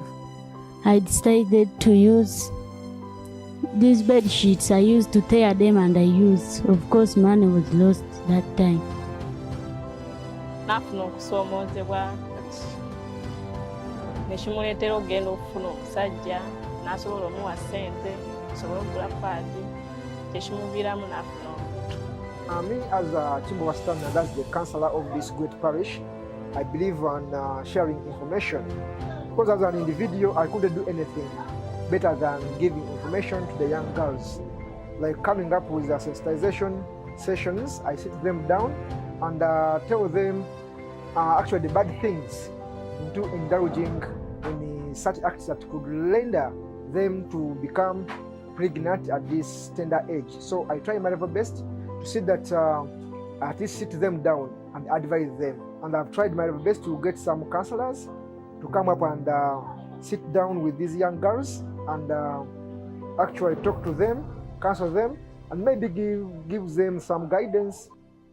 Some of the cultural norms and customs about menstrual hygiene is that when you're in your menstruation, you don't have to cook, you don't have to eat fish, you don't have to eat sugar canes, and of which is a challenge because eating is a hobby for everyone. They told me whenever I'm in menstruation periods, I'm not supposed to take something too hot.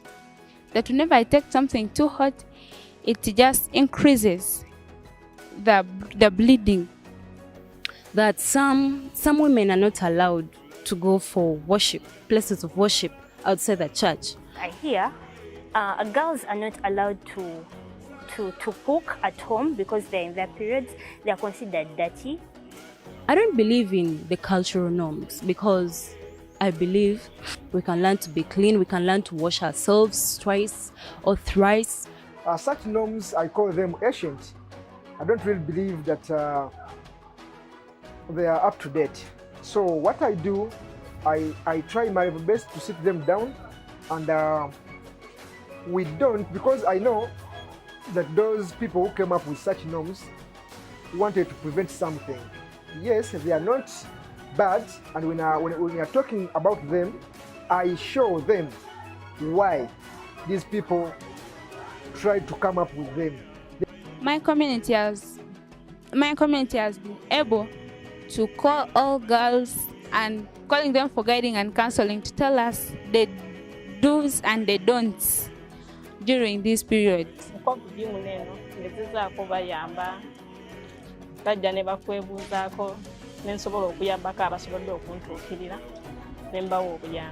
I wish for the government to do for us, the young girls, I'd really pray that they would distribute for us pads. They would help us who can't afford buying sanitary towels every month.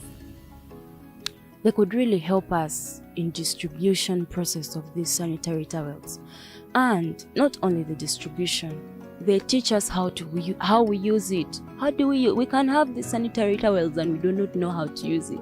How do we use it? They really need to sensitize us about these things.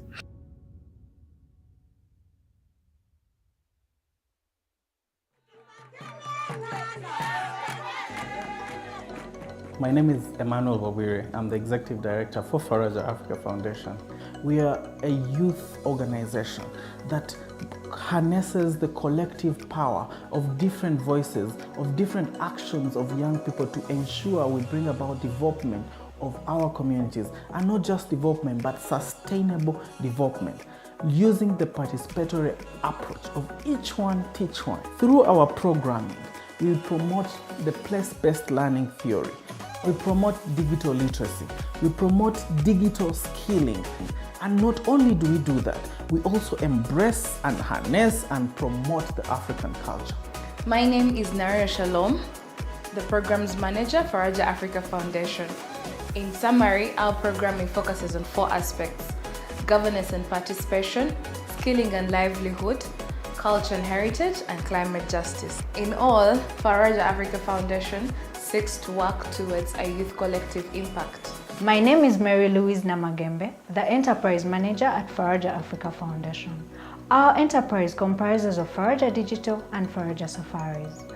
Faraja Digital employs innovative digital tools for storytelling, bridging the gap between traditional and modern methods. Our goal is to enhance information accessibility and consumption by creating exceptional multimedia content across various digital platforms. We also run a digital youth television, that is Faraja Television, which focuses on youth content, fostering engagement for educational, awareness, and advocacy purposes. Our services generally include youth documentaries, digital dialogues, live broadcasts, TV adverts, teleconferencing, website development and management, social media management, event coverage and digitalization, youth digital skilling, and African Fest. My name is Patricia Nakato, admin Faraja Safaris. Our main strategic objective is to increase promotion and conservation of World Heritage Sites, environment, culture, and combating climate in Africa. Faraja Safaris was formed to provide unforgettable and authentic wildlife experiences that showcase an incredible diversity of Uganda's natural beauty. Our services include tour and travel services, travel digital storytelling, car hiring services, event planning, air ticketing, and business travel consultancy. Which in the end, socially engaging and economically empowering young people.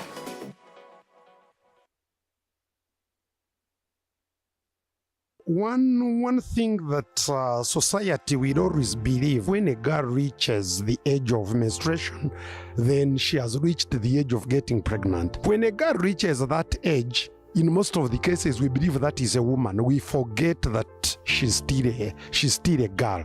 We begin believing this is a woman, and we stop looking at a girl as a girl.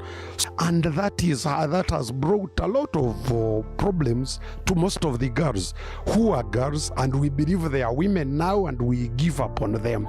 So through organizations like Faraja and Amref, they get to our leaders and come to our community and talk to us about these myths, and then they strengthen us as girls to be free in our menstrual cycles, and then to teach us about the hygiene and how to use the pads. I first got my periods when I was in primary 7. At first, they were not bad, but now they are more painful than my first pills that I got. It was scary the first time because basically I would think about it, but then it came to reality, so it was a bit scary. As home for holidays, it wasn't painful. It was just normal bleeding. Yeah, and it usually took 3 days. My first experience about menstrual hygiene, I was at school and I started feeling stomach aches.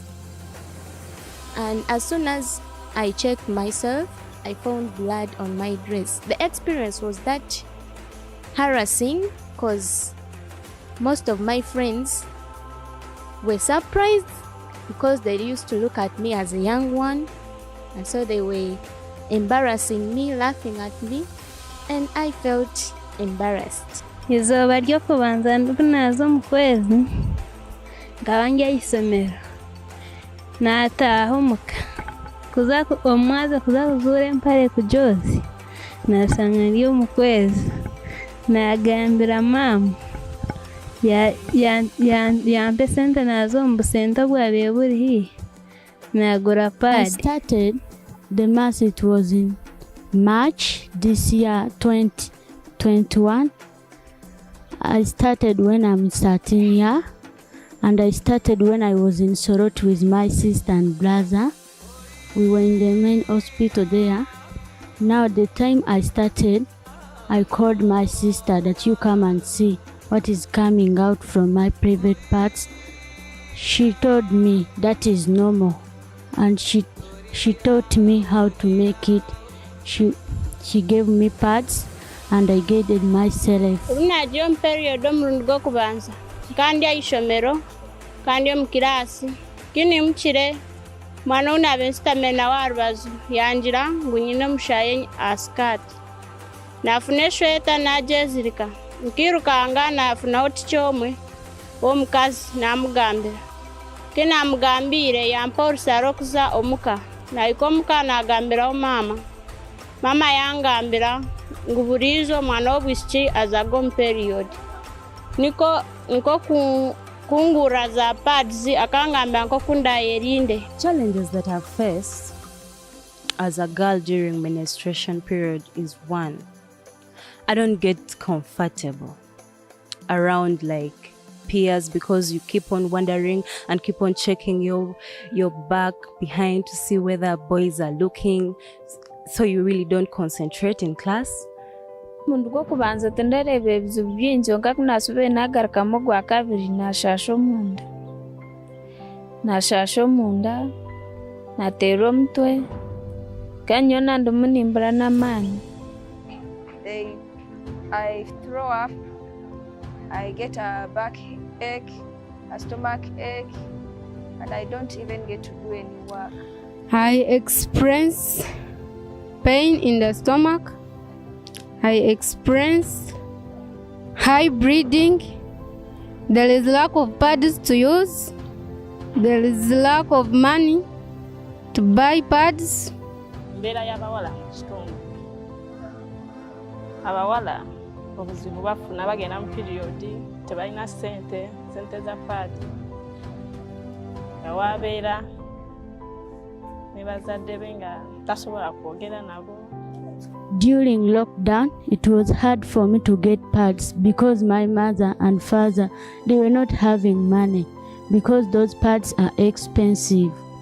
I decided to use these bed sheets. I used to tear them and I used. Of course, money was lost that time.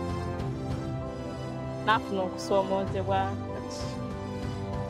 ne kimuleetera okugenda okufuna omusajja n'asobola omuwa ssente asobole okugula paadi tekimuviiramu n'afuna omuntu. Me as a Timbo Stamina, that's the councillor of this great parish, I believe on sharing information. Because as an individual, I couldn't do anything better than giving information to the young girls.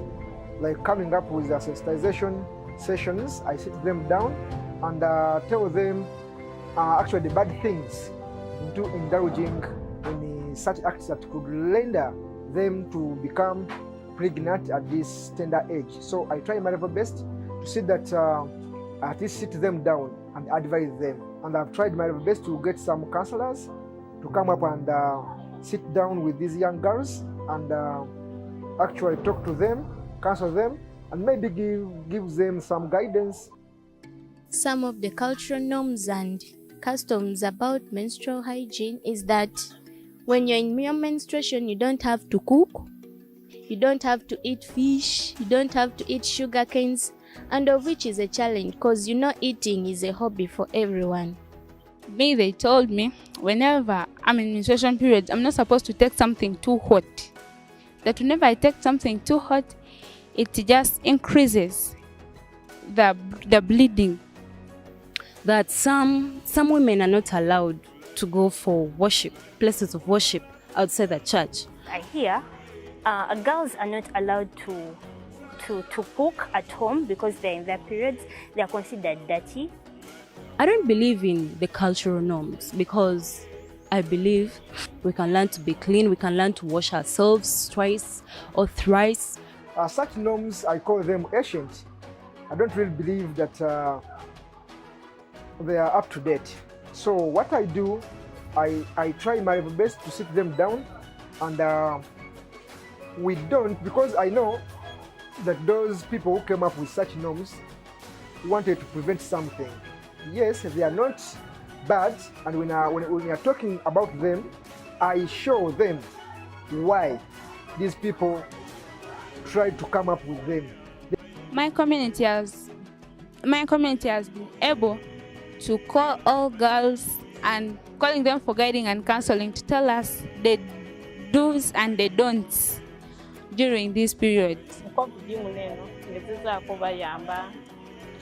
Bajja ne bakwebuuzaako ne nsobola okuyambako abasobodde okuntuukirira ne mbawa obuyambi.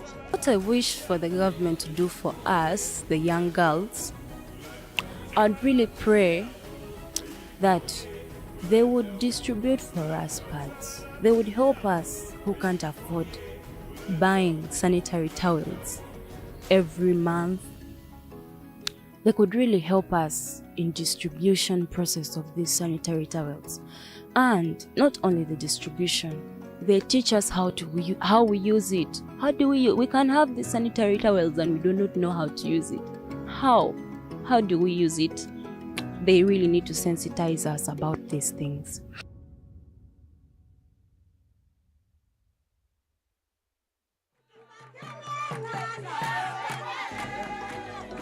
My name is Emmanuel Wabwire. I'm the Executive Director for Faraja Africa Foundation. We are a youth organization that harnesses the collective power of different voices, of different actions of young people to ensure we bring about development of our communities, and not just development but sustainable development, using the participatory approach of each one teach one. Through our programming, we promote the place-based learning theory. We promote digital literacy. We promote digital skilling. And not only do we do that, we also embrace and harness and promote the African culture. My name is Naria Shalom, the Programs Manager for Faraja Africa Foundation. In summary, our programming focuses on 4 aspects: governance and participation, skilling and livelihood, culture and heritage, and climate justice. In all, Faraja Africa Foundation seeks to work towards a youth collective impact. My name is Mary Louise Namagembe, the Enterprise Manager at Faraja Africa Foundation. Our enterprise comprises of Faraja Digital and Faraja Safaris. Faraja Digital employs innovative digital tools for storytelling, bridging the gap between traditional and modern methods. Our goal is to enhance information accessibility and consumption by creating exceptional multimedia content across various digital platforms. We also run a digital youth television, that is Faraja Television, which focuses on youth content, fostering engagement for educational, awareness, and advocacy purposes. Our services generally include youth documentaries, digital dialogues, live broadcast, TV adverts, teleconferencing, website development and management, social media management, event coverage and digitalization, youth digital skilling, and African food. My name is Patricia Nakato, Admin Faraja Safaris. Our main strategic objective is to increase promotion and conservation of World Heritage Sites, environment, culture, and combating climate in Africa. Faraja Safaris was formed to provide unforgettable and authentic wildlife experiences that showcase an incredible diversity of Uganda's natural beauty. Our services include tour and travel services, travel digital storytelling, car hiring services, event planning, air ticketing, and business travel consultancy. Which in the end, socially engaging and economically empowering young people.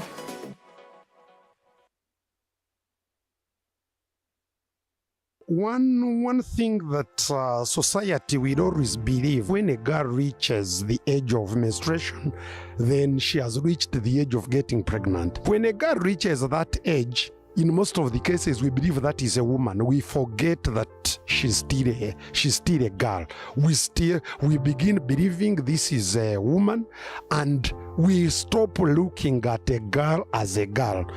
And that has brought a lot of problems to most of the girls who are girls, and we believe they are women now, and we give up on them. So through organizations like Faraja and Amref, they get to our leaders and come to our community and talk to us about these myths, and then they strengthen us as girls to be free in our menstrual cycles, and then to teach us about the hygiene and how to use the pads. I first got my periods when I was in primary 7. At first, they were not bad, but now they are more painful than my first piece that I got. It was scary the first time because basically I would think about it, but then it came to reality, so it was a bit scary. As home for holidays, it wasn't painful. It was just normal bleeding. Yeah, and it usually took 3 days. My first experience about menstrual hygiene, I was at school and I started feeling stomach aches. And as soon as I checked myself, I found blood on my dress. The experience was that harassing because most of my friends were surprised because they used to look at me as a young one, and so they were embarrassing me, laughing at me, and I felt embarrassed. Izooba ryokubanza nazo mu kwezi ngaba njya isomero nataha umuka omwaza kuza kuzura empare ku Jozi nasanga ryo mu kwezi nagambira mama yampe sente nazo mu busente bwabe buri hi nagura pad. I started the mass, it was in March this year 2021. I started when I'm 13 years, and I started when I was in Sorot with my sister and brother. We were in the main hospital there. Now the time I started, I called my sister that you come and see what is coming out from my private parts. She told me that is normal, and she taught me how to make it. She gave me pads and I guided myself. Runajyo period omrundi gwokubanza kandi aishomero kandi omukirasi kini mukire mwana unabe sitamena warubazu yanjira ngu nyine omushaye asikati nafuna eshweta najezirika nkirukanga nafunaho tikyomwe omukazi namugambira kinamugambire yampa orusaro kuza omuka naiko omuka nagambiraho mama yangambira ngu buriizo mwana w'obwisiki azaga omu period niko kungura za pads akangambira nko kundayerinde. Challenges that I've faced as a girl during menstruation period is one, I don't get comfortable around like peers because you keep on wondering and keep on checking your back behind to see whether boys are looking, so you really don't concentrate in class. Mundu gwo kubanza tendereba ebizibu byingi nka kunasubire nagarukamu gwa kabiri nashasha omunda nateera omutwe kanyona ndimu nimbura n'amaani. I throw up, I get a backache, a stomach ache, and I don't even get to do any work. I experience pain in the stomach. I experience high bleeding. There is lack of pads to use. There is lack of money to buy pads. Mbeera y'abawala mu kitundu. Abawala obuzibu bafuna bagenda mu period tebalina sente za paadi. Awabeera ne bazadde be nga tasobola kwogera nabo. During lockdown, it was hard for me to get pads because my mother and father, they were not having money because those pads are expensive. I decided to use these bed sheets. I used to tear them and I used. Of course, money was lost that time. Nafuna okusoomozebwa nekimuleetera okugenda okufuna omusajja n'asobola omuwa ssente okugula paadi. Me as a Timbo Wastam, and that's the counselor of this great parish, I believe on sharing information. Because as an individual, I couldn't do anything better than giving information to the young girls.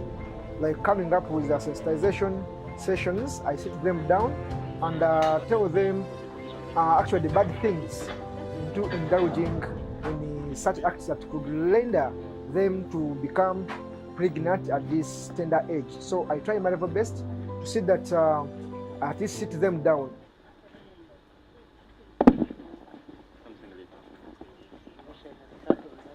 Okay, so we are waiting for two people. So Mr. Area Kisambira, please, you're finally welcome. Yes, please join us on stage here. Thank you very much. And then we are also waiting for another one to connect, Mr. Malinga Frederick, to connect with us via Zoom.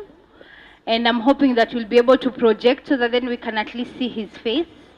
For those people like me who do not know him or we've never met, yeah? So that then, you know, we're not talking to strangers. And for also all of us who've never met him. I'm looking at Patricia because I was hoping that we can do a little bit of instruments or something. We can all stand and just move our legs a little bit. You know, afternoon sessions are usually very challenging, right? Because we had amazing food, you know, and Uganda, I love Uganda because Uganda, you guys and your food is amazing. You have varieties. As in Kenya, for those that have come to Kenya, you only eat ugali, stew, and sukuma wiki. That's it. In the morning, you just have bread and what? Tea. That's it. But here there's varieties. There's a stew, there's a peanut sauce. So some of us might doze off. And I'm hoping we are going to make this afternoon session amazing conversation. We're going to learn, but at the same time, I'm hoping that we're going to have fun, right? Yes? Okay, so you're attentive. I'm so happy. Okay. Patricia, any instruments or anything as we wait for the connection? Can you, please, that is for sleeping. Like something with beats, Mister, excuse me. Mister, that is for, no. For sleeping. So something that is upbeat, a little bit. And can we all please stand? Can we all please stand and get a good moving beat? I'm not, my session people will not sleep, please. The food needs to get into our legs. Yes? Yes, please. Something nice, not sleeping music. Thank you.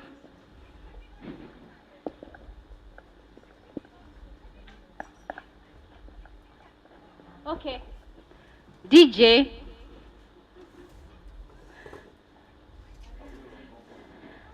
This DJ.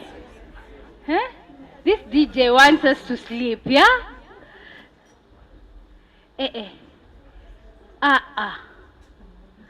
I thought with a DJ you have variety of songs, right? Who has, now I'm even regretting. I left my small Bluetooth speaker in my room. We should have used that, but now, is it doing anything? Meanwhile, can we just stretch ourselves as we are waiting for the music? Please stretch. Yes. We try to get the food as the technology is being rectified, and we get Mr. Malinga online with us. We don't want to start without him. Yeah, we kick our legs for the food to get there. Yeah. Yes, our hands. Yes. Mr. DJ, you are letting us down. Yeah, we turn on this other side like this.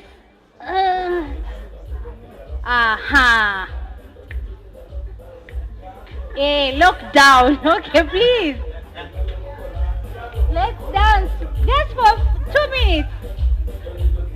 And those that are sitting down, I can see you, Those that are sitting down, I can see you, Rosette.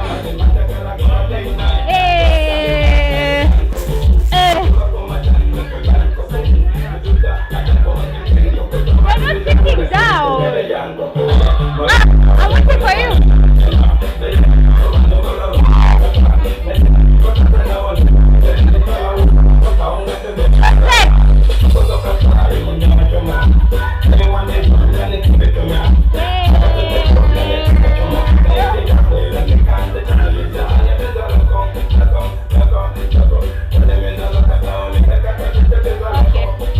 Thank you very much. Thank you. Oh, see? Okay. So, welcome to this afternoon session where we are hoping that we can not only learn, but we can also have fun. I'm going to take us through this session. My name is Esther Wamboi. I work with Zamara Foundation. And with me, I have amazing panelists. As you're waiting for the other one to join, I think it would be really nice if we can all start, right? We are ready? My amazing panelists? Are we all ready? Okay. Thank you very much. And Patricia told me to spend as little time as possible, but also we want to not rush it. We want to ensure that we can get as much as we can and also get an opportunity for us to ask questions. So to start us off, when they asked me to moderate this panel and they're like, okay, I can get all your bios. And I said to myself, no, I don't want them. You know why? Because it would be really nice for you to tell us about yourself, who you are, and anything that is fun. So maybe we can start with you, Diana. So could you please tell us, you know, who you are, what do you do, and any fun fact about you that anyone who is here who knows you maybe does not know.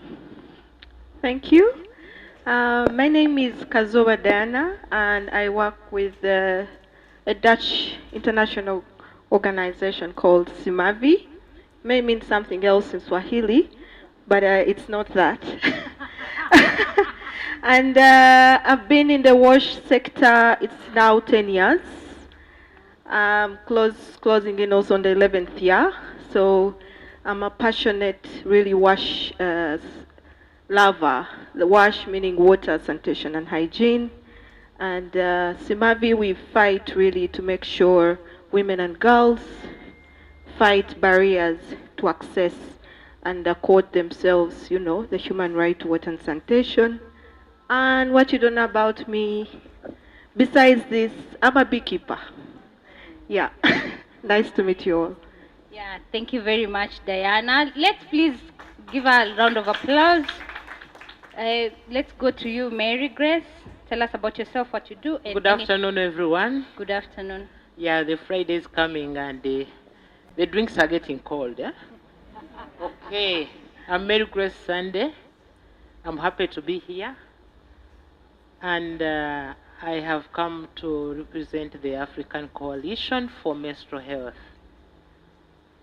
Prior to that, I worked with the U.S. Centers for Disease Control and Prevention to see that people are living positively with HIV/AIDS, and it has come to pass.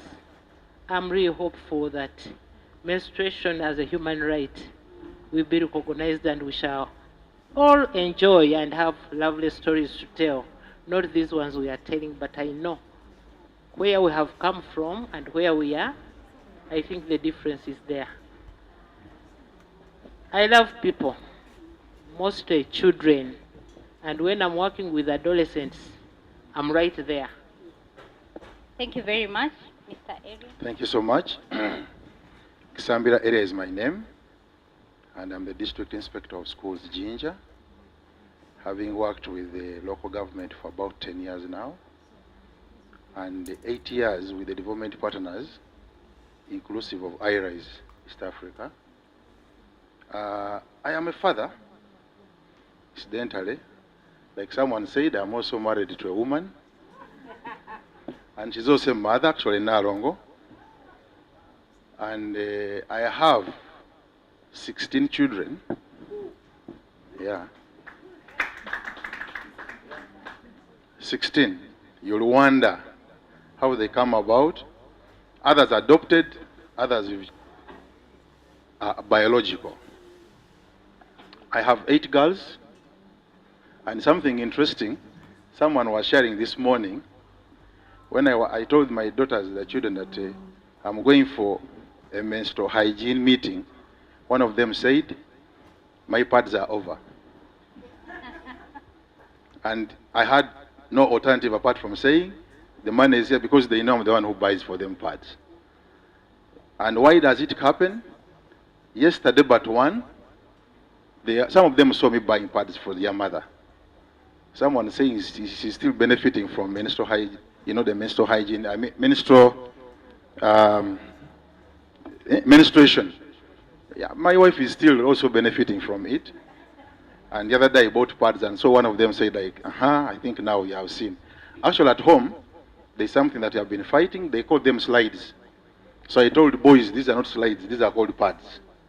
So it is something very interesting that I'm going through, and I think I'm also happy and I'm passionate about what IRIS is doing. And I think members in this room, let's give them an applause like someone has said. As a beneficiary district, I think I'm humbled because my district has benefited the girls, and my girls are happy. Like we are going to share some of these experiences. Thank you so much. Thank you very much, Mr. Area. So as we wait for Mr. Malinga to join us, I think we can just start. And I like this panel because it's mixed. It has developmental partners. We also have the government that works within the district. And, you know, as we'll get into the conversation, we're just going to ask ourselves a very pertinent question. What is our role as developmental partners to ensure that there is menstruation justice is realized within our schools, within our community? And I'll come to you, Madam Diana. You know, and you have mentioned you work with Simavi and, you know, making me laugh. Yeah, for those that know Kiswahili, you know what that means. But no, she has disclaimer told us we shouldn't look at it in, we shouldn't say it in Kiswahili. It's a Dutch organization. Yeah. So maybe for you, Diana, could you please tell us what are the key opportunities that you have observed within Simavi in promoting menstruation justice and, you know, the menstruation justice, but also the knowledge effectively within the community in Uganda as a whole and, you know, within the region? So before I even begin, I was actually reflecting what menstrual justice is. Everybody equitable access to what? No? Menstrual health products, menstrual health services, health care, and education. Does everybody know beyond having a pad or beyond having water? That should be really the issue I think we should be tackling. So to me, I really feel we need to, first of all, appreciate the challenges we've gone through as a country or even as East Africa as a region, and some of those are really evident. Nice that Rosette already shared about the situation analysis report. There are different other reports from other countries, and these present the different challenges of stigma, of cultural issues, norms, but then also education gaps, so, and also evidence. I think to us as international NGOs, as civil society organizations, as grassroots organizations, we really need to help in being thought leaders in this regard. So being thought leaders means what? Let's look for the evidence. Let's have the power of collaboration where we work together with the different stakeholders, mainly the line ministries. And I loved it that we had the collaborative approach where IRISE is really trying to pull everybody close together from all the different dynamics of skill, knowledge, and thought leaderships and the line ministries. So we need to come together and tackle that issue at that level. Then being thought leaders, if we have the evidence, like Rosette said, they only carried research in a few schools. But what if we pulled resources together to have a full representation and statistical data that can be validated to give us the real ideal situation, to take to Parliament, for instance, to lobby and influence when we have the evidence with us? That is what we can do as thought leaders, as NGOs in this case. And with that, I believe we can forge a way forward. And then on the issue of policy influencing, that also comes very key. But then also policy cannot be influenced if we do not have data, if we do not have guiding books or guiding manuals or toolkits. We've talked about the capacity gap, and Rosette clearly highlighted also on the gap that we have. We've walked so many strides in the schools, but then the community in COVID, it really, you know, presented itself in a really harsh way. And as that, what do we do? And I think, Rosette, if you also check your email, I'm sure right now in her custody, as Simavi were working on a manual for girls and women out of school context for menstrual health. We've trained facilitators, and these are called master trainers that we passed out to really have facilitation skills. And not everybody can do it.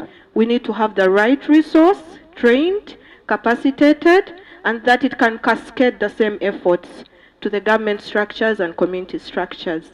So hopefully that these issues can be put to the lowest person, so that if a mother has an issue and she needs to explain to her daughter, she has something like a self-help, kind of like toolkit information or knowledge to really explain basic needs. And sometimes we claim that even us who have gone to class understand. We do not. Funny enough, I went through the same training, and when we went through the basics of actual menstrual health, the anatomy, you know, the cycle, what are the exact safe days. These are things we need to acquaint ourselves with, the skills in the thought leadership kind of like struggle. Yeah, thank you. Thank you very much, Diana. And I think let's clap for her, really. And why? Because I don't want to summarize, but the thing that really has caught me is when you talk about when you're thinking about menstruation health management and menstruation justice, we need to think about equitable access. It's more than provision of menstruation products. It's about education. It's about healthcare. It's about menstruating in dignity. What does that even look like? And how can we ensure that we create environment to ensure that that happens? How will we do that? She's mentioned access to data. I mean, for us to be able to generate data, to use data and influence policies. So thank you very much for that. I'll come to you, Madam Mary Grace Sunday. And you have mentioned you work for the African Coalition on Menstrual Health. And I want you to really tell us, how does it really contribute to addressing the challenges and the needs associated with menstrual health in Uganda and Africa? Because at least you have, it's an African coalition. So maybe you break it down at the national level, link it to the regional, and maybe at the African level. Thank you. Thank you very much, Ms. Wambui. I'm happy to be here. And I'm representing that special group of persons of concern, people who are living a good life, all of a sudden conflict, flooding, catastrophes taking place. Look at that woman. When catastrophe hits, what does she remember to carry? Does she remember herself and her situation monthly? No, she will pick the child, a few items, and she will only remember about her menstruation when it comes. But somebody said, I like crying in the rain because no one will see my tears. When they are on the boat, some deliver on the boat, in the middle of the lake when they are crossing. They do not have support of menstruation. They don't have support of bleeding, treatment. All those things happen. But it's the resilience of a refugee to reach the destination. And she's asking me to talk about Uganda because I think in the whole of Africa, Uganda has the highest number of refugee support. But we looked at Sudan, it has had conflict. Nigeria, it has had floods, people being displaced, and they have to live their normal life. So, when the African Coalition was formed in 2018, it started with a theme to say the action point was, the time is now, let us tackle the menstruation. Later on we said,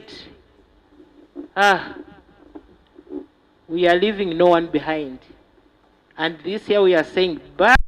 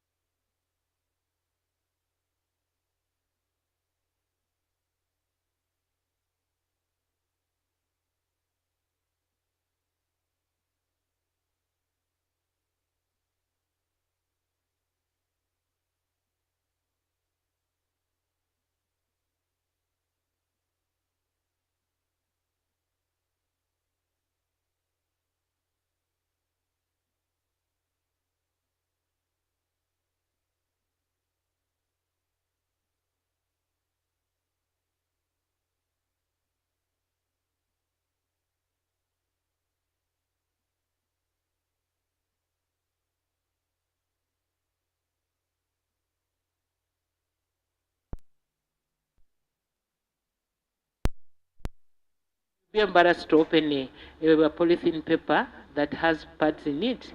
That's why you see those women putting on large dresses.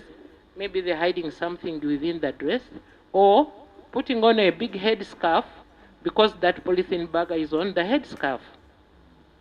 But in that privacy, she may be attacked and raped. In that privacy, she might burn a big area. Then what is happening? It is the climate, it is the environment that is being damaged. It's conflict further because when she burns a whole lot of land, so much will be destroyed.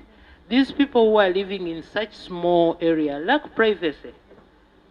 They are embarrassed all the time, and their biggest problem are the pests. Rats are very common in refugee settlements. Uganda, you have settlements. Other countries have camps. But look at that girl who has stained herself. The rat will come and eat a hole in her dress. She doesn't have to. So she will be moving with that dress with the hole. All that is stigma. And we are saying, when does stigma start? Stigma is highest at 8 or 9 years. When we were young, whenever one would get a menac, would say, you have done satanic things. But these ones, they are in a very small space, no privacy, and everybody is looking at them, being led to exploitation. So against that background, the African coalition said what? What do we do? Number one, lobbying for policy, including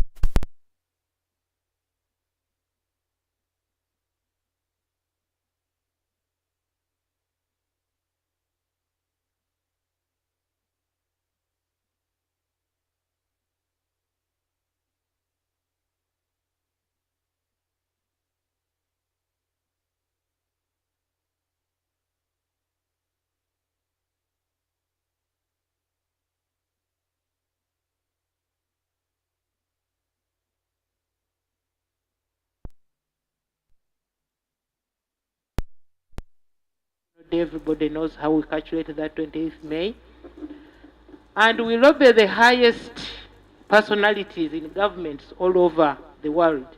India, Africa, Canada, everywhere. Why? We want policy change at every stage. For those unheard voices, think of child-headed families. Don't look at the woman who is a single parent. Think about him, the father who is a single parent. We heed that. Think about the marginalized people. My friend over there was talking. We go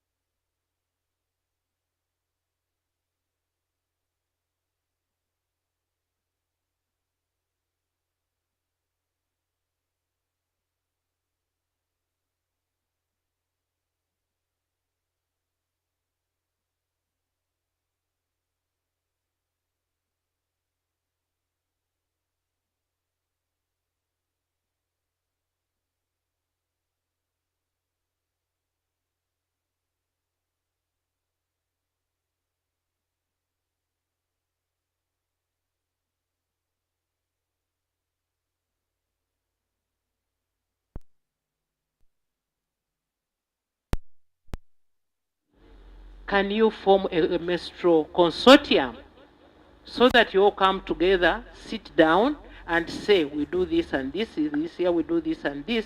We have covered this group, let us cover this group. Because all of us, as we know, every day a girl progresses to menarche. So it's not the same group you met last year, you have a new group this year. So again, the African Coalition is also struggling to ask the players To go beyond implementation, what happens? When you come and do your act, you go away. You never go back to see how it is working.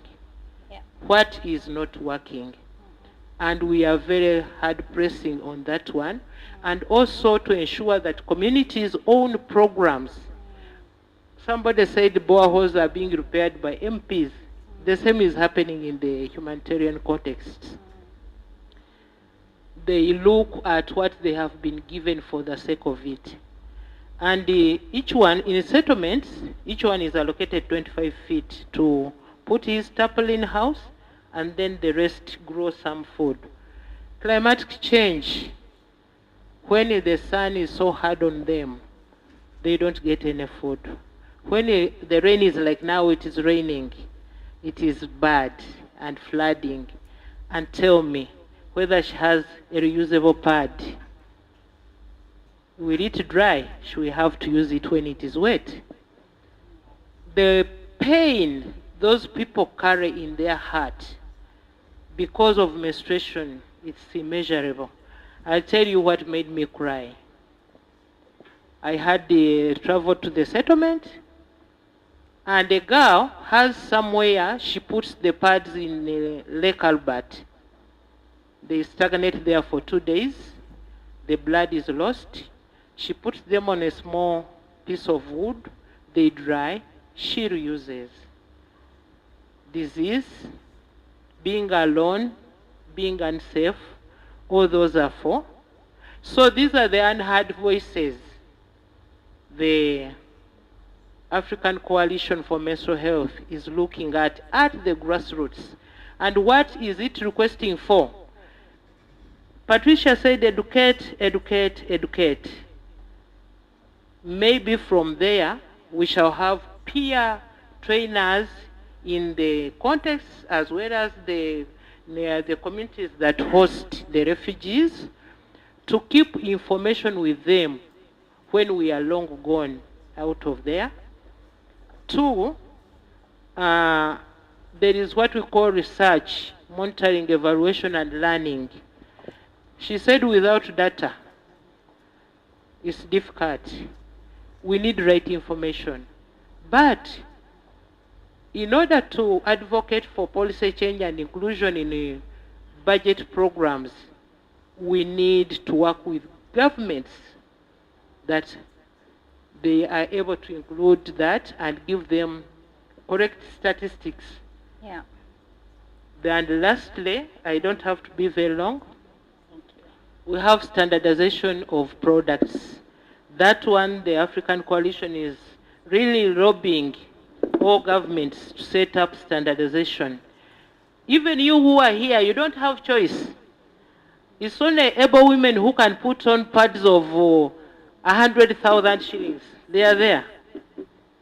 Others have allergies. When they use those pads, they get allergies. But look at the person at the grassroots. Do they have a choice? Whatever is available, like in COVID, what was available is what we were using. But we need sustainability. Let us, when we teach children to sew the pads, it means she can sew a tablecloth and sell it. She can sew something more than that. So that is income generation. Because when they are displaced, they deal in charcoal and all forest is gone. So I would speak for a whole day, but let me do it here. Thank you very much. Let's clap for Mary Grace. And I think she brings in very pertinent issues. The conversation around choice, right? That we rarely think even about when we come up with our projects.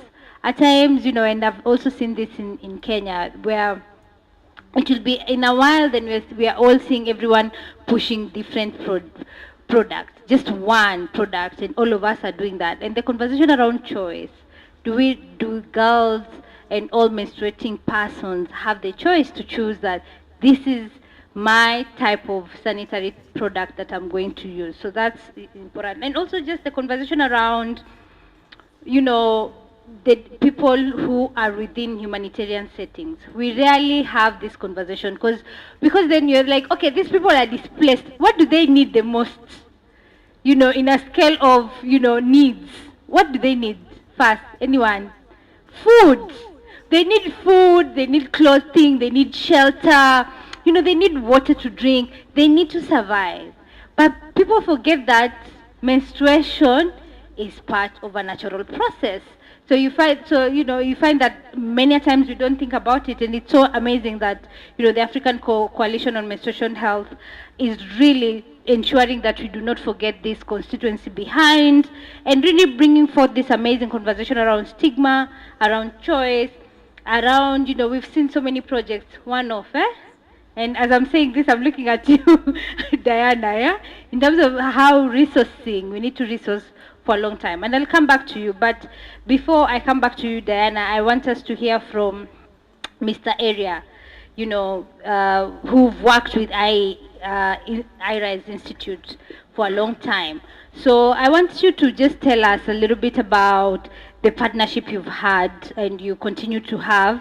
How has it been? Has it been effective? How effective has it been? And are there any other initiatives in the district that you think that IRISE should prioritize in this partnership? So in other words, tell us what it is that you need. Lillian is here. We can be able to support and help. Thanks. Thank you so much, moderator. Yes. Ladies and gentlemen, once again, I'm Eria, District Inspector of Schools, Jinja, and one of the beneficiary local governments from the partnership that we have had with IRISE East Africa. I'm going to be a little bit, not so lengthy, but I want to summarize what has happened between us and IRISE East Africa. I'm one person who is happy and excited. I've been sharing at lunch with Rosette that in my district, I'm going to appear like I'm going to begin from the tail end to come to the head. IRISE East Africa has done a number of things in our district in as far as the girl child is concerned. One, today, our girls are empowered in terms of esteem. They are assertive. They're in school. In fact, one of the things that I'm happy about is the retention of our girls in school, those within the project that we are sharing with, that we are partnering with. Today I'm happy to say we have had girls that have completed education. Those that were without hope, we see them now in school. And something more amazing and exciting, most of them, by the way, some of these girls that are vulnerable are very bright. So we are seeing many of these girls completing education, senior 4, P7, and some of them are saying, yes, we are going to perform. And when you look at their records of work at school, we see a good performance, a disciplined girl, someone who is really hopeful of what is going to happen in the future. Now, why to that end? Most of our children, most of the girls, come from very, there's a word I want to avoid not to mention, but they come from humble homes. And our parameters that we normally use when the team comes to us, because one of our roles that we have with them, with IRISE or with development partners, is to ensure that we have got an inception meeting, we have got an intro meeting at our level before they get into the schools. So we normally have the parameters, we have yardsticks, we have ways, how would we penetrate them? And then we go down to the levels of the school, from head teacher up to down. They are able to identify the children who are really needed. I want to avoid a certain word. So, as a result of this, we have many of them that have really surfaced. I want to mention this. There are many more than what IRISE is able to give and support in my district. And so we are seeing a number of our girls stay in school. So from that humble beginning, we see children that are now having hope, like I've said, and there's a future for them. Gentlemen and ladies, she's been talking about refugee camps and the rest of it. But I think some of you need to come down into our schools and you mix up and you see what is happening with the environment where our children come from. In my district, we have girls who walk about 8 kilometers, 8 miles to go to school. And they are moving across water bodies, they are moving across sugarcane plantations, and they are going to school. Now, along the way, you know what can easily happen alongside. So we are saying there is hope that has been brought by IRISE East Africa, and some of us are glad about it. Set aside by that, we look at a child who now at school is comfortable. Again, I've been sharing with Rosette a very funny experience where a girl is communicating that I have a problem, but a senior woman teacher cannot know that I have a problem. That an inspector of schools is in school and is able to identify a problem with a girl. That is one of the challenges that we have. So, down the grassroots, there's a lot that we need to do and we are thinking about. But nevertheless, IRISE has come in, and what I'm talking about is a little bit different today. Our girls are happy, and they are there. Now, as a as a department, one of the things that we have brought out clearly is to ensure that we marry our activities with activities of IRISE. When I go to school, I have a tool, and I'm critical at what I expect that was told to them to be implemented. Today, IRISE has done a number of trainings in our schools. It has trained the teachers. They have got healthy clubs. Now, in me as a supervisor from some angle, I'm interested to know what is going on, what is happening around what you were told. So we are able to monitor and inspect to the dot. And something very interesting that catches our eyesight is when we interact with the girls. Now, part of what I'm sharing with you is out of an interaction with the beneficiaries. So these children, these girls are able to tell you that, yes, today I'm in school because IRISE is doing a good work on me. They have trained me to make a reusable pad. And I'm in school. Allow me to talk about a menstrual cup. This has given hope again to more girls. And if I tell you the parameters, those who are given today, they are more excited than ever. Only that again, even the adults more than them also want to use them. That is subject to another discussion for another day. But it is all giving hope to the what? To the girl child. So my role now is I'm interested is what we've been told and taught being done. And I want to say most of the things are being done in school. And I've always encouraged and I said, most of us when we go, interact with the beneficiary. Don't interact with the head teacher. The true person to give you a picture of what is happening is the beneficiary girl. So what I'm sharing with you virtually now comes out. And today we are saying, of course we are limited with the resources like one member in the morning was saying. We can't be everywhere every time to inspect and monitor. So one of the challenges we have is, funding to make sure that all that is being done in our schools is effectively implemented. So we are saying, I think if we get more of this kind of funding and we are out, because in our district, for example, we have sub-counties and every sub-county has got an inspector of schools. So besides, and remember they can't do all one activity, they have a number of what? Activities. And every school is at least visited once a term. So, but we would want to see more times of us being in a what? In an institution. So we are saying that handicaps us a little, but nevertheless, there's good work being done on what? On the ground. And I want to appreciate IRISE, the trainings, there's a lot of advocacy, there's a lot of training for the child, the girls themselves, the beneficiaries, then the communities, and I want to appreciate them because they've engaged the communities to come on board to know what they're supposed to do around the what? Around the girl child. Remember, gentlemen and ladies, someone said the elite, the educated, she was mentioning it. In the Busoga region, we have, the attitude is not good around the girl child. Even we who give birth to the children who are girls. But when they come on board, I mean, a lot of awareness is coming on, and we see freeness, that freeness coming out of them to ensure that the girl child is protected and is taken care of. Yeah. Thank you. Thank you very much. Let's clap for Mr. Ariel. I think we've heard him loud and clear that the work that IRISE is doing and the partnership they have, it's working, right?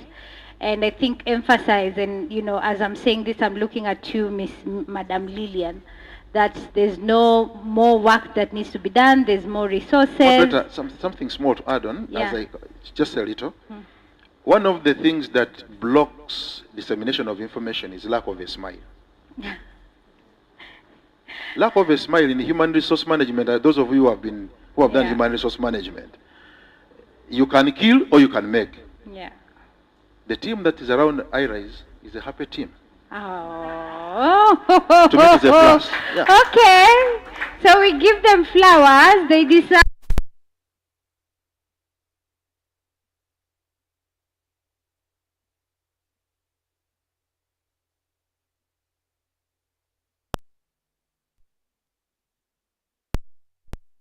To you, Madam Diana.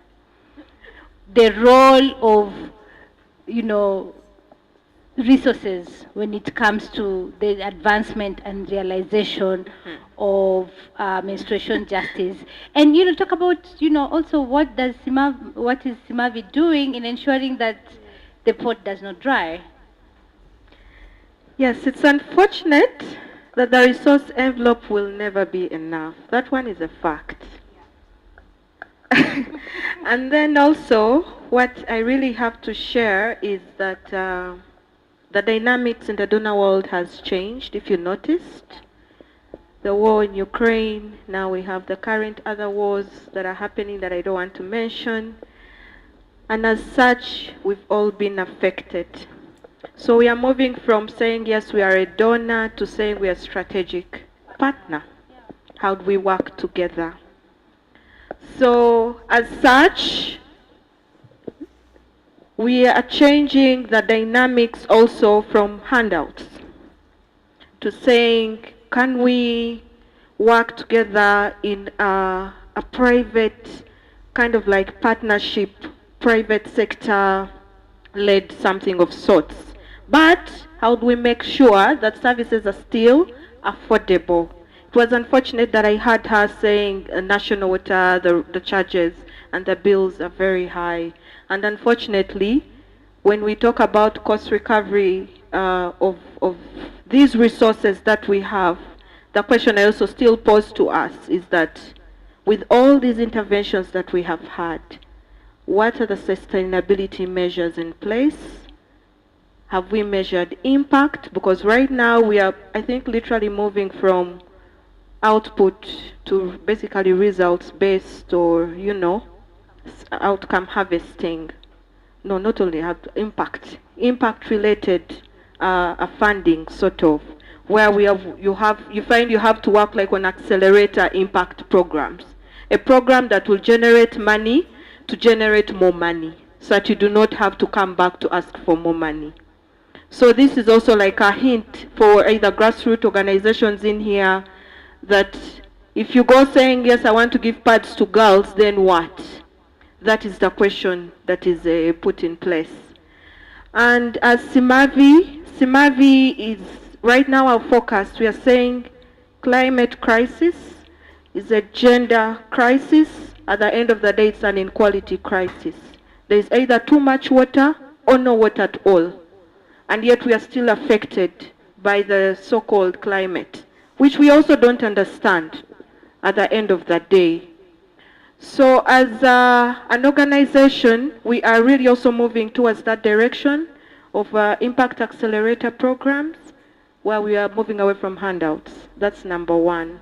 And we are working with entrepreneurs in Netherlands who, not Netherlands, actually right now we even have UK and USA, entrepreneurs that have joined the movement to fund for water. Because we are saying actually as an organization, let's not say it's menstrual health. It's actually a nexus. It's menstrual health, it is wash, it is reproductive health care. Can those three work together? And actually the manual that we produced during COVID, that we worked with, it's not yet out, of course, it's still in development phases. It's addressing those issues. And can we all work together in that regard? It's really unfortunate that I cannot tell you that the funding is there. Yeah.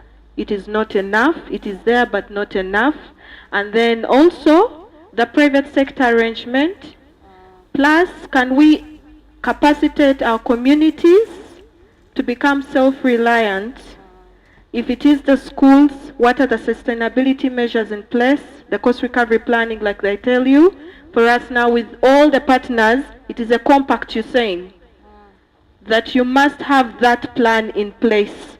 By the time you leave, the school should be able to actually construct its own latrine facility without help of a donor or the government, because even the government itself is constrained.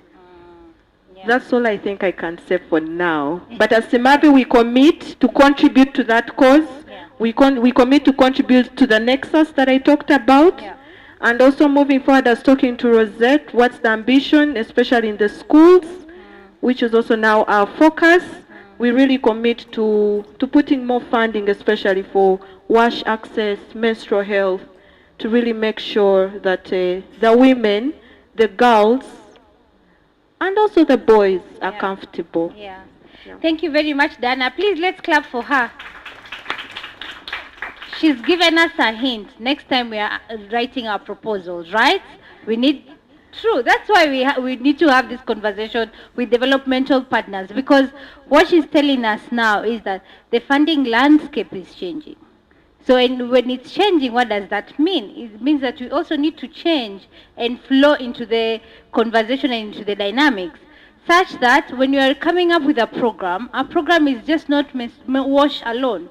We are able to connect the interconnectedness of menstruation justice together with climate crisis, together with reproductive health, together with access to water. And when I see Elizabeth next to me, I don't know if she wants to tell me my time is up.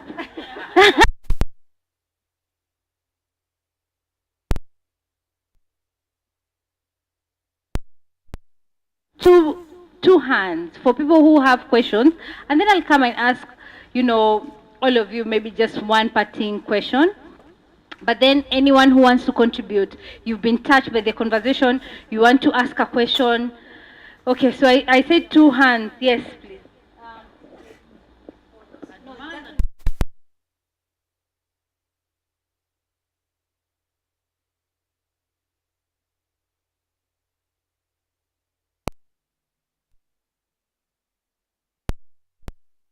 To the point. Thank you, panelists. I've really enjoyed your discussions. And two things I take from them. One, sustainability.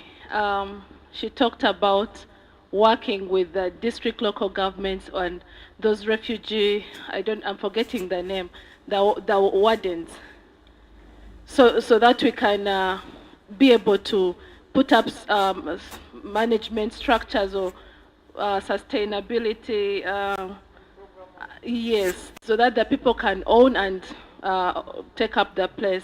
And what I've picked from his, it's always, we always tell our partners we work with, please, when you enter any district, the first person to go to is the district local government, because they have the different structures right from the district itself up to the village. So when you train them, when you work with them, at least you know, in case you leave, you've left in place soldiers, sustainable soldiers who are going to take up your your project further for many more years. And lastly, I enjoyed what she said. The money is not there. We are all just tapping into one basket, picking a little that we can. So in our programs, let's try to integrate. We integrate MHM in education, in health, in community, in water. That way we can be able to make some gains in order to make this agenda move forward. And also the strategic development with partners. You strategically engage the partners so that when they are planning or budgeting for anything, squeeze in the MHM, squeeze in the reproductive health, squeeze in the water, so that it's all a holistic approach. Thank you. Thank you very much for that contribution. Thank you so much. I believe she has mentioned so many things that I wanted to put across. But more so, Mr. Chisambira, you said IRISE has done a lot of good work. Basically, my question will come, how are you, as a district, how are you taking on the work that has been started and you believe that work is good? Secondly, this is a budgeting time for local government. Have you reflected anything concerning menstrual health on your budget allocation? Thank you. Before you answer, Mr. Area, can we please take all those questions and then we can answer them at once? For me, I don't have any question per se, but I'm very happy about Diana's submission, where she mentioned that they provide reading materials to family at her family level, because I feel that is the best strategy.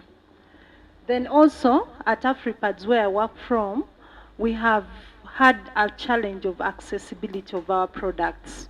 You provide the person with the product, and then when they used and reused it until when it's done, they now fail to get where to find the product. So we have designed another model for promoting our commercial brand, whereby a partner, like an organization, comes up and says, okay, I'm going to fund a certain group of women in this community, and then they buy the product on a wholesale price, less price, and then they can sell it to earn more income. So hence we are empowering the women in those communities to earn some money on them, but then also the men who will be seeing this happening, they are able to get informed that I actually have to add this in my household budget. At the same time, also everyone has to understand that menstruation is normal and natural. Yeah, so that's the way we are doing it. So I'm thinking of the issue of accessibility. That's how it can work with social enterprises. Yeah. Thank you very much for that submission. So maybe it was only one question. Yeah, Thank you so much. From him. Yes, now, please. before I answer this, I just request that we give a high five to IRISE East Africa for what I'm going to mention. The high five is with a lot of respect and appreciation. They have really catered for the special needs children. They have really given them that coverage, and I want to thank you so much. That component has been well taken. Two, in regard to what he has talked about, I hope you're talking about sustainability right now. Yes, so the position remains that in our inspection tools and our monitoring tools, we have embraced something I talked about marriage. We have embraced these components, and so we ensure as we go. Now I'm coupling it with the last question, budgets. Now, our schools have budgets they run, and we are well aware that there's some small money that they get. So we have always encouraged that these schools make use of that small money such that they are able to cater for these other issues like these ones here. Otherwise, when you talk about the budget and the money at the district level government, like she has said, that envelope is really limited. I thank you. Thank you very much. So please, let's give them a hand of applause. Thank you very much for joining us in this conversation. And as a parting shot, maybe, you know, Madam Diana, Mary Grace, and Mr. Area, you can just share in 1 second, how do you really feel when you walk in a supermarket and you are going to pick a menstruation product and you choose the menstruation product of your choice, or when you're buying for your daughters and you're like, okay, this is the one I want because it is the best. So how does that make you feel? And, you know, how does that then contribute to the conversation around making menstruation, ending menstruation stigma? To me, like someone has said, menstruation is natural. And as a man who has now gotten into the act and activities of menstruation, to me it is normal and healthy.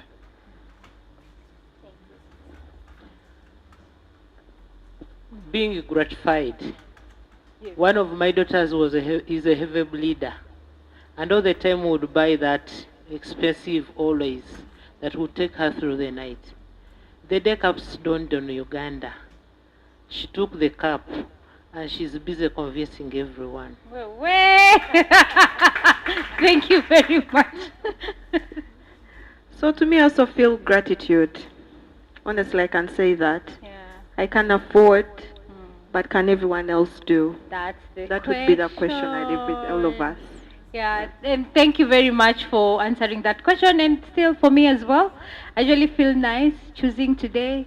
You know, in Kenya now they've introduced organic always that is so expensive. And at times when I pick it, I'm like, oh my God. You feel nice, but then also because you're a menstruation justice advocate, you always ask yourself, if I can afford, how can I continue doing this work so that then every single woman, every single girl, every single person who menstruates can be able to afford. Thank you very much. Okay, the next, who am I giving this mic to? Okay.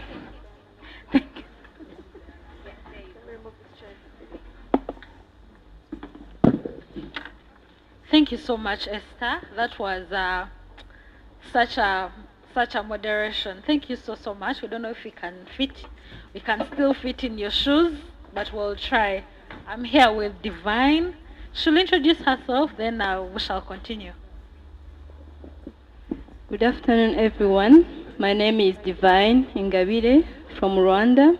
I'm the founder and the executive director of I Matter Initiative. It's a pleasure to be here, and it's also a pleasure to meet new people, see Ugandan, we are brother and sister. I'm really happy to be here. Thank you so much. Like our theme says, advancing menstrual justice in East Africa. We are privileged to have people from Congo, Rwanda, Uganda. We're all one. Thank you so much for coming once again. In this next session, we are going to invite over our partners.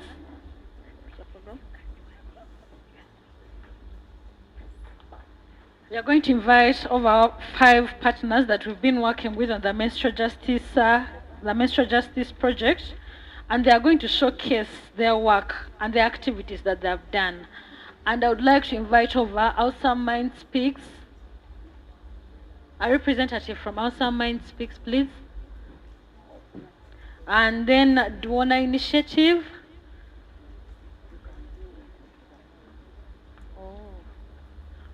Okay, we are going to go one by one. We are starting with Awesome Mind Speaks. And the question is, how have you used mental health awareness to support menstrual justice in this particular project? And you're going to tell us the specific strategies you have used, but in like 1 or 2 minutes. Thank you so much. And introduce yourself also. Good afternoon, everyone. I am Esther Nachanzi. I work with Awesome Mind Speaks. I'm sorry that my voice will be a bit low because I'm not feeling okay.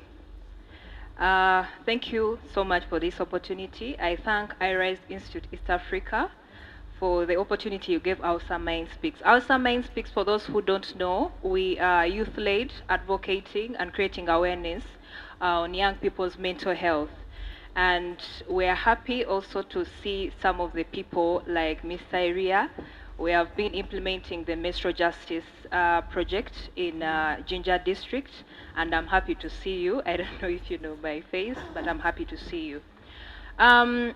First, Awesome Mind Speaks have integrated mental health into menstruation justice, and we have done this through a lot of strategies. One is collaborating with local leaders and cultural leaders around Jinja district, and also we have involved the community, mostly the school community, when it comes to menstrual justices and menstrual injustices. we encourage them to have open conversation or open conversation among girls, because we got to know that most of the girls in the school we implemented, they don't know how to deal with their menstruation. They don't know what it means. And if you get to know that menstruation itself comes with a lot of mental health issues, there is what they call the premenstrual syndrome, which is a PMS, those who would know. And that syndrome comes with where people have mood swing when they're menstruating, they are irritated, and also have anxiety. So our Mind Speaks are the mental health advocacy. We got into advocating on how people can monitor and how young girls and young women can know how to manage their menstruation mentally and also physically. We also got to know a lot of challenges where young girls are bullied because they are menstruating, and we advocated not to, among men and also boys in the society and also in the school communities, because that's where we are, to know that if a woman menstruating, it's normal, and we should actually normalize it in our own conversation, not girls to be there and feel vulnerable, because if girls, they don't have anyone to talk to, or they don't feel comfortable to talk to mostly the senior women teacher, as Mr. Elia said, that we had issues where they don't feel comfortable talking to either the senior male teacher or senior women teacher, and also to the community or to their guardians or parents. And that itself, once they don't know what to do, it limits their self-esteem and their entire well-being. So we advocated and also advocated and created awareness around how mental health support can be in charge with the, or can be corrupt.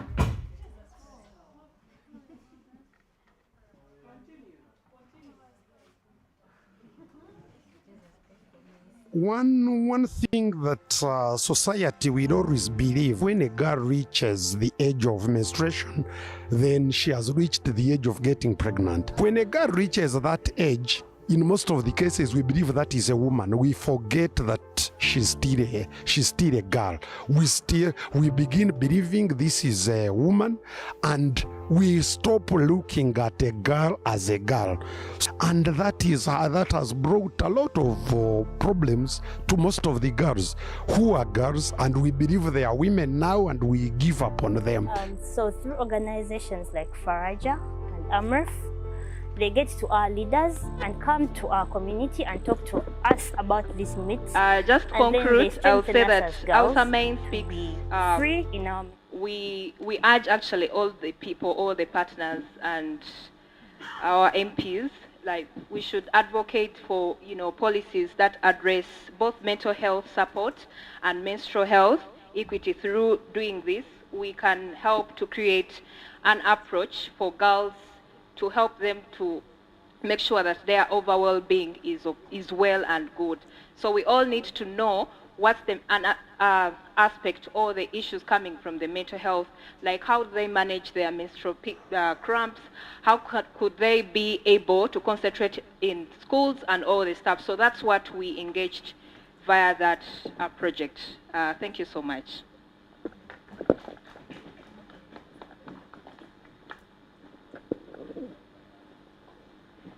Thank you so much, Esther. Allow me to invite Lisa Mary Kaoya from Jonah Initiative.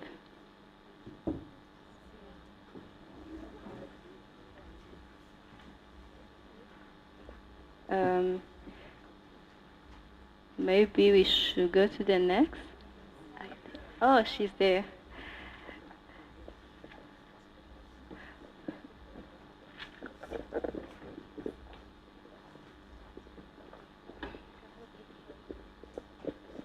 All right, I am here.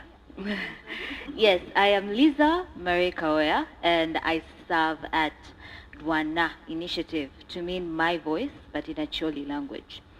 So we had the privilege of partnering and collaborating with IRISE Institute through the Menstrual Justice for All project. And our methodology was to use art, feminist art. There's one thing that we can all agree that stood out today. One of the things is information, education. They need to learn, they need to have that information. How is it getting out there? But the question we had as Dwana was, how can we have menstrual education in a way that children can interact with it? How can they process and even understand this concept that has been stigmatized for a while? And through our campaign, Let Art Be Our Voice, Let Art Be My Voice, we use art to educate around these issues. And what you're seeing there is not from us, but from the children themselves. These are commitments that they put. And one of the things that I would say warmed our hearts as we interacted with the children, especially the boys, they were so involved in this process as we had these dialogues, because with the facilitation of art, it creates a safe and open environment for them, one, to build empathy for their fellow girls that go through this, but also for them to express themselves as male champions for this cause. So we had most of them. For example, I'll give an example of a boy who was in Shomya Jinja primary school, who said that, now I know what to do for my sister. And it starts with that. It just starts with that, with the acknowledgement of, I have a role to do this, to help them, to support them. So that's what happened through those dialogues, and they had them commit that we want to end period stigma. But they're not just writing these words. They're not adding them. They're not just coloring and putting together, just coloring menstrual blood. But they're making a commitment that this is a stepping stone for them to create change, for them to advance menstrual justice. So not only using artistic expression to educate, but also to advocate. So we use art as advocacy, or as an advocacy tool, because you're going to look at that. It does have commitments from children, but it's also going to involve someone else in the conversation. They're going to look at it and be like, okay, what's that? And the conversation will begin. It will be a conversation starter. It will be something, a platform for them to start this conversation, and that's what we need. Most of our panelists, most of the people that were here said that it starts with us.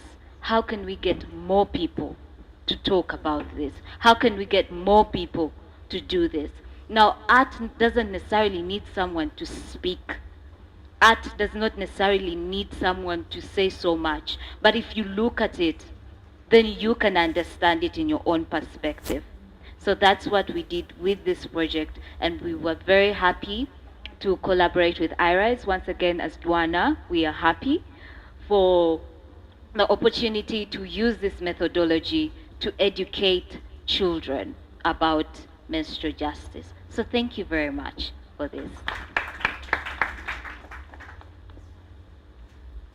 Thank you so much, Lisa, from Dwana Initiative. Thank you for the good work you are doing. And next, we are calling Kaleke Kasome and Tahi. These two implemented together in PG district. Can you please come and share your insights on how you implemented this project, please? In 5 minutes, since you are two.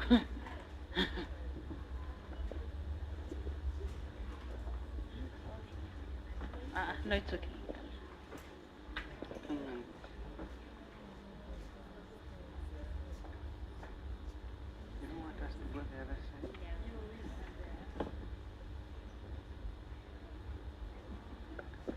All protocol observed. Good afternoon. How are we?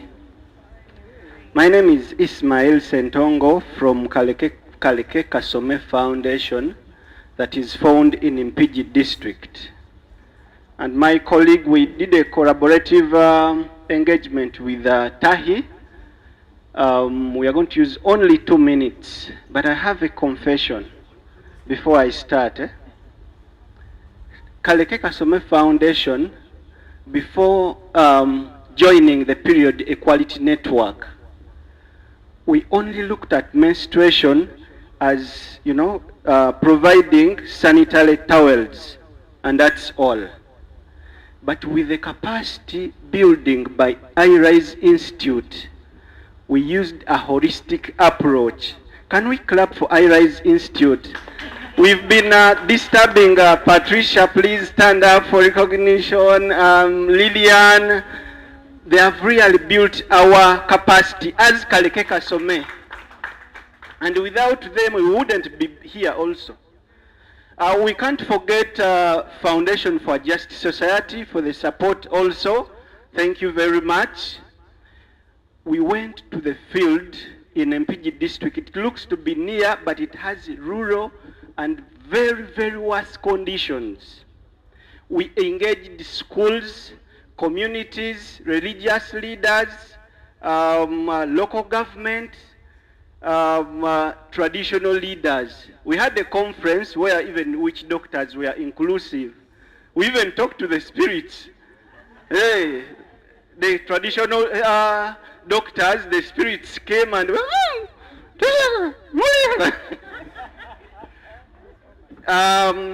with that all, I request my colleague to proceed. Thank you. Thank you very much. Good afternoon, everyone. My name is Victoria Natavi. I work with and for Together a Life Health Initiative. I promise I'm going to use 120 seconds. So our question was to speak to the strategies that we used to implement the project. And the strategy that Kaleke Kasome and Tahi used were raising awareness and break the myths attached with menstruation to the girls. So as Dan already said that even us who are formally educated, we actually do not know what it is all unless we are taken through the training, told the pros and cons of menstruation and practically really taught what to do. So this is what we were teaching the girls and the boys. We asked the schools to bring the boys in the rooms. You know, when we go to schools to talk and we ask them to talk about menstruation, the schools are like, oh, okay, we are going to bring the girls. And they were like, no, we also need the boys. So we also had boys in the room, and of course they gave their commitments. They touched the menstrual cups, learned how to wear the pads and everything. Our beneficiaries were religious leaders, the cultural leaders, but also we included our parents and the community members, because as strangers come to speak to children, or as a stranger comes to speak to you, the message shall be heavier if it came from your parent or from someone you relate to. So Patricia, I thought time. So we included the parents because the message sounds heavier and carries more meaning if it comes from them to the children. And then we highlighted quite a number of challenges, but I shall only speak to one challenge, which was lack of water, mostly in the schools, even other public places, when they go to church. There is really, I think everyone in the room has already talked about water.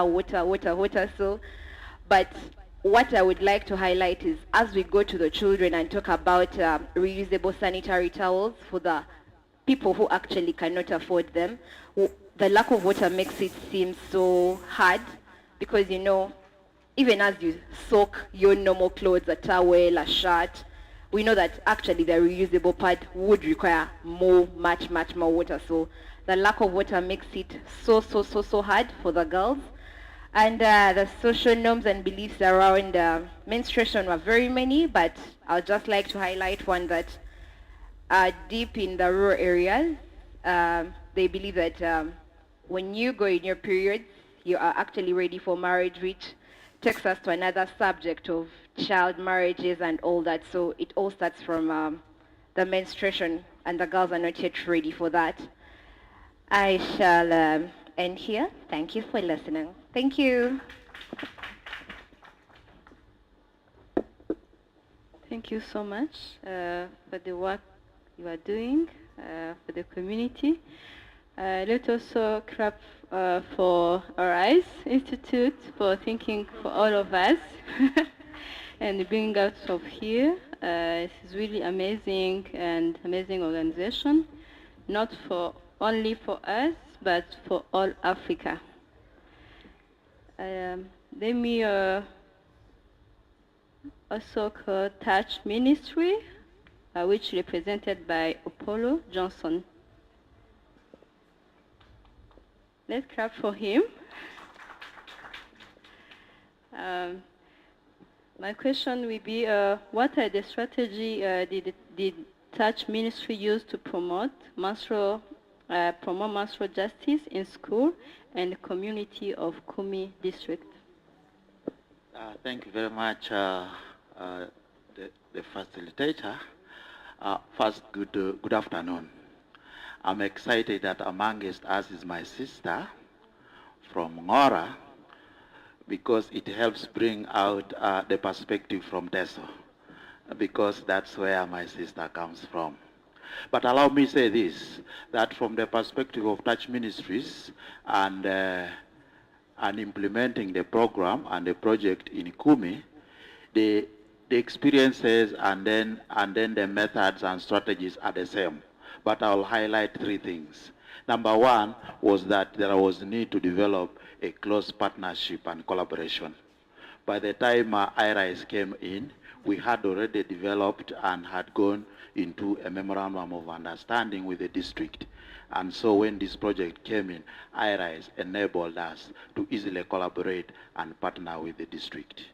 Number two, there were existing structures in the local government setting, but also at the district, sub-county, and school level. At the school level, we had the Parents Teachers Association, we had the school management committees, and then at the sub-county, those are elected leaders. And so reaching out to them was not a problem, because we used those existing mechanisms to get to the persons we thought would be the influencers. But let me say this, number one, the problem of menstruation and menstrual justice is real, and we have quite a huge problem there. Number two is that, like any other society, TESO has also been affected by issues of social norms. And you'll agree with me, and my sister can expound later when she has an opportunity. In TESO, for example, some time back, it was believed that if a woman was menstruating, and because we are groundnut growers, a woman was not supposed to go to the garden where groundnuts were. And so what is this doing for us? We are demystifying the existing problem. There was also a second thought, that if, for example, you are menstruating, some men, and some of them confessed, that if a woman were menstruating, in many instances, men were not interested in taking males of women for several reasons. But allow me say this, that this project is helping out take the problem closer to the communities, because the communities have been silent with a challenge that has been existing. For the schools, what has happened is that it has allowed the administrators to speak. They have spoken for themselves. We had this one young man who told us that his deskmate, a lady, a girl, was menstruating. But he took an initiative as a boy and went and asked the father for 5,000 shillings. He said, "Dad, I have a friend. She's in school, but she's not able to afford to buy pads. Can I have that 5K? And his father was able to give the 5,000 to him to take to his friend in school.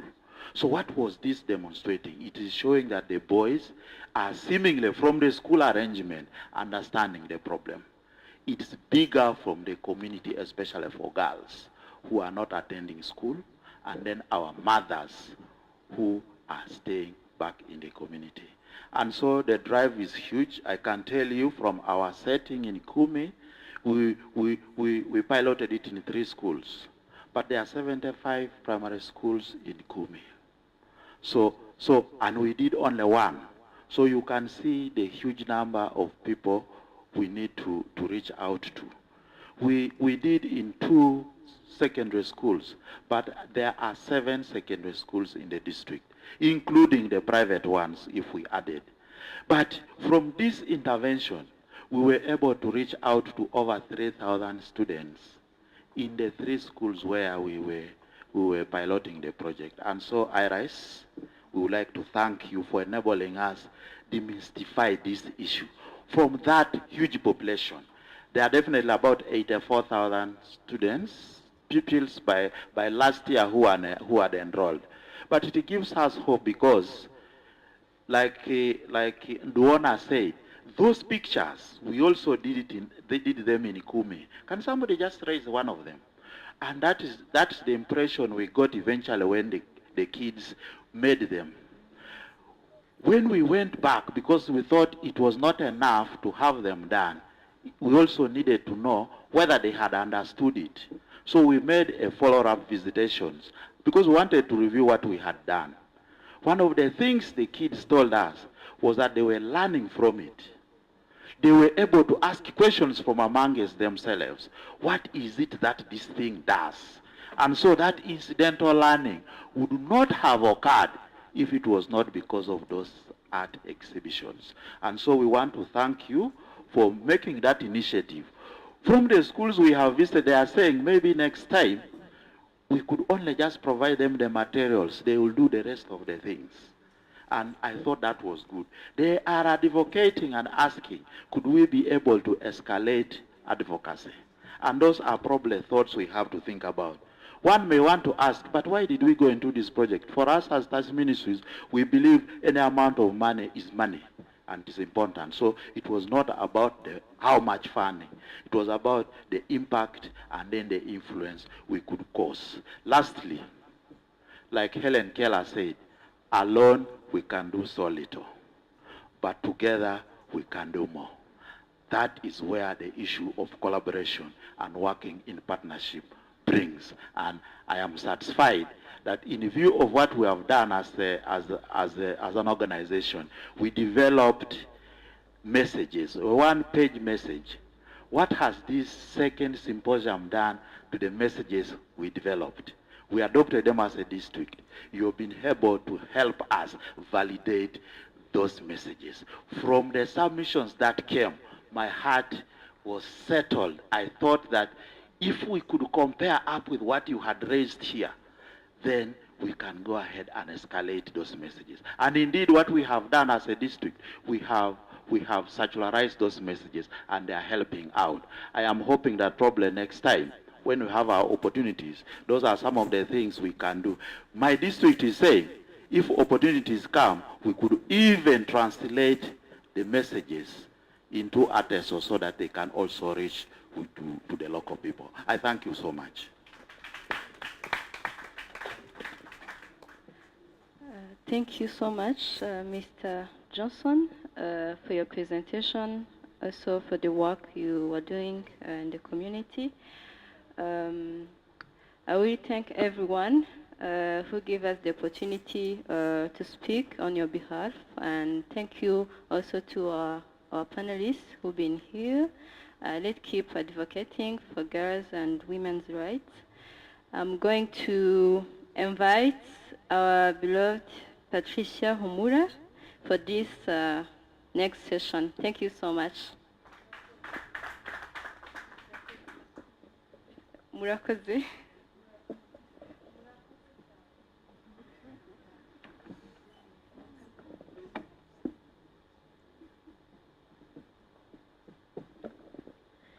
Thank you so much, Divine. Divine is our partner who is based in Rwanda. She's a Period Equality Network member and she heads IMATA Foundation. They do great work around menstrual health. So if you're here and you would like to partner to know more about Rwanda, feel free to network and engage with her. I'd also like to appreciate all the previous speakers and most importantly, all of us who are seated. We must be tired, but there is always light at the end of the tunnel. So thank you so much, and you deserve, what can I say? Those who take wine, you deserve wine. Those who take juice, you deserve juice. Okay. So as we usher in Maureen to Kahira, who did work around the Menstrual Justice Academy, I would like us to recognize amidst us, we have Honorable Jackie Amongin, who is the Iyala MP for Uganda. You're welcome. Thank you so much. We appreciate that you're here and that you've listened to the partners. You're really generous with us. Thank you so much. And so I would like to just apologize. We're having some challenges with the internet. So two speakers, Dr. Karin Emerimana from Burundi and Leonida Odongo will not speak, but I'm going to request Maureen to speak more about the Menstrual Justice Academy. The Menstrual Justice Academy is an academy, like the way you see people go to school, where we had fearless, confident, amazing young people interested in taking menstrual health advocacy to the next level. As you can see, Maureen, she's an activist, she's a fearless activist. She's going to tell us what she learned from that academy. It was a one-week academy. They were told about menstrual justice, because right now the discussion is, what's the difference between menstrual equity and menstrual justice? What's the difference between menstrual health and hygiene management? So from this academy, we were able to unpack and to see how we can work together as partners to ensure that we push for menstrual justice. And Maureen, you're welcome. We request you to share your learnings and to tell us how the experience was like. And in case you would like us to go forward, what do you think we should invest in? Thank you very much. Thank you so much, Patricia. She's my senior in advocacy. I respect that so much. Good evening, everyone. Yes, like she mentioned, I'm Maureen Tukahira. I'm the CEO, Girls Must Uganda. I do a lot of things. I do a lot of work in feminism. I'm currently the chair lady of the Young Feminist Movement. I also do work with SDGs. I sit at the committee of the Gender Equality and Women Empowerment Cluster in the Youth Coalition for SDGs. What else? Yes, so our work as Girls Must Uganda, we implement in Kigezi sub-region. That's where our work is found. But right now, I have been invited to speak on behalf of all the alumni that participated in the 2023 Menstrual Justice Academy. So before I even go on, can I see those that participated in this academy, please? You can raise your hand or stand up. Yay. It was quite an experience. I see a number of us are in this room and others are probably virtually attending. So, ladies and gentlemen and others, welcome to the 2023 Menstrual Justice Academy. This was a virtual training program that was conducted in July this year. It had a lot of interactive sessions, personal exercises, engaging discussions with key experts, and mentorship sessions. Those that were there, we had a lot of interactive sessions. You remember, we had a lot that we had to really talk about. We had those honest discussions, and you're going to see them in this presentation. Next slide. So as to talk about our experiences. And first of all, the objective of this academy was to provide knowledge and tools for understanding advocacy for menstrual justice as grassroots and national organizations. We are also supposed to identify issues of menstrual injustices in communities and design and engage in menstrual justice campaigns. So this academy brought together 20 organizations from different countries. Like you know, the Period Equality Network is within East Africa. So we had organizations from Burundi, Kenya, Rwanda, Tanzania, and Uganda. The main sessions were 4, but these sessions entailed policy advocacy and also were applying digital technology to promote menstrual health. And you're going to see how next. So some of the key learnings from the academy.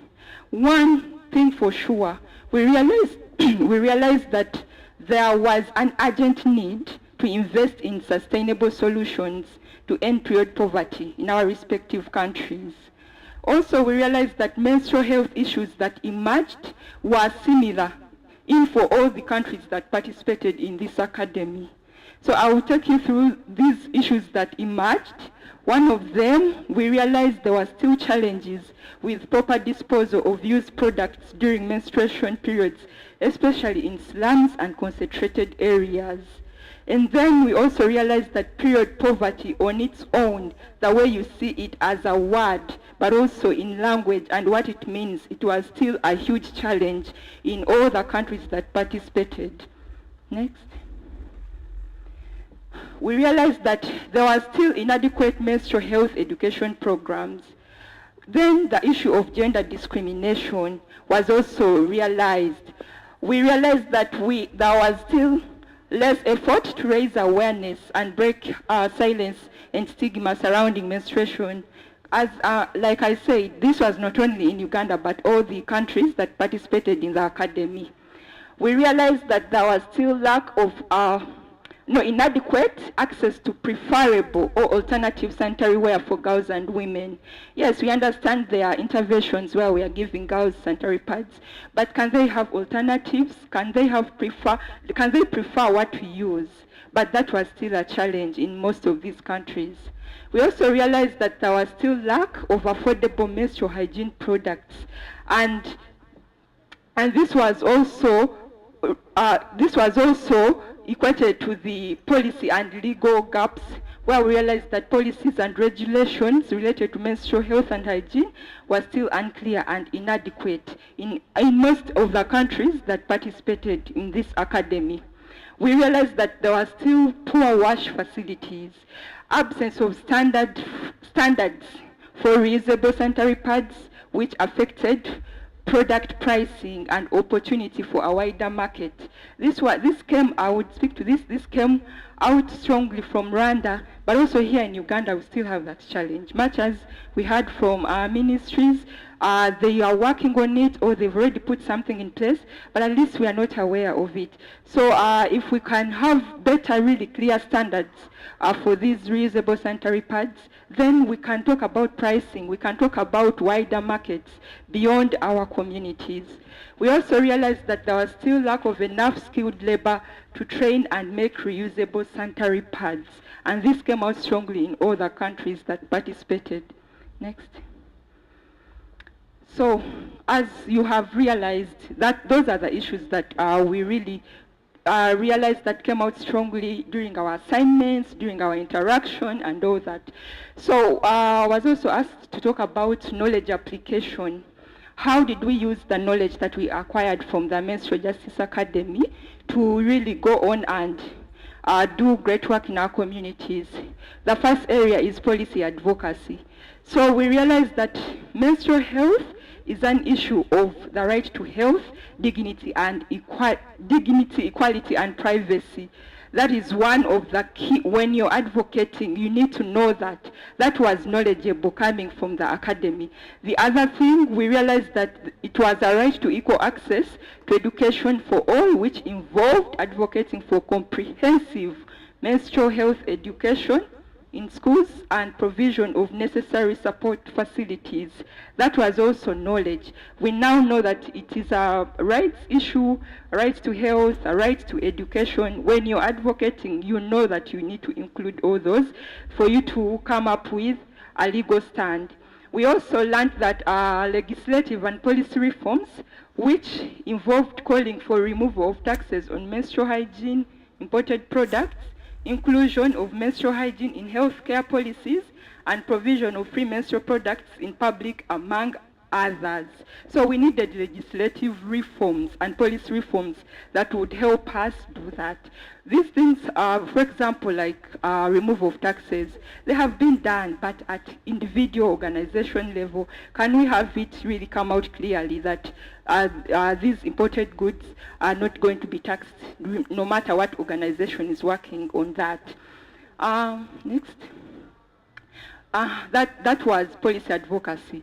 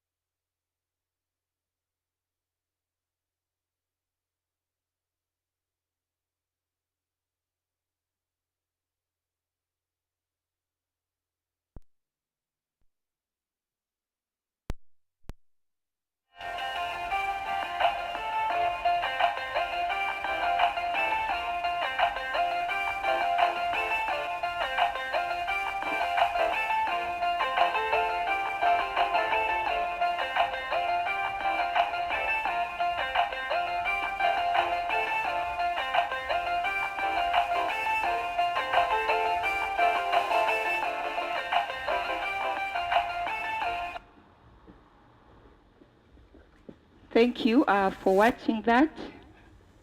We had to cut it short, but that's most of it. That's simply what we are trying to look at and try to compress into our innovation. Next slide. So just to talk about this app and how it's going to look like. So the Drop-Off for Her app is an innovative mobile application built for and by young women. We are working with young women from MIT to help us leverage on technology to bridge the gap between girls in underserved communities in developing countries and their access to menstrual health knowledge, products, and services. Next. So this app will play a crucial role in enhancing the timely delivery of these essential supplies and services to those who need them the most. It will connect both public and private transporters to key stakeholders who place orders for these supplies. Additionally, there is an algorithm which will help us identify the most affected areas, those that are affected by period poverty. Next. Next. Oh, sorry. So, can you go back? We are using Kigezi sub-region as a model for now, and data has been collected from key stakeholders such as local government, grassroots organizations involved in production, collection and supply of menstrual products, donors, schools, churches, in fact religious centers, and then the centers for teenage mothers that are involved in making and distribution of these products. So through the app, we will be able to connect a network of transporters who are ready to respond. The data collected will ensure that these transporters can swiftly fulfill orders placed by mapped stakeholders. So as I wind up, we are doing a stakeholder mapping, and we are continuing to do that. After the Kigezi sub-region, we are going to continue to do that for other regions, first to do for those that will participate in the test run and those that will participate in the rollout. And that will be done in Uganda by region, focusing on where period poverty has been highly documented. Then country stakeholder mapping will be done through the Period Equality Network. As you know, it is the network that so far we have in East Africa that is supporting menstrual health and hygiene management. And I think that is it, so thank you for listening.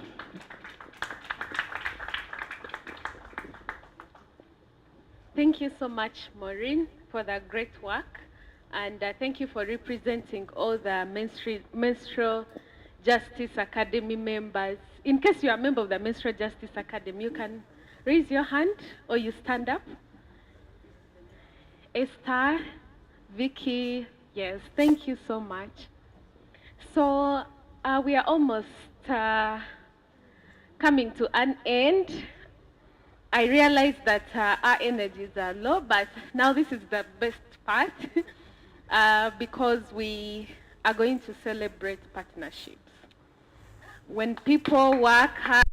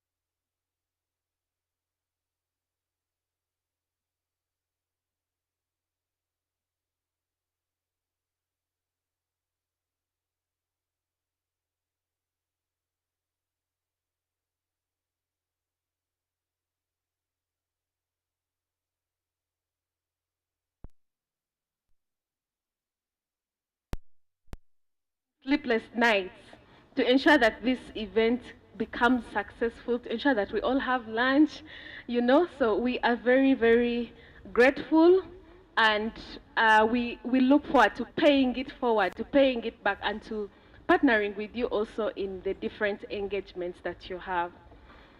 So as an organization, when people do good work, we appreciate them. So I'm going to invite our regional director, Lillian, who is going to invite Honorable Jackie to be able to appreciate, to give the certificates to these amazing people that we've worked with. Thank you so much.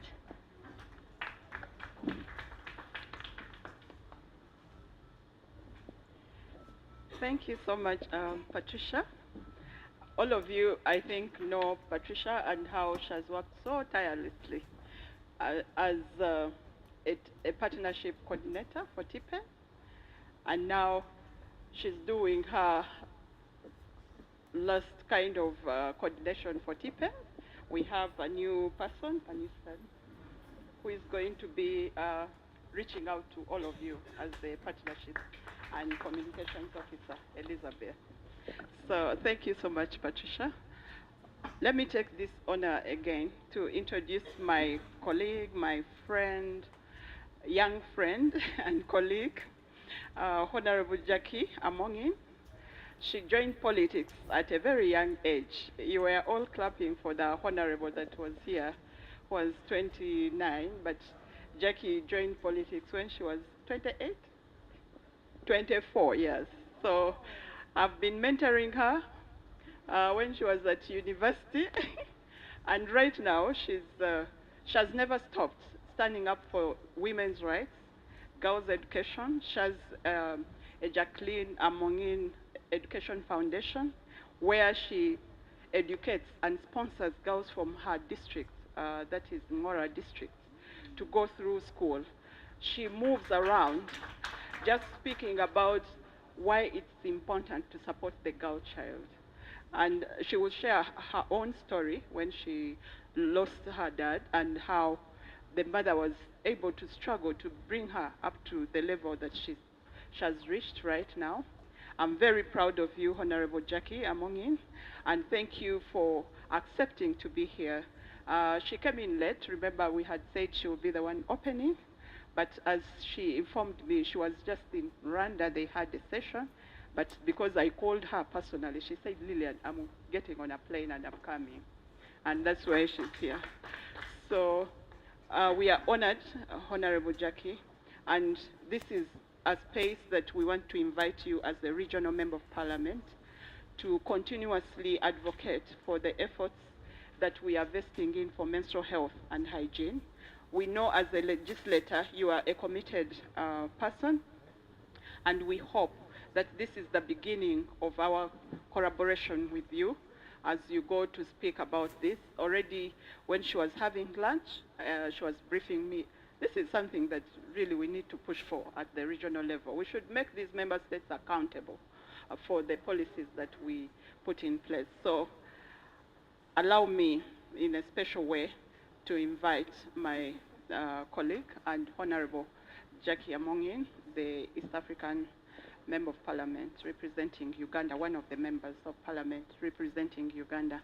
You are welcome. She will do us the honor of giving the remarks in her own capacity, but also to issue the certificates that we have prepared. Honorable, you are welcome.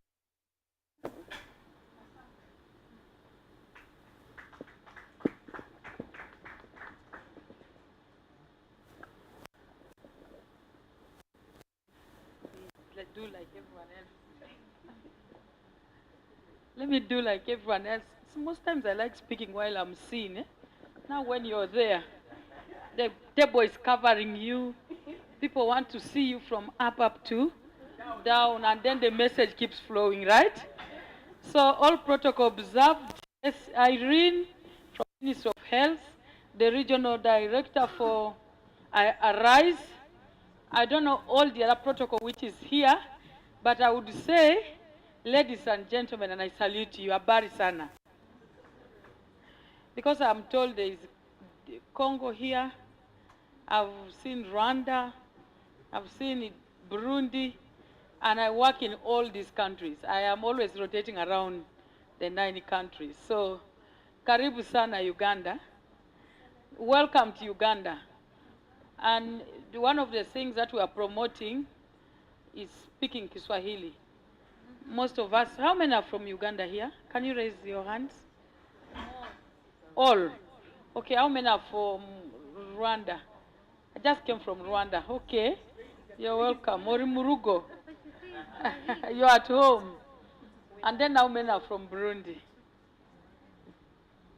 Okay, she's gone out, eh? Okay. Ah, okay. So Kenya, do we have anybody? Oh, we hapo. Oh, karibu sana. I think Tanzania also has participants online. Okay, so most welcome to Uganda. And personally, I'm very happy that I'm here. And I would like to thank Lillian. I've known Lillian for quite some time. I think as early as I was maybe 20 something, 21, 22 and onwards. And she's my friend. But besides being a friend, I just came here for a cause which all of you are promoting, that is MHM, Menstrual Health and Hygiene. It's very key. In my previous parliamentary engagement, I was a champion. I was chairing the Parliamentary Forum on Water, Sanitation and Hygiene in the Parliament of Uganda, and I tried to do some changes within our space. At one time, we even brought a motion for menstrual health and hygiene policy to be passed, and I don't know how far it has gone. Irene, it is something that we cannot be talking about menstrual health and hygiene without talking about the policies in place, and also the legislations. So first is to applaud all of you for the work you're doing, and I want to say congratulations. It doesn't matter how small, even if you're influencing just 5 people, you're doing something. Some people are just basically passing through this world, not doing anything, just seated. I can see here there are very many young people. It all starts like that. I was also very young when I started engagements. I am still very young, growing younger though.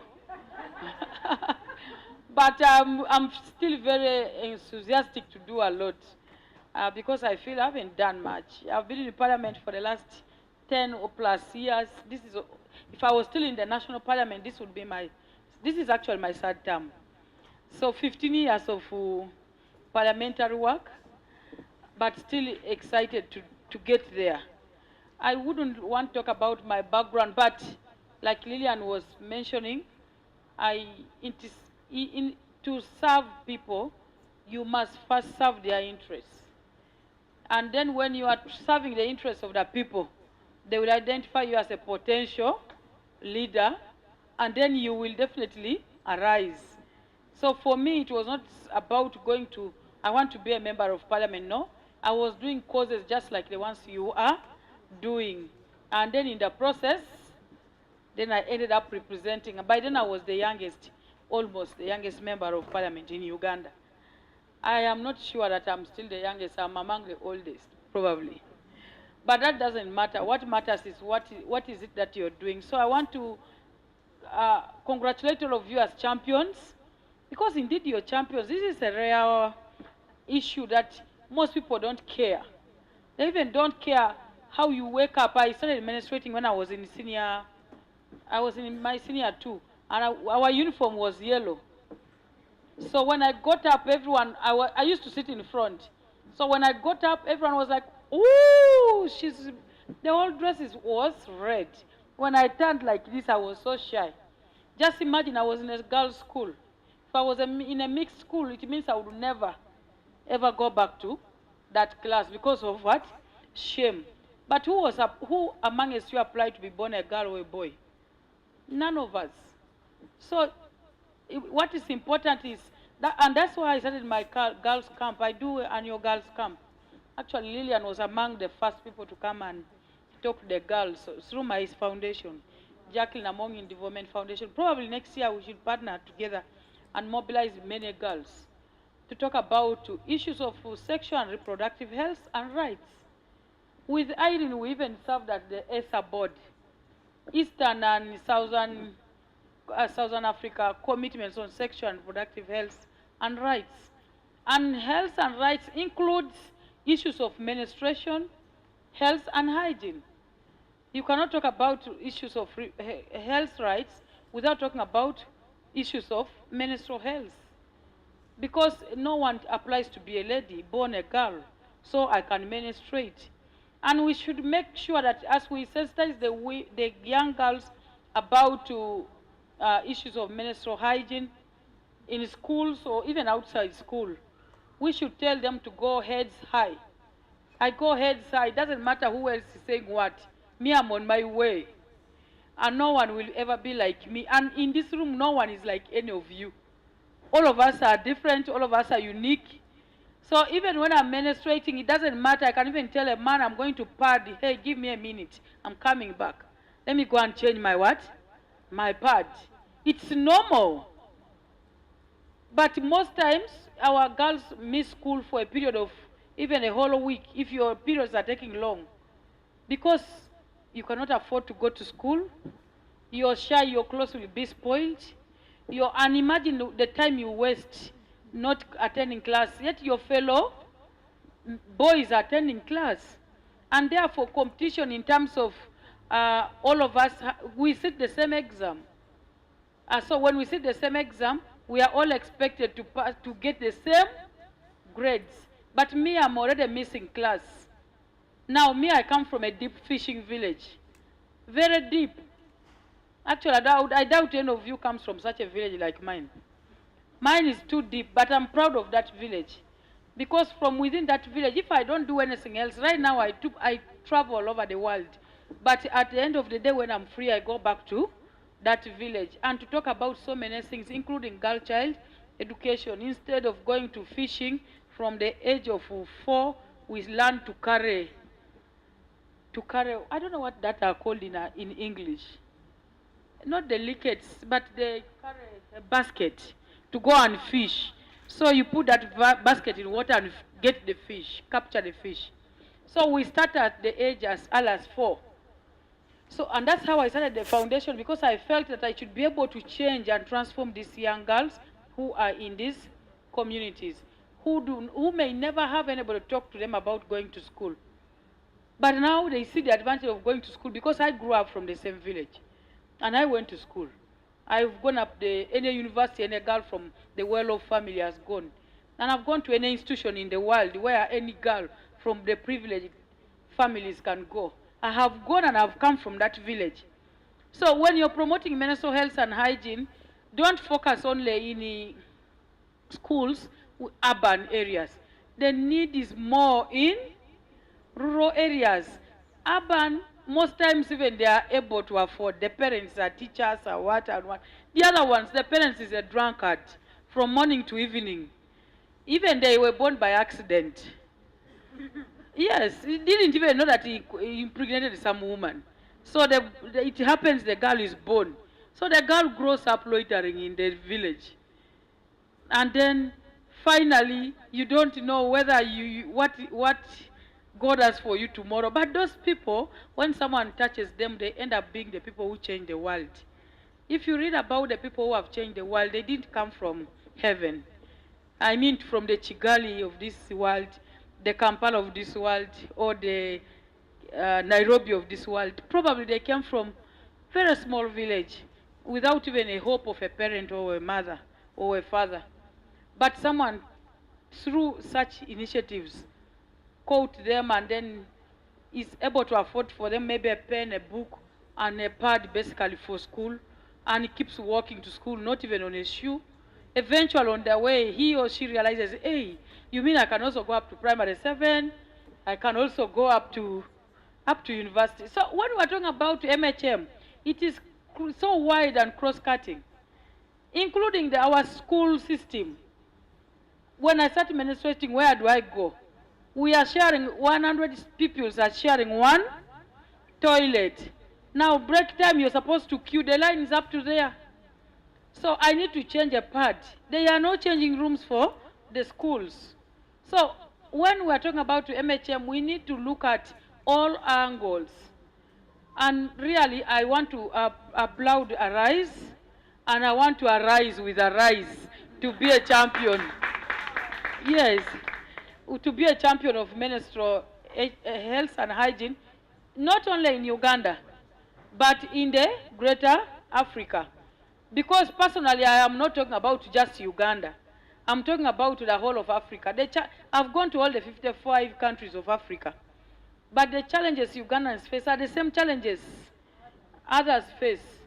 And having served in the national parliament, I also served in the continental parliament for 10 years. Now I'm in the regional parliament. It means I know more about Africa than any other person probably in this room, because when I go to Kigali, I know that Kigali is a clean city. It is cleaner than Kampala. If you want to cry, you cry. Otherwise, you adopt the Kigali way. Yes. Then when I go to Equatorial Guinea, you're welcomed by flies. If you're in a hotel 5-star, but what comes out is, including pads littered everywhere. So it is an issue of sanitation and hygiene is very wide. But especially on MHM and for girls in schools, it's very important. And first of all, I would like to applaud the men who are in this room and championing MHM. Most times, we cannot achieve some of the things without the involvement of men. So me these days, as people are talking about women empowerment, empowerment must be empowering the community, including the men. Because once a man knows that my daughter needs pads, my sister needs a pad, when I'm budgeting for my children going to school, I need to give my daughter a little extra because she needs a pad than the boy needs. Then together we'll achieve a cause. When I grew up with my mentor, the person I loved most in my life was my grandfather. Actually, it's the one I loved most. My grandfather, when I would even go to school, would pack for me condoms. And he would tell me that in case you go and you get someone who wants to rape you, instead of getting rape, get HIV, conceive a child unwanted, and be torn because you're being raped. It's not something you want. You tell the man that, you know what, let's do it easily. So that at least it is worse than you having to be raped, you're torn, you've got HIV, and you are pregnant. However, when you're raped, because you're protected, it's not your desire. You didn't expect. But because you're protected, at least you're safe, you can achieve your dream. But how about when when you're positive from a man or a woman, a man you didn't totally expect? And it's not only men who rape, even women rape. So if we involve men in this whole exercise, then they will understand that these girls need help. The girls in my village will no longer go to get money, 20K, from a border man just to buy what? Sanitary pads. The father will be able to give the sanitary pads. So as you're doing advocacy and communication out there, please involve men. Because male involvement together will achieve this advocacy on MHM. And lastly, there's something I left advocating for, and I'm still advocating because I work with all parliaments within the Eastern African region. We meet with the different parliaments of East Africa in our regional parliament. We come to Uganda, DRC. Right now we are in Kigali up to the 20th. I just came for this weekend and I'm like, I must go and attend this meeting. But something that we must advocate for is exemption on sanitary towels. Because it was not by choice that I was born a girl, so I must menstruate. And my brother does not menstruate. So why would such a product be taxed? Let me get it cheaply. And for me, I'm advocating for menstrual tax exemption on menstrual hygiene products within the region. So that if I'm getting parts from Kenya, Tanzania, Burundi, Rwanda, then they must not be taxed, unless they are donations coming from outside Eastern Africa. So with that, it will make it cost effective for the girls, unless there are those who say nay. But I'm sure the majority of the people in this room are with me, and they say aye. So I wouldn't love to talk much. It's an area that I'm passionate about, and even in Parliament, they know that that's one of the areas I'm passionate about, and I'm passionate about mentoring the girl child, because I know that I was mentored to be what I am. I have passed through many people's hands to be mentored, even to hold the microphone in front of the people, because sometimes I would not even stand to talk. I would be like, how do I start? These people. But I saw all of you are very confident, very smart, and I mean you can be better than me in so many ways. So let us go together at the regional parliament. Definitely Arise Africa. I will be your champion at the regional level. And at one time, probably I will bring something like a bill in the parliament of the Eastern African region, so that just like I did on the issues of renewable products, renewable energy, we are promoting climate change and people to adapt to new technologies in order to reduce on the damage to the environment. So instead of renewable energy products, I am thinking that in the same direction, the sanitary products can also be exempted within Eastern Africa. So that is something that I will be interested to work with you if you will be in position to, but it's something good. And it's not for me, it's for the future of my children and children. I have a daughter. I'm sure that daughter will also give birth to, and I'll be at one time I will have great grandchildren who will be menstruating as well. So they will find in place a policy or a legislation that would have been put in place by their mother, their grandmother. And that means I would have also impacted on the many of the children of the region, not only mine, but also of the region. So I think I've talked too much. The only job I've been paid to be doing from the age I was 24 is to talk. Whenever I go, I must talk. If I don't talk, I feel like I've done nothing. Because for me, it's about talking. Parliamentary engagement is about talking. If you cannot speak, you're not representing. And therefore, you're earning. And when they are paying you, they don't even check whether you must. You are always talking or you're not talking. But for me, I make sure that I do justice to the whole thing. And menstrual justice is very key. And therefore, when I get back to Parliament, you have triggered me by inviting me to this meeting. It's a trigger again. I'm going to do justice to the menstrual justice engagement in the legislative agenda. So with those few remarks, of course that's what we say always, politicians. Even if you talk for 1 hour, you say with those few remarks, I would like to congratulate all of you who have participated. I've heard what the different organizations are doing. Mwana, Touch Ministries, those ones are my neighbors. I pass Kumi. Many of my relatives are in Kumi actually. So all those, but continue doing the great job. Thank you so much, Lillian. And I would like, therefore, to take this opportunity, not to close, right? To first give the certificates, then I invite Dr. Irene to give the awards. Okay. Thank you so much for your kind listening. Asante sana. Merci beaucoup.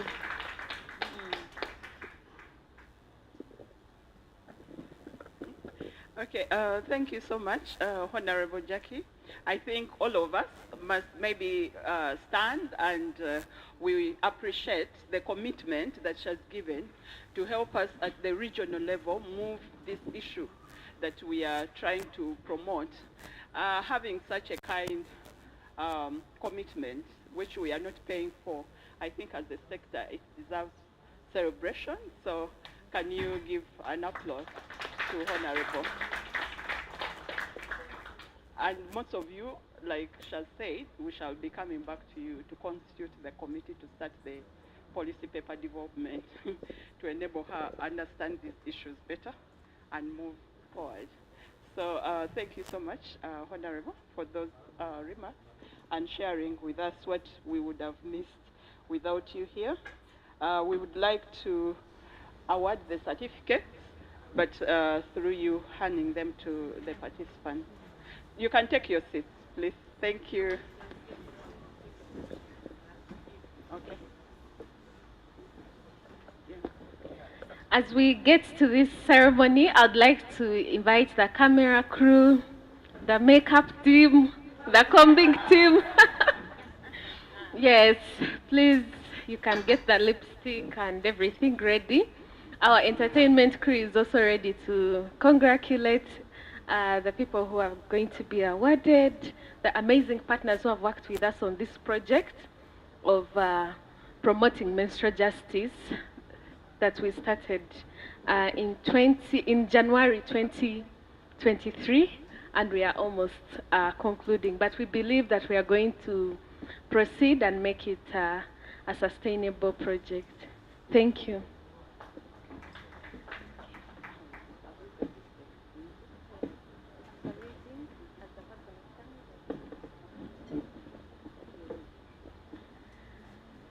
The Ministry of Education and Sports, Ms.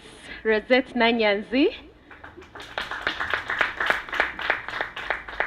As she comes, we request the entertainment crew to give us some juices. Thank you.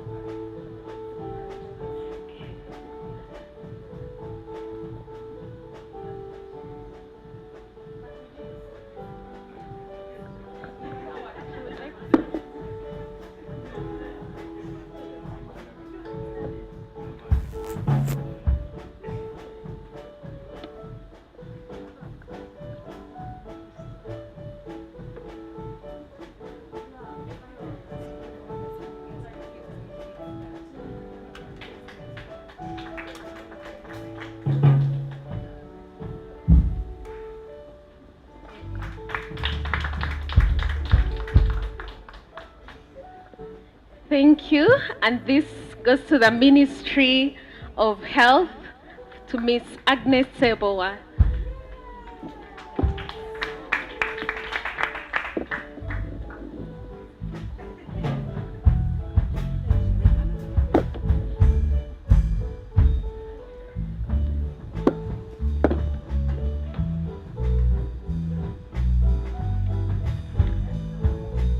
Dr. Irene will deliver the certificate. Thank you.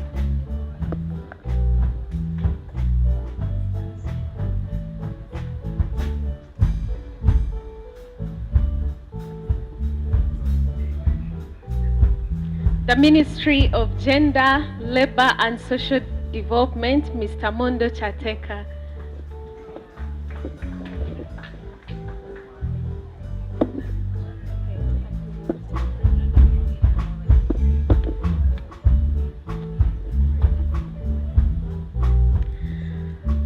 The District Inspector of Schools, Ginger District, Mr. Eriaki Chambia.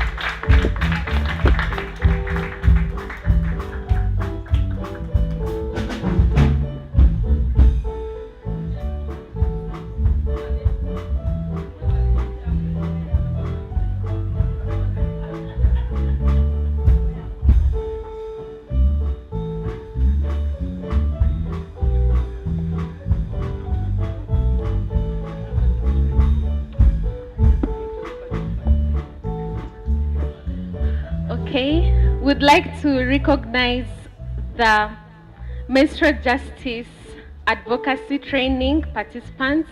We have Sakisa Helen of the Diwana Initiative. Sakisa Helen will be represented by Lisa, who is the Executive Director of the Diwana Initiative.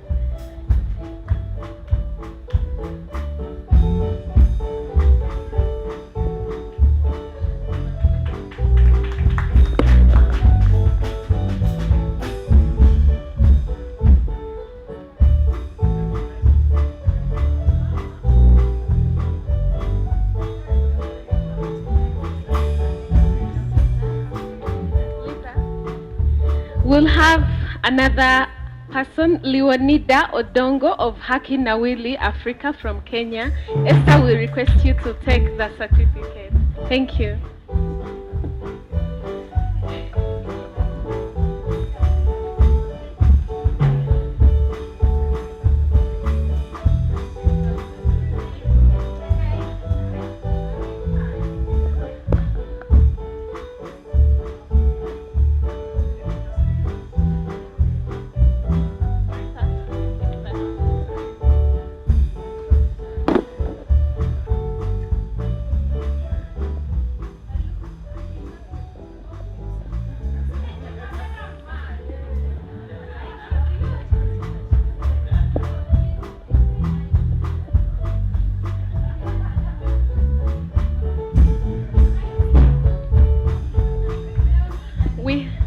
We have Vincent Uhega of Voice of Youth Tanzania.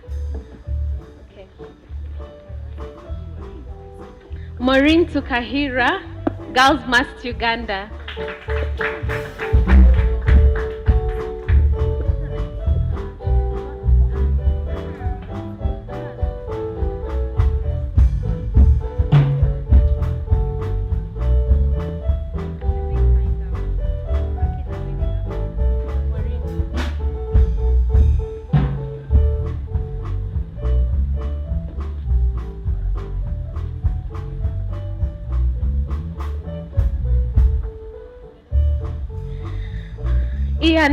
Ian Chikomeko of Touch the Heart. He was behind. Martha Mukisa of Arise Institute East Africa.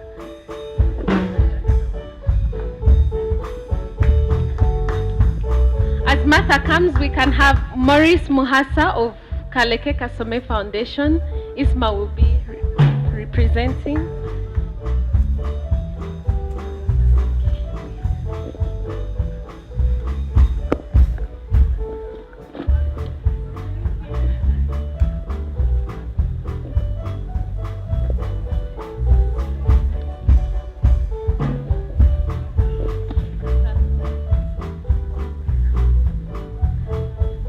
Fatma will represent the Executive Director of Kaleke Kasome Foundation. Ian, thank you. You can sit as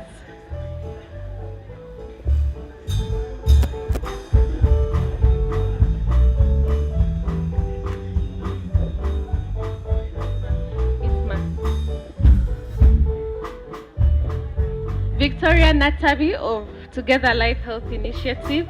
As Victoria comes, we can request Ian to come.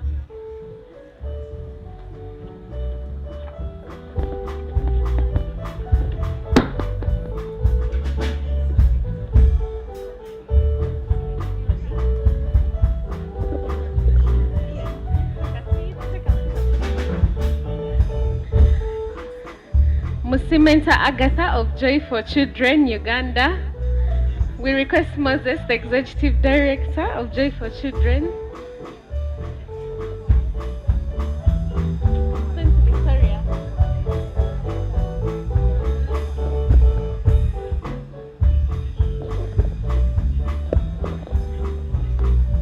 Sarah Namumbia of iRise Institute East Africa. Okay. Nakalisa Justin of Health for Youth with Parents Involved.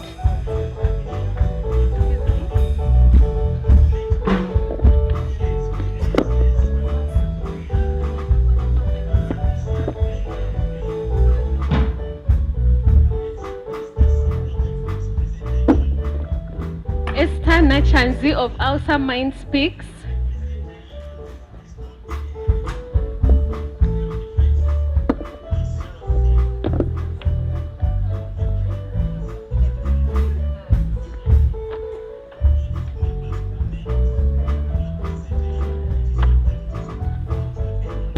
Jovia Kusima of Twekonyere Foundation will be represented by Patricia Kajumba.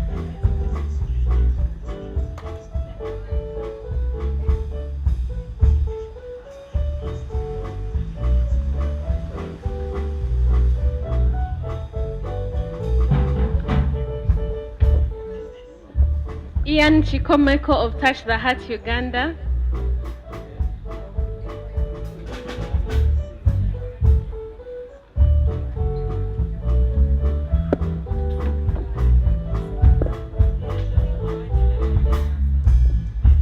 Now, as an organization, we've worked with the organizing committee for this symposium that is comprised of the Period Equality Network, and would like to recognize your support and services.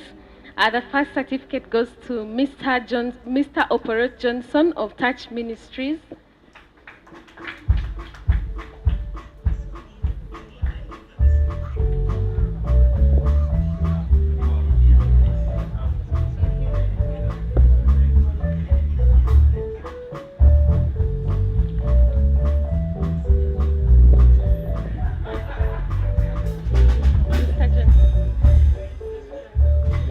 Divine Ingabile of iMatter Initiative.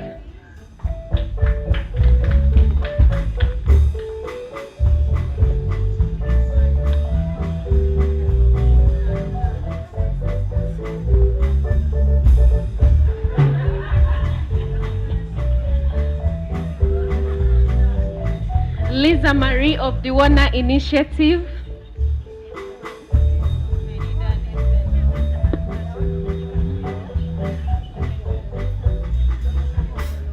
Okay, as Lisa comes, I think Lisa has moved out, but we can invite Esther Wambui of Zamara Foundation.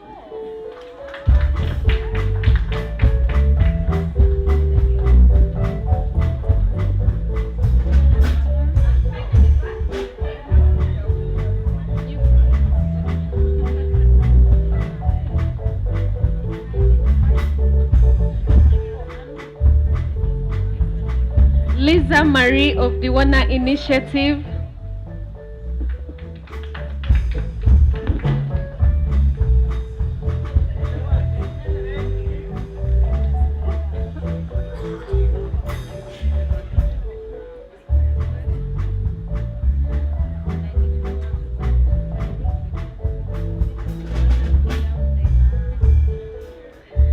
Lastly, we had an amazing entertainer from Burundi, Shaban Ramadan of Marabaha Music Expo, and we request one of the entertainers to come and represent Shaban Ramadan. Thank you.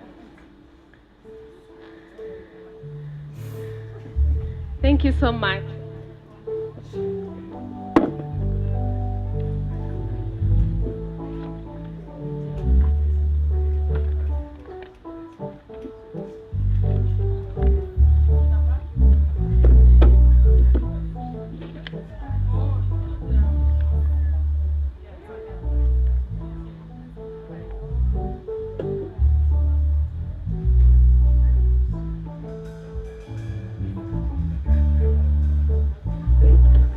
Thank you. And we request all those who thank you. There are some members whom have not received their certificates because they are not here, but we'll be reaching out to everyone, especially to those who are close to them, to deliver the certificates. Thank you. Before we can come to an end, I'd like to invite Esther, who is going to lead us who's going to usher us into the call to action, and then we'll proceed to invite Dr. Irene to deliver the closing remarks. Thank you. Thank you very much. Let's clap for them. And for everyone who's been awarded, like me 2 times. Okay, anyway, I'm just kidding. One wasn't me. Yes, for everyone who's been awarded, continue doing an amazing job. So my work is very little, like short. And as I'm talking, I'm looking at you coming. So please just continue coming. You're not coming to me yet. Okay, so please, the rapporteur, could you please come and share with us the call of action? And I know towards the end of the day, people are usually tired. We want to go home. It's been a long day. But are we not excited to be here? We are, yeah? So let's just give each other a little bit of grace. We are in the tail end of it. And then we can dance and have fun and enjoy the music as we drink our tea. Where is our tea? And the Kenyan in me, I hope they have meat. No, us Kenyans, we love meat. So I hope there's like chicken wings, meatballs, things like those. Anyway, welcome. Are you ready? Okay, please welcome and just take us through the call to action that we can also endorse and maybe also make time to strengthen if there is. Thank you. Welcome. Thank you, Esther. Thank you, thank you. Just in the interest of time, I've been asked to highlight just a few of the few issues that we've talked about in our symposium. And I'm going to start with highlighting some of the pertinent issues on MHM that some of our keynote speakers have addressed. And actually, most of them are more or less repetitive. That's why I've been asked to give us only a few here and there. So the first pertinent issue that we've highlighted in MHM is lack of awareness on menstrual health and management. The other is social stigma. So I'm first going to give you the issues that have been highlighted, and then I'll give the recommendations that have also come up through the discussion. So the repetitive one was lack of awareness on menstrual health and management. The other was social stigma. There's a lot of misconception around the issue of menstrual health. The other issue is inaccessible menstrual products, especially in the rural areas. The other one was minimal involvement of the men, or exclusivity of the men. The other one is social cultural norms and barriers. The next was lack of holistic understanding of menstruation. And as one of our keynote speakers mentioned, she said menstruation goes beyond the pad. So there is so much more about menstruation and menstrual health.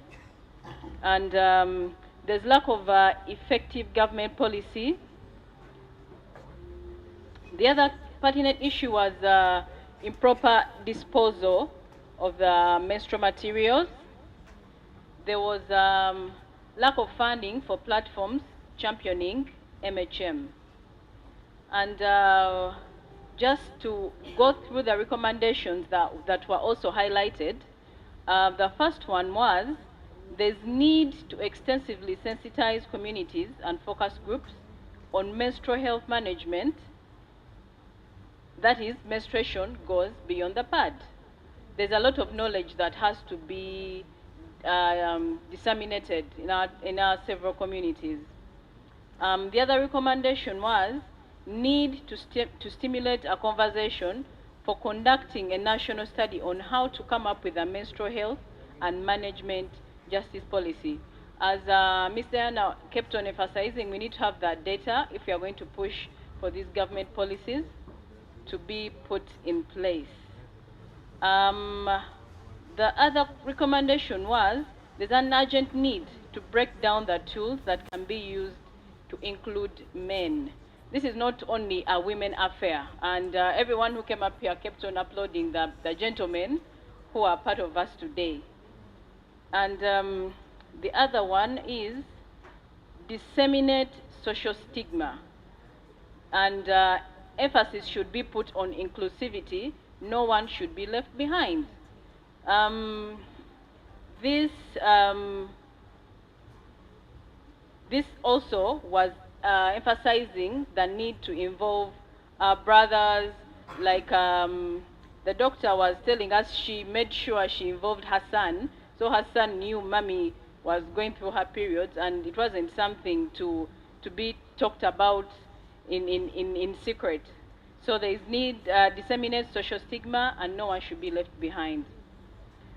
There's also prioritizing access to affordable menstrual products. Esther said that when she's getting the expensive menstrual product, she's always thinking, does everyone have the privilege to access these products? So we should prioritize that. And another presenter mentioned that the taxes should be reduced on these products so that they are easily accessible to everyone, especially in the rural areas. There was also emphasis on normalizing talking about menstruation. In this day and era, menstruation should be talked about freely and openly and discussed freely and openly. I think in brief, that is our call to action. Esther, back to you.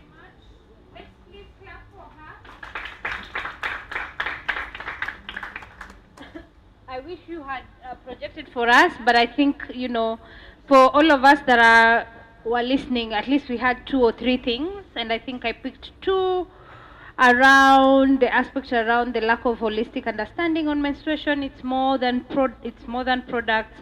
So the aspects on menstruation justice, you know, involvement of men that has been mentioned, and many others. So before we go to the final end or enclosure and networking of this, please indulge me a little bit. I can see some faces, we are tired, we are feeling some type of way, so allow me to get you on your feet a little bit, get you on your feet so that then, you know, we can close this with a bang. I can see those that are still sitting, laptops, looking at our phones. Thank you, yes. DJ, the band, give us something.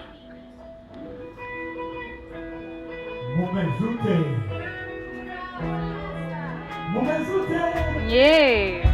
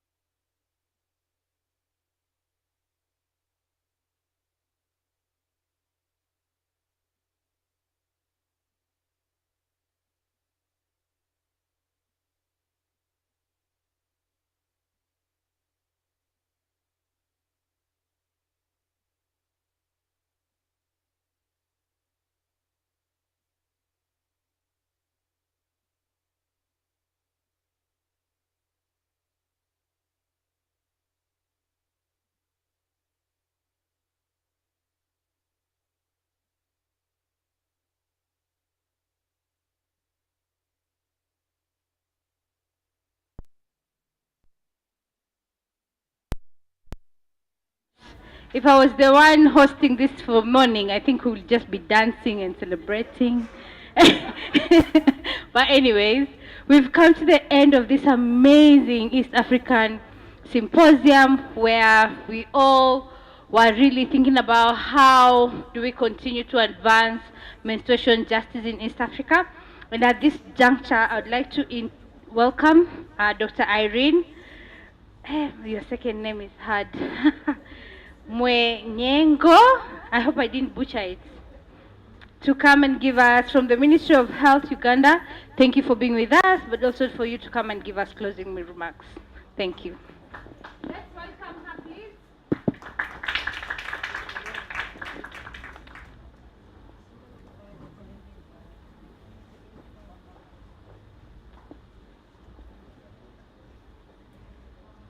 I think I'm fine standing here. I'll begin by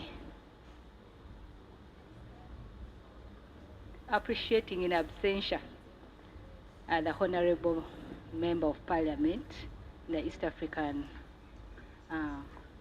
community.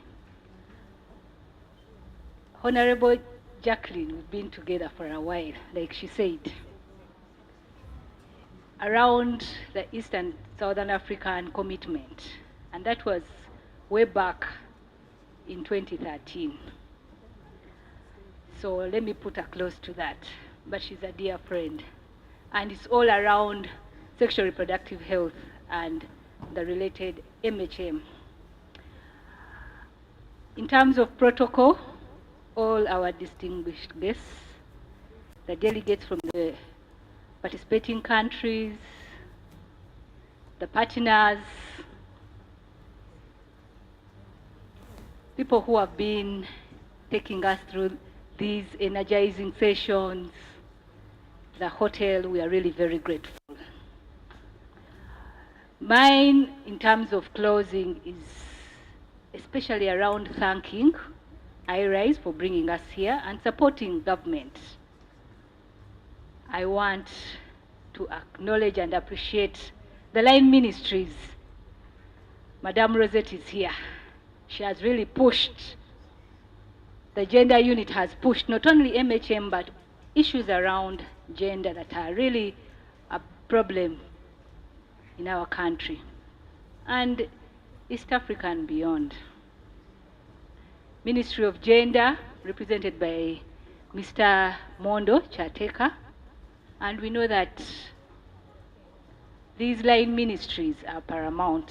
It's only that I didn't hear an invite from water, yet a lot has been. She's around? Oh, yes. Apologies for that. You know, MHM is really multi-sectoral. And for us to have this cause pushed, we need all sectors. So a lot has been said, but I want to speak to only a few issues, and this is around the policy.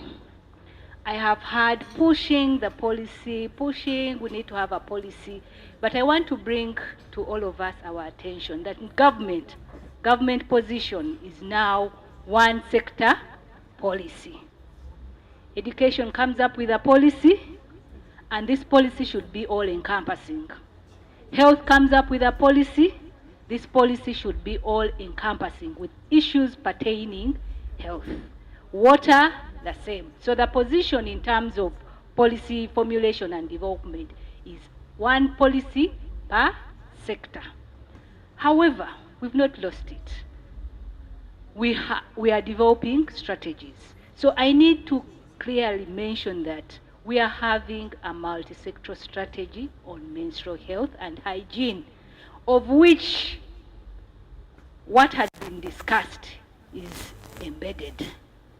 And in here, what we may need is popularizing it, the dissemination of this strategy, areas around resource mobilization come in, then capacity, so that people know that there is this strategy and this is what it entails, and this is how we can push our agenda to together. So what does that bring? It brings in place the issue that I've had people speak about in terms of integration. Government is pushing for integration. One of us mentioned that the handouts, government would also refrain from handouts. Would rather have sustainable, mainstreamed interventions that once Arise or Bwana or Torch Ministries is away or are done with their support, this agenda continues. So I just wanted to emphasize that before I close, but also the issue of the community forces. It's unfortunate that agenda is not around, and this is their core aspect. The parent, the role of a parent, the role of men in this. As we drum, we should not only look at MHM as a woman issue, but the men. They're the breadwinners, they're the ones who decide. So as we move out there, can we not forget the male involvement, the issue of parents, because this is a parent intervention, it's a parent responsibility. So as we are discussing, as we are closing this symposium, let's reflect on the roles of the different stakeholders and bring on board the parents, the parents, the parents, and then the beneficiaries who are our adolescents and the girls. Last but not least, I would also talk about the other gatekeepers. We have the religious leaders. How do we further bring them on board? We have the cultural leaders. Part of the initiatives that are from the different partnering organizations, they've shared.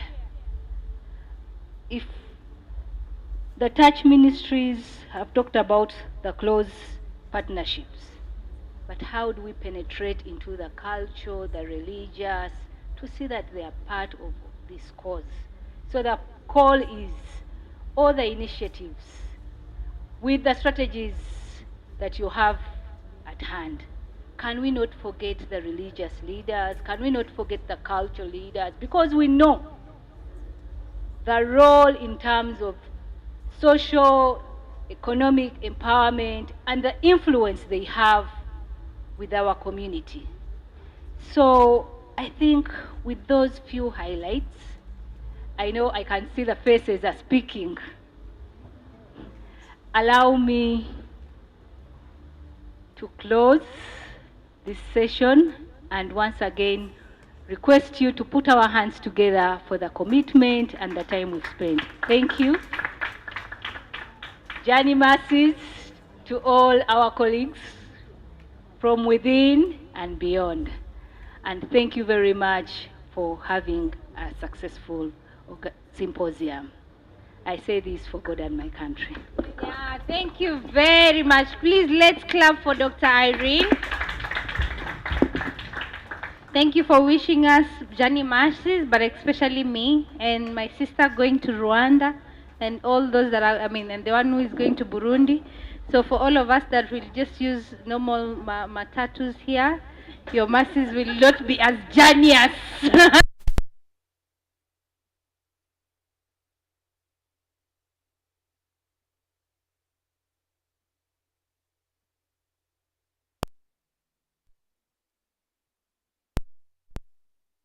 It's a shame there's no tea for all of us, but you know what? We can have fun and, interact and network. But from me and my fellow Kenyans who are suffering because of tax, thank you, and I was so honored to be here. Bye. Thank you so much, Esther. Thank you so much, Dr. Irene. We are so honored.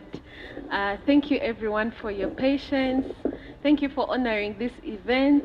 And thank you for sitting, listening, contributing. We've also learned from you. So because there is no tea, we have some, what can I say, like a small package you can take and buy your own tea. Some people tell us they want beer instead of tea, so we are really factoring in what you need. Some want local porridge, some want juice, others want. So we just want to really, since we are being inclusive, we want to factor in all people's needs. But please ensure that before you leave this room, we have some amazing ladies who have been working with us. Kevin is our intern. Please stand up. And then we have Martha. Martha is our program assistant. And then we have Heliot, our finance manager, and Kaitesi Elizabeth, our partnerships, advocacy, and communications officer. And we've been working with so many people. The Faraja team, thank you so much for the amazing videos, for streaming this event. The entertainment team, we are ready to rock. And the organizing committee members, our partners, the network members, we appreciate you all. So I think that's it. Enjoy the networking. If you have any questions, comments, please reach out to us and let's stay in touch. Thank you. Safe journey back home.